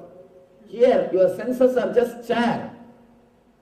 Your ego is the person who is sitting there. If you try to control your senses, that is not going to work. If you try to control your body, that is not going to work. Krishna says beautifully, for one who has conquered the mind, for him, when he says the word mind, He means the whole ego, the whole setup, where the decision making is happening. Mind, buddhi and ego. This is the spot where the decision making is happening. When you just try to conquer the senses, again and again and again you will be a failure. You will be a worst failure. And one more thing, if you are failed 2-3 times, you will lose the confidence. If you fail fighting with your senses, automatically you will lose the confidence. You will start thinking it is never possible. I can never achieve it. You need intelligence to progress in this path. If you try to work from the wrong side, if you try to work from the side of senses, you will never be able to succeed. It's like if you try to create more pressure on the cooker, you will not be able to succeed. First you need to remove the fire.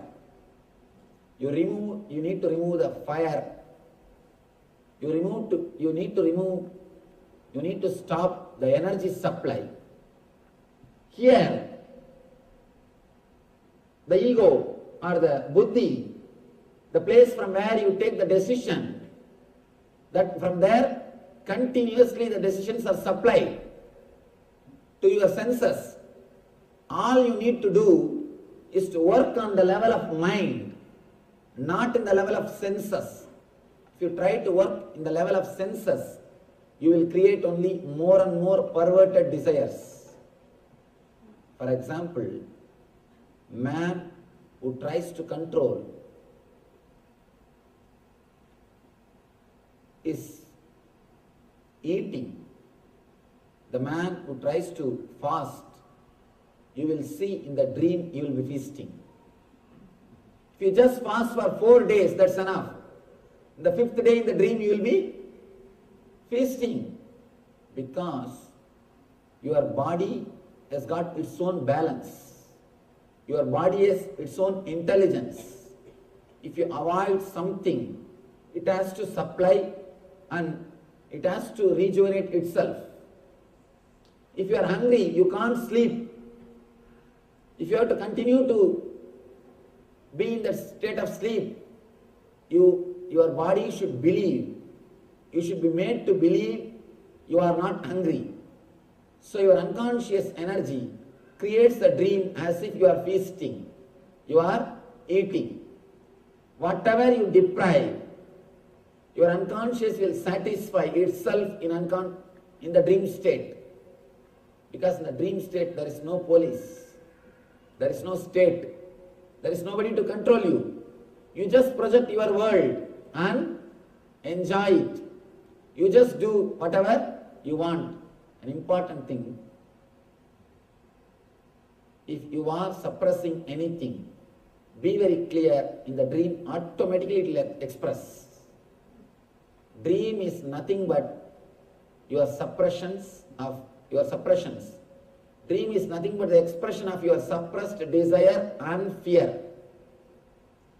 Your fear or desire, when you suppress it, it expresses in dream. One important thing, it expresses in a very perverted way. In a very perverted way. With senses, you will never become tired. If you enjoy through dream, if you were frightened through dream, your whole being will suffer. You can see, if you had a nightmare, even after waking up, for hours, you will be in that same mood. You will be in that same mood. Your whole being will be shaken. Now, they are coming up with a new concept called fear stroke. Just like paralysis stroke, fear stroke. We do get fear strokes in dreams. We do get fear strokes in dreams. If you are suffering in the dream level, be very clear, there is something seriously wrong in the mind and buddhi level. You are trying to control the senses instead of controlling the mind. Instead of removing the fire, you are trying to create pressure.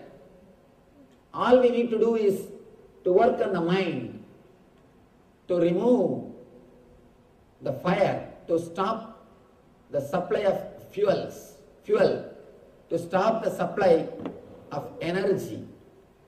Krishna says, for the one who has conquered the mind, for the one whose mind has started doing the right processing, if your mind and chitta is filled with past memories, you cannot take right decision. Please be very clear. Don't think mind takes the decision only in a very logical way. Sometimes your buddhi takes decisions in a very funny way. For example, I was explaining how you take the decision whether to sit here or not. Sometimes your buddhi doesn't even think that much. If you had any problem with any other Swami or with any other person who was wearing this cloth, suddenly that memory will be awakened and your buddhi is not even ready to sit and listen. Your buddhi is not even ready to give a chance. Your buddhi is not even ready to think. Immediately it gives the order. Your ego gives the order. That's what I call prejudice. Changing the servants, you cannot change the leader. But by changing the leader, you can change servants. Mind is the leader who is leading. Mind is a master who is taking decisions. Here all you need to do is work on the mind, not on senses. Krishna says, for the one who has conquered the mind, the Paramatman is achieved. You don't need to achieve the bliss. It is there always with you. If it has to be achieved, there is every possibility it can be lost again. What is the guarantee? It will be there forever. Be very clear. Anything if you have to achieve, it is not worth achieving. Anything if it is your nature, then realize it. If it is to be achieved, there is every possibility. After 10 days it may be lost. Suddenly it may disappear.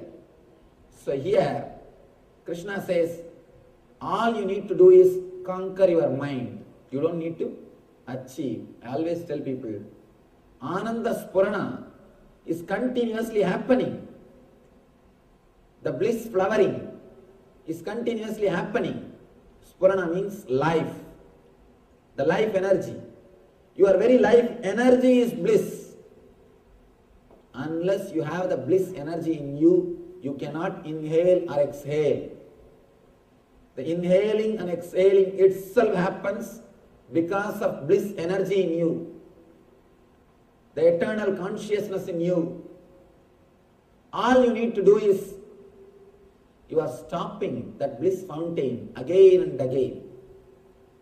All you need to do is just stop the stopping process, that's all. You don't need to create. Stop the stopping process. Here Krishna says, if you just conquer the mind, that is enough. The Paramatman is already achieved. Jitatmana prasantasya paramatma samahitaha. It is already achieved and you are with it. There is nothing to be achieved. When you conquer the mind, the happiness and distress, both are one and the same. You are not touched by it. A small story. How the happiness and sorrow is nowhere related to outer world. It's related to our inner world. Very beautiful story. One old man went to nearby city for some work. When he came back to his village, from distance, suddenly he saw his house is on fire. And he started shouting, screaming, he started rolling on the ground and started weeping. His son came to him and said, "Father, don't worry. Don't you remember just yesterday we sold that house? Just yesterday, we sold that house. Immediately he sat up, wiped the tears, and in a single moment, the suffering has disappeared. No misery, no sorrow. He says, oh, now I understand, remember, yes, don't worry. Yes, I am relaxed. In 10 minutes, the next son comes and he says, Father, yes, we sold, but we have not yet got the money. We have not yet got the money. Again this fellow started rolling on the ground, started weeping. Oh, what happened to my house? I don't know what will happen. I don't know who will care for me. I don't know how to save myself. He started weeping. In next 10 minutes, wife came and she said, don't worry, just today morning I got the money and deposited in the bank. We are safe. Again he got up and wiped his tears. He's all right. See the story, same situation, same person. When he thinks it is his, he is suffering. When he thinks it is not his, he is liberated. Same situation, same person. What gives you suffering? Just one single thing, thinking that it is yours. Thinking that it is yours. Same way, there are people who can't enjoy unless it is theirs. One day I was going for a walk in the beach road. I was going for a walk. One person was walking with me. He's known to us.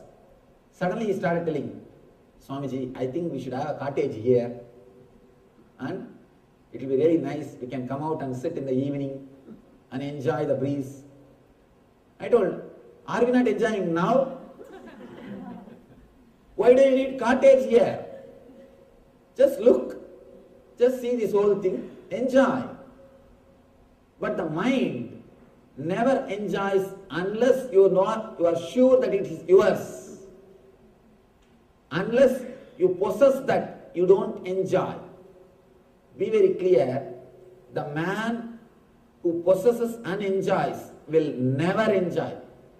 By the time you possess the cottage, by the time you own the cottage, you will start worrying. I think I should have this furniture. I should have that type of arrangement. I should do this. I should do that. Or already you have started thinking about the other cottage in some other place. The mind, sometimes, unless you are sure it is yours, it will not allow you to enjoy. Sometimes, when you know it is yours, it creates suffering.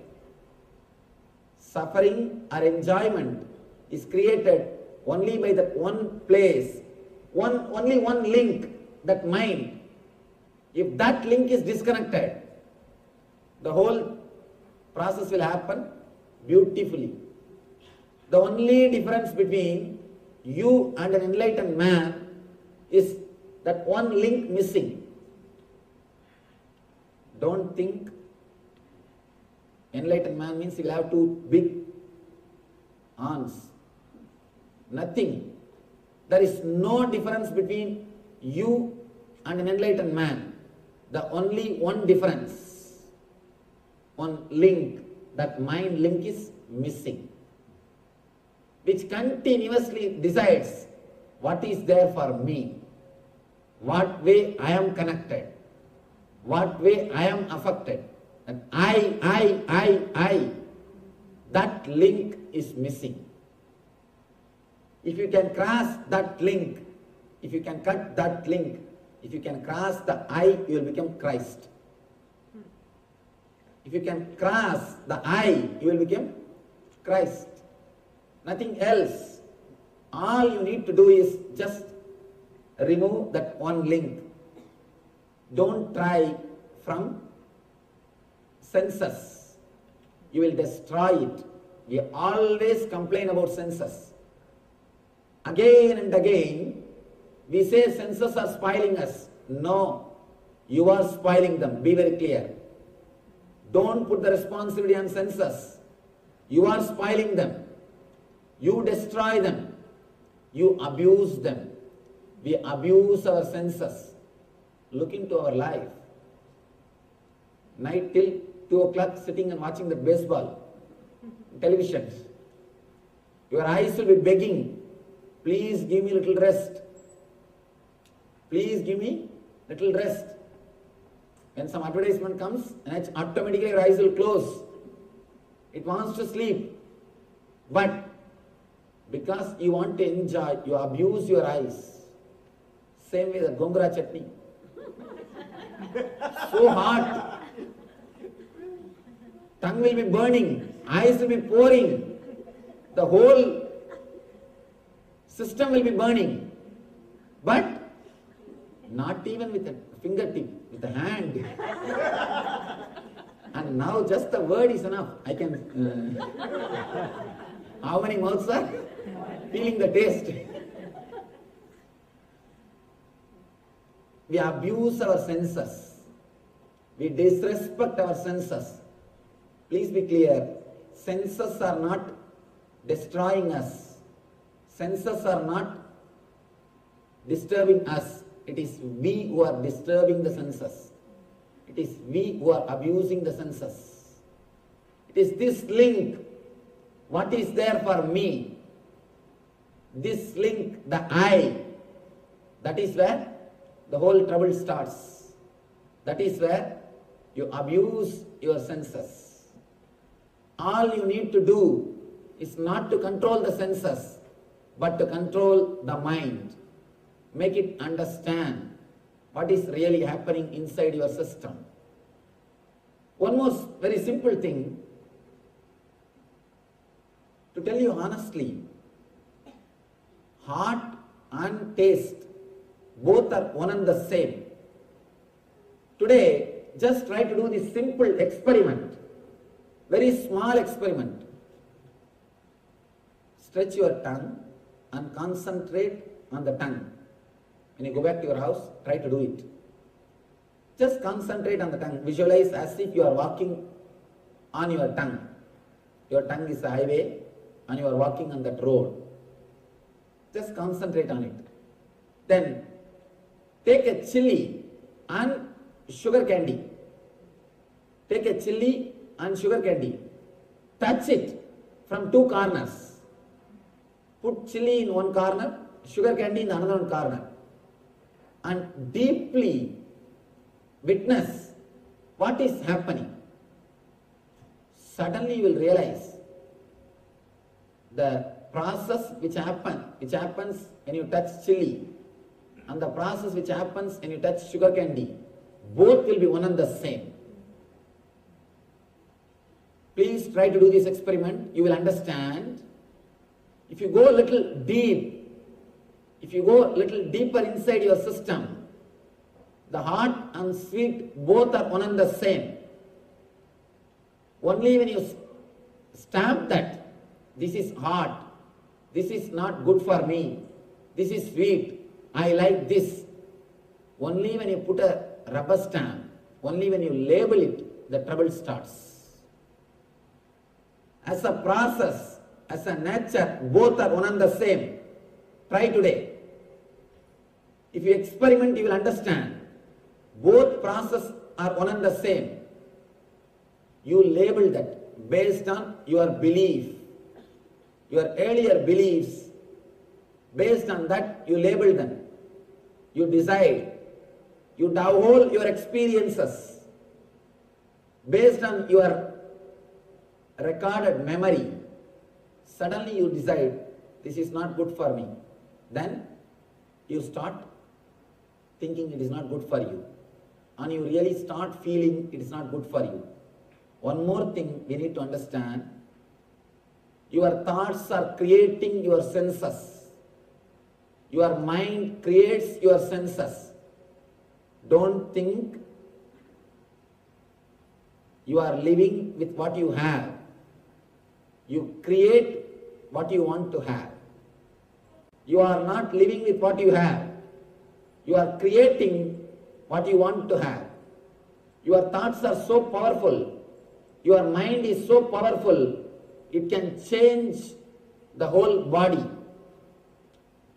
It can just change the whole body. For example, one thought just now, try to think a person who creates disturbance in you or your enemy. Person who took money from you, not giving back. A person who gave you money and asking it back. Just remember that person. Immediately you can see the change happening inside your system. The whole chemistry is changing. Blood is boiling. BP is rising. Heartbeat is rising. Pulse rate is increasing. Just one thought, your whole system is changing. A single thought can change the whole chemistry. Or one thought which creates lust. One board or one hoarding is enough. Immediately your whole body chemistry changes. Your whole body is now ready. Please be very clear. Single thought can change the chemistry of your body. Your body is again and again created by your thoughts. It is your thoughts which creates the body. That is why in India there is a great science called Samudrika Lakshana. Seeing the body, seeing your face, seeing your way of standing, sitting and walking, they will tell the quality of you. They will tell everything about your mind. Because the rishis know the secret. The mind creates the body. It is your mind which creates the body. Body is the outer expression of mind. Body is nothing but outer expression of mind. Mind is nothing but inner experience of body. So if your mind changes, your whole body can be changed. Your whole system can be changed. Your whole senses will be changed. A man whose mind is controlled, whose mind is clearly reprogrammed according to the spiritual ideas. If you reprogram your mind, as on now it is programmed for misery, towards dukkha, it is looking outward. If you can reprogram them to look in towards bliss, your whole senses can be changed. Your whole senses can be changed. Please be very clear. All we need to do is just reprogram your mind to look in. That is the gist of the whole thing.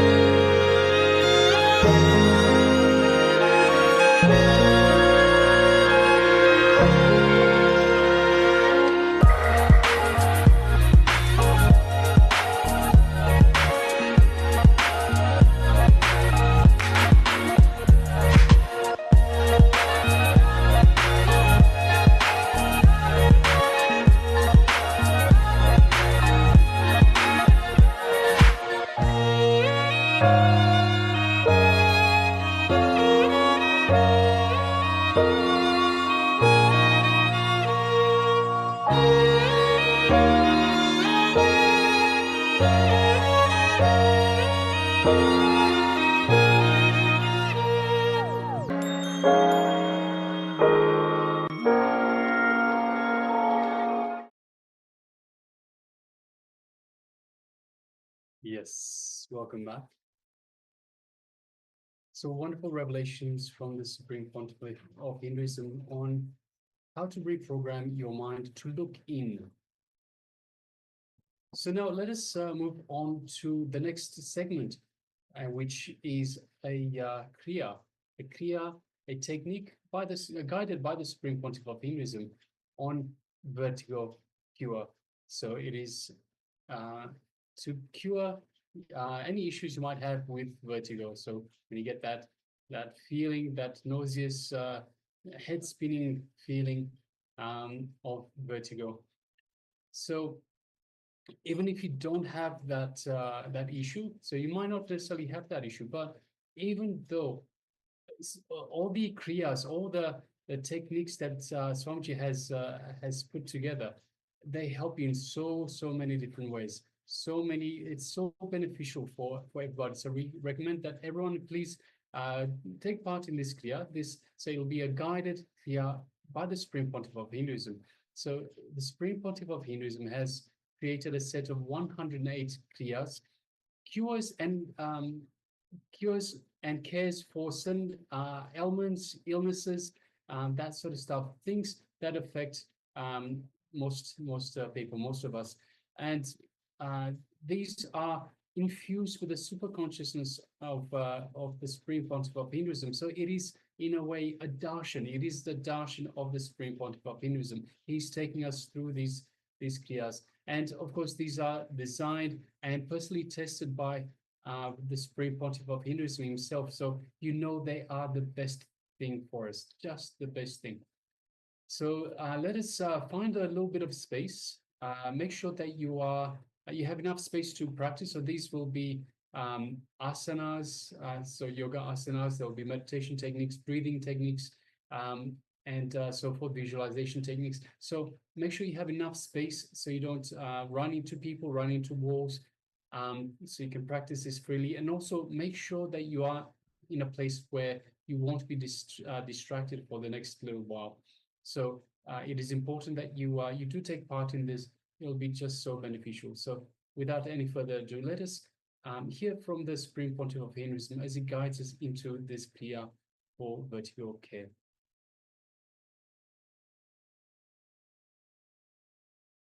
Let us start the Nitya Kriya for cure for vertigo problem.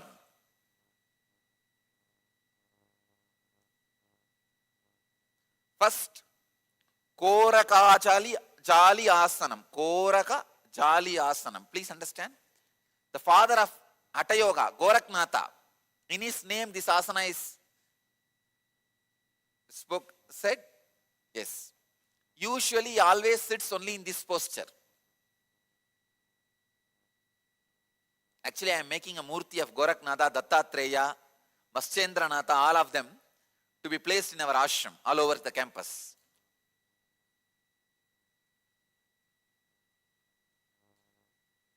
This is the posture. Be seated in a squatting position. Insert the hands in between the thighs and the calf muscles. Interlock the fingers. Rest the palm on the navel. Fix the gaze at the tip of the nose for 30 seconds.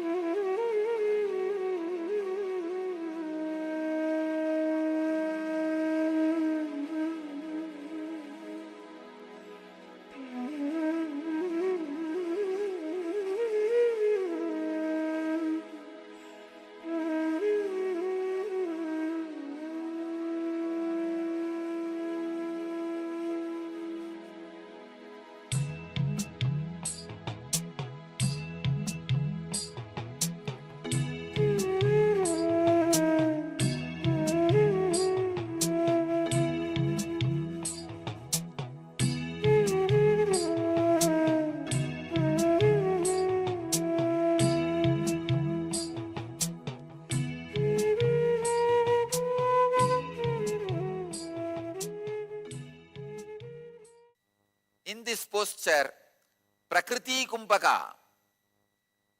Let me give the instruction for Prakriti Kumbhaka. As you chant the Bija Mantra, Va, loudly suck the air in through nostrils and mouth. Then when you are full, hold as long as you can. Then slowly exhale normally.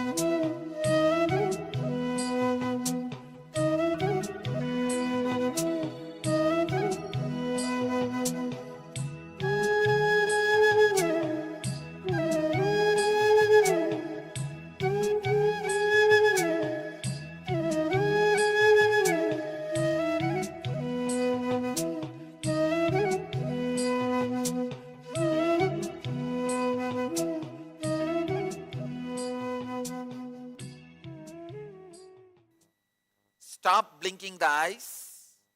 Concentrate on your nose as strongly as you can, tip of the nose, for 2 minutes.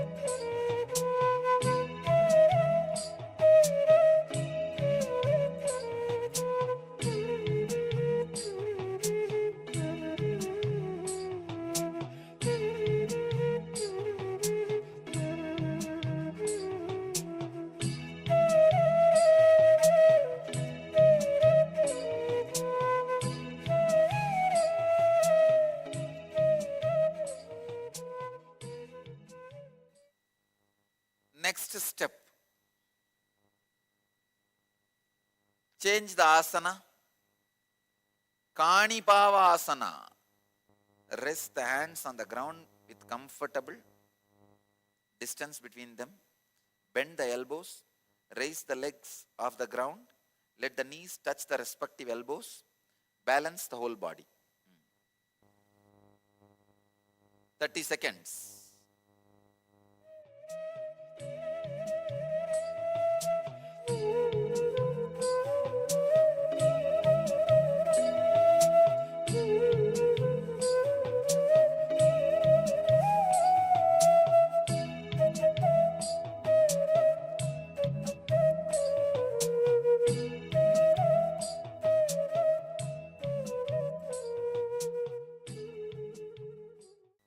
Now, in this posture, Gada Kumbhaka.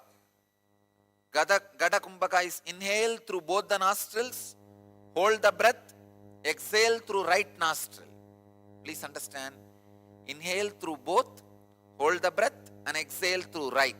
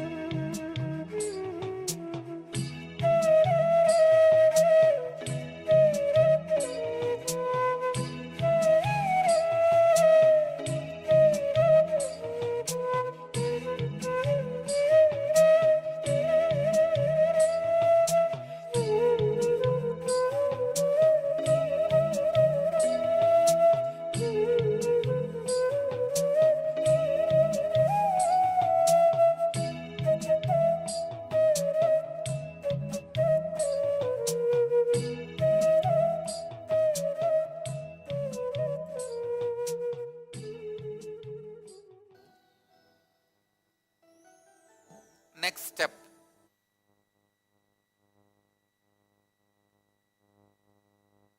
Is Vamavarta Chakrakumbhaka. Let me give you the instruction, please understand.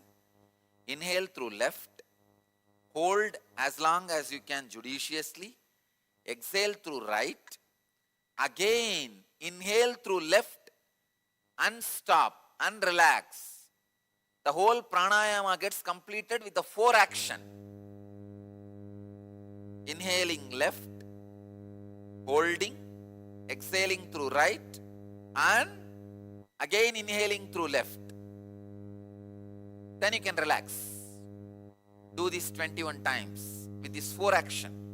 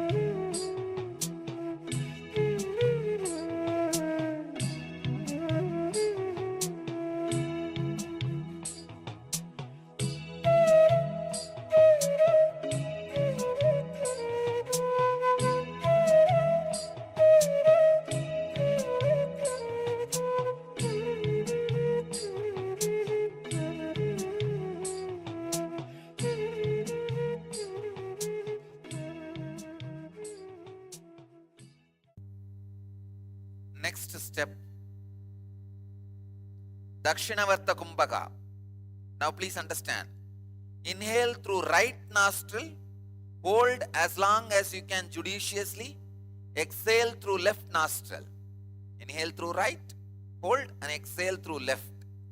Repeat 21 times.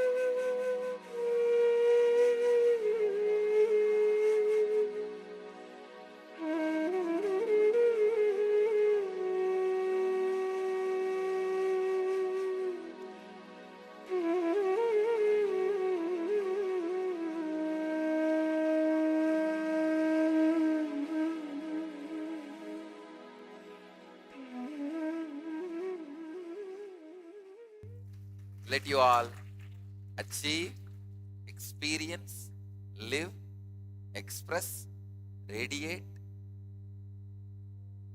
and share the eternal bliss, Nityananda. Thank you.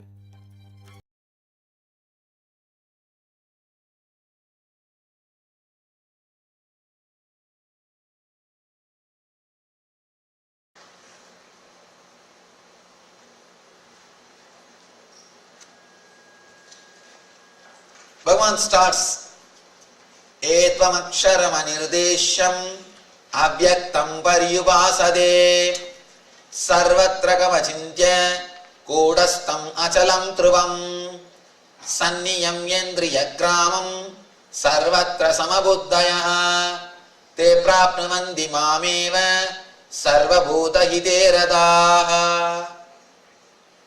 But those who fully worship the unmanifested that which lies beyond the perception of senses, the all-pervading, inconceivable, unchanging, the non-moving and permanent, achala, dhruva. By restraining the multitude of senses, worship me, they all working for the benefit of the mankind attain me. See here, Krishna is not making two groups. Arjuna is making two groups who are established and who are radiating. Here Krishna says both are one and the same. He is not making two groups who are established and who are radiating. He says a person who is established will always radiate. The person who radiates will always be established. As I was telling you, it is a virtuous circle. It is a virtuous circle. Radha, she starts saying, Gopikas, I don't know what happened. I am seeing Krishna in everybody. I feel everybody is Krishna. I don't know what is happening to me. Then one Gopika says, you have the bhakti as Anjana in your eyes. It's like if you wear the black cooling glass, you will see the whole thing as dark. If you wear green cooling glass, you will see the whole thing with a green shade. Same way, when you have the bhakti Anjana in your eyes, if you have the bhakti in your eyes, whomsoever you see as a Krishna, you see as divine. Here, Krishna says, the person who is established in that super consciousness and the person who radiates devotion, both are one and the same. There is no two different group. Mayeva mana adastva mayi buddhim niveshaya nivasishyasi mayeva adabhurtvam na samsayaha. Just fix your mind upon me, the Supreme Personality of Divine, and engage all your intelligence in me. Thus you will live in me always without a doubt. Na samsayaha.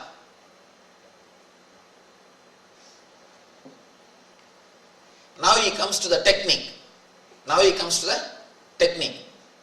At some one point the virtuous circle has to be started. The beginning has to happen at some point. First he explains about the virtuous circle. Then now he comes to the technique. Please understand, love is not a mood. It is your very existence. As long as it is your mood, it will come and go. There are two kinds of love, horizontal love and vertical love. Let me explain the horizontal love and vertical love.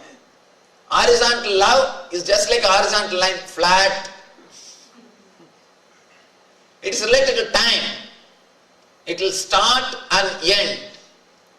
Please be very clear. Anything which starts has to end. If it takes little more time to end, don't think it is permanent. Don't think it is permanent. Anything which starts has to end. It may take few years or few months, that's all. But it ends. This is horizontal love. Horizontal love is related to time.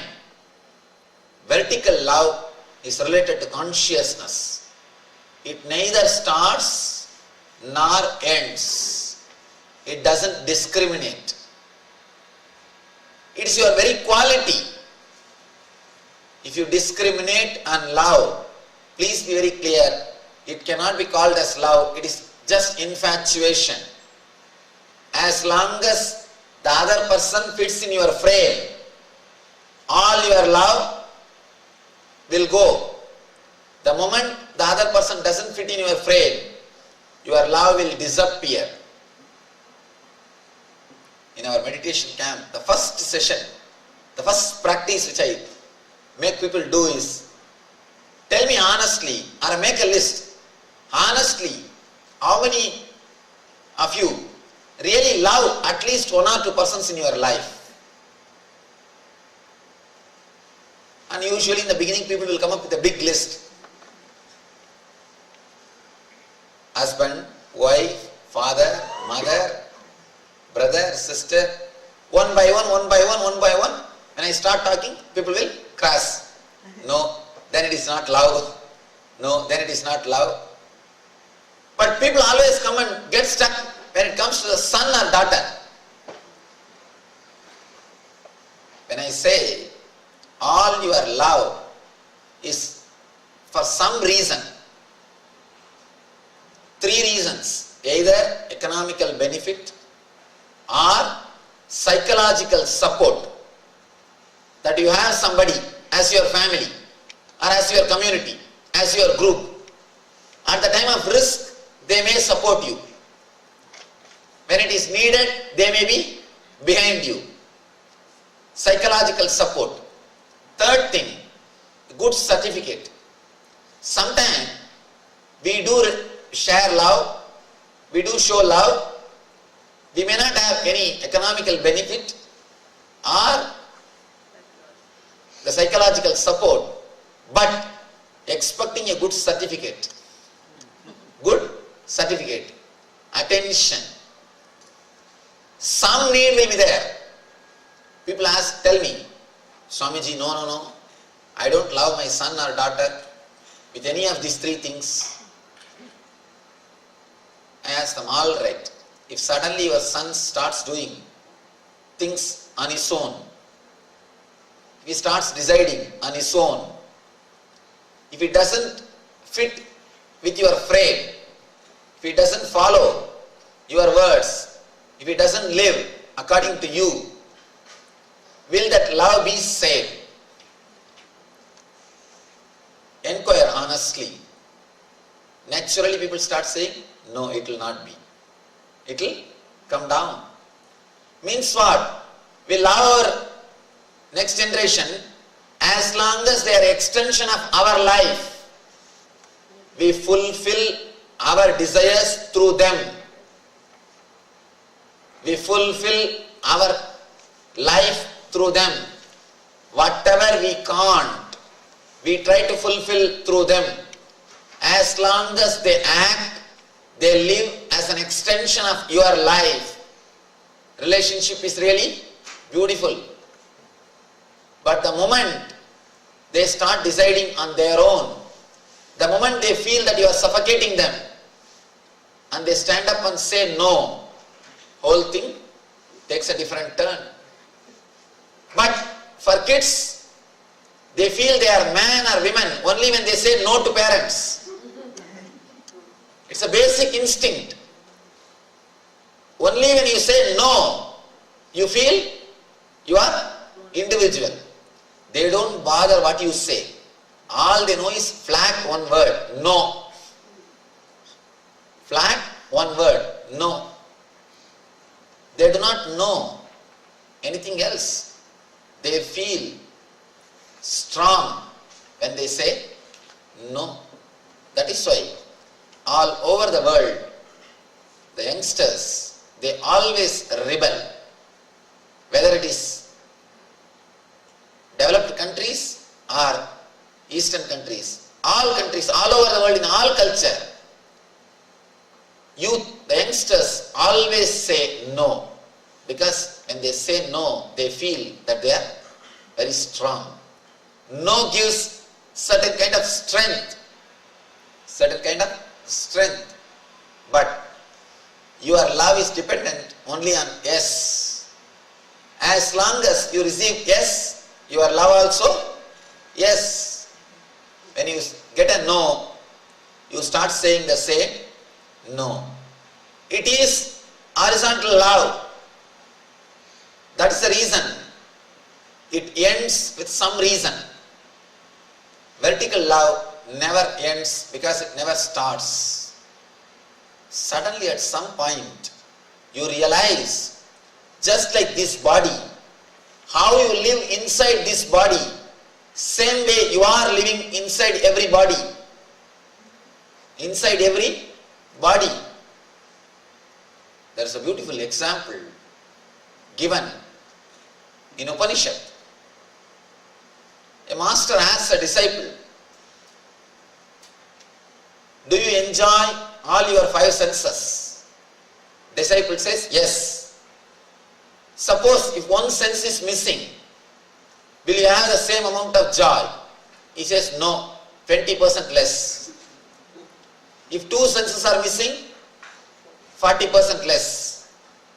If suddenly you have 5 more senses, he says naturally 100% extra. He says if you are given 1 more body, naturally I will enjoy twice. Or if you are given 5 bodies, naturally I will enjoy 5 times more. If you experience you are living in all the bodies, what will be the joy or ecstasy? Immeasurable, eternal and ultimate. That is the same thing which enlightened people experience. They experience the same thing.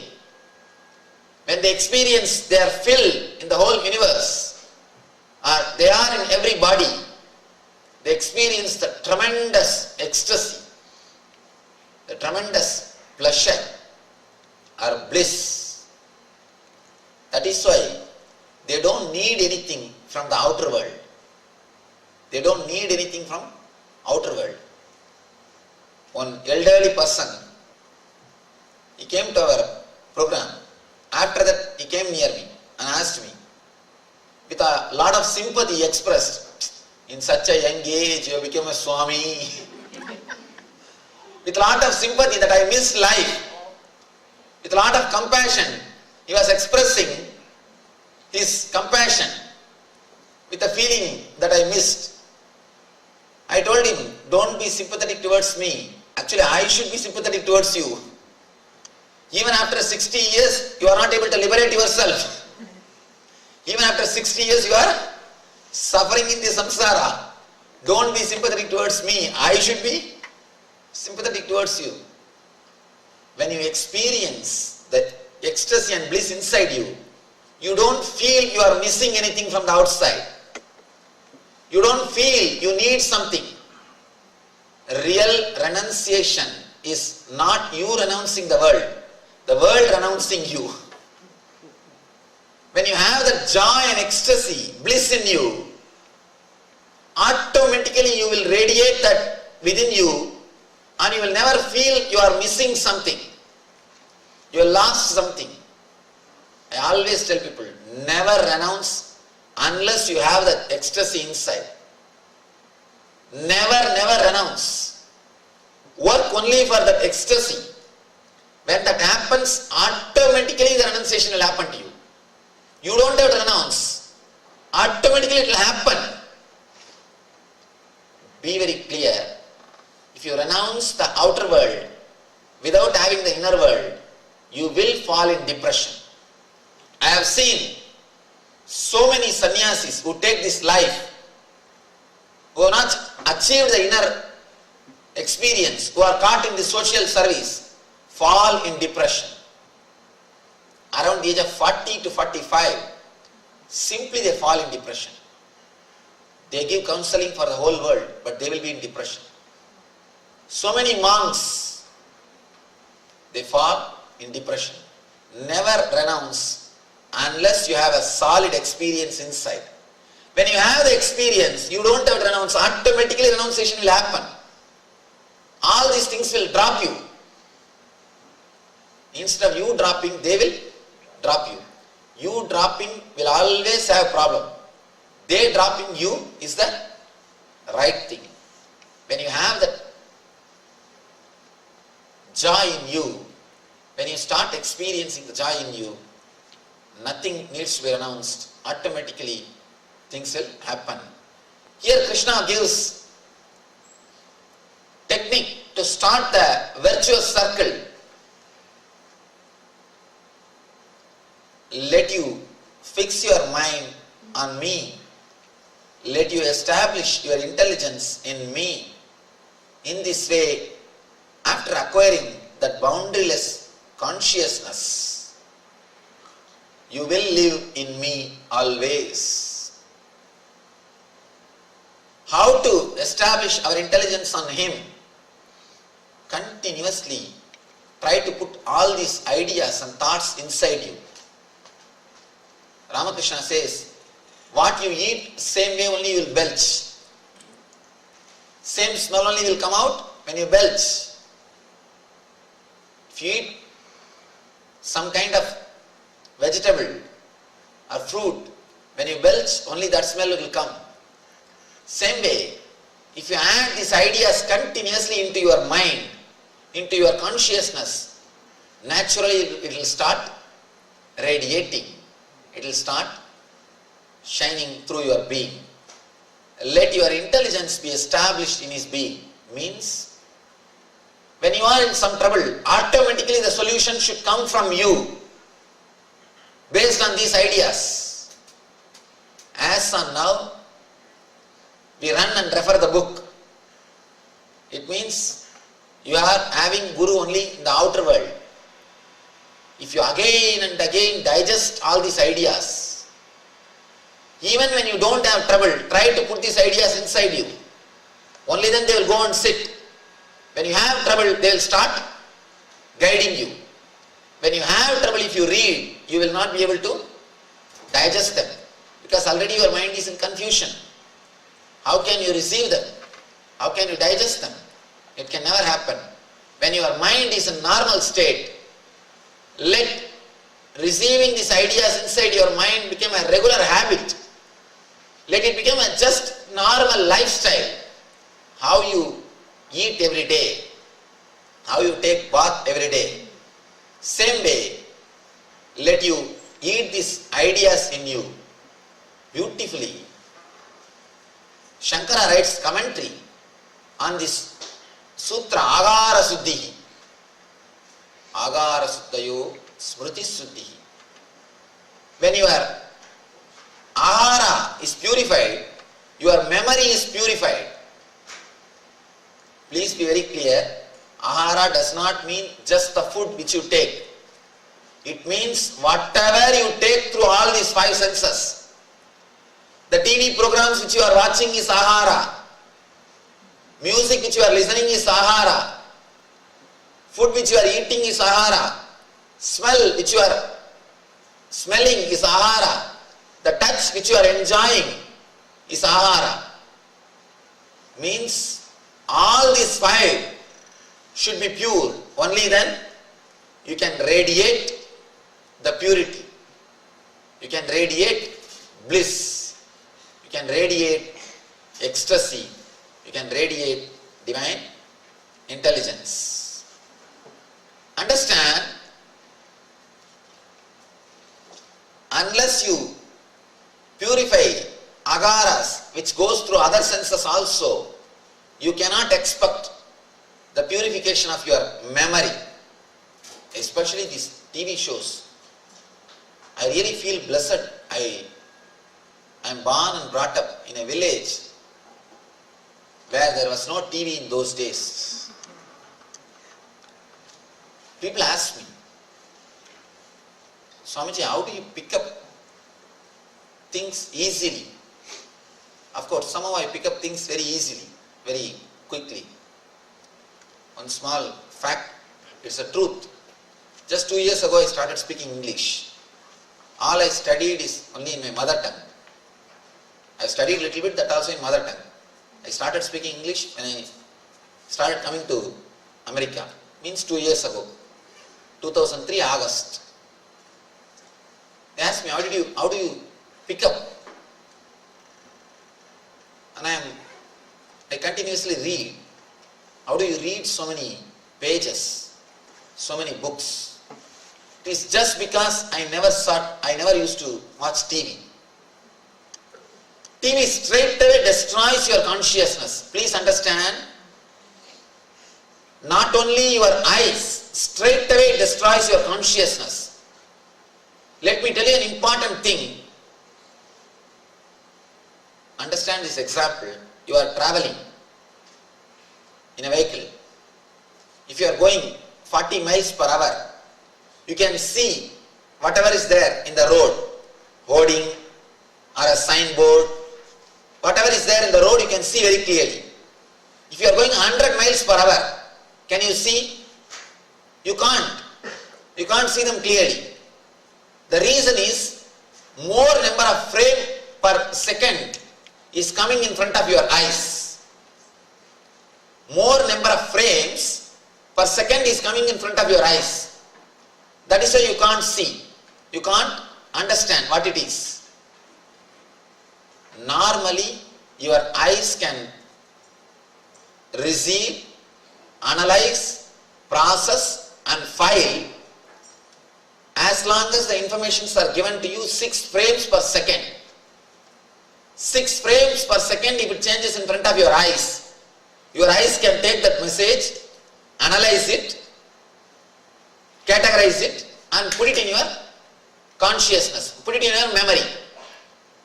But if it is more than 6 frames per second, your logic will lose its balance.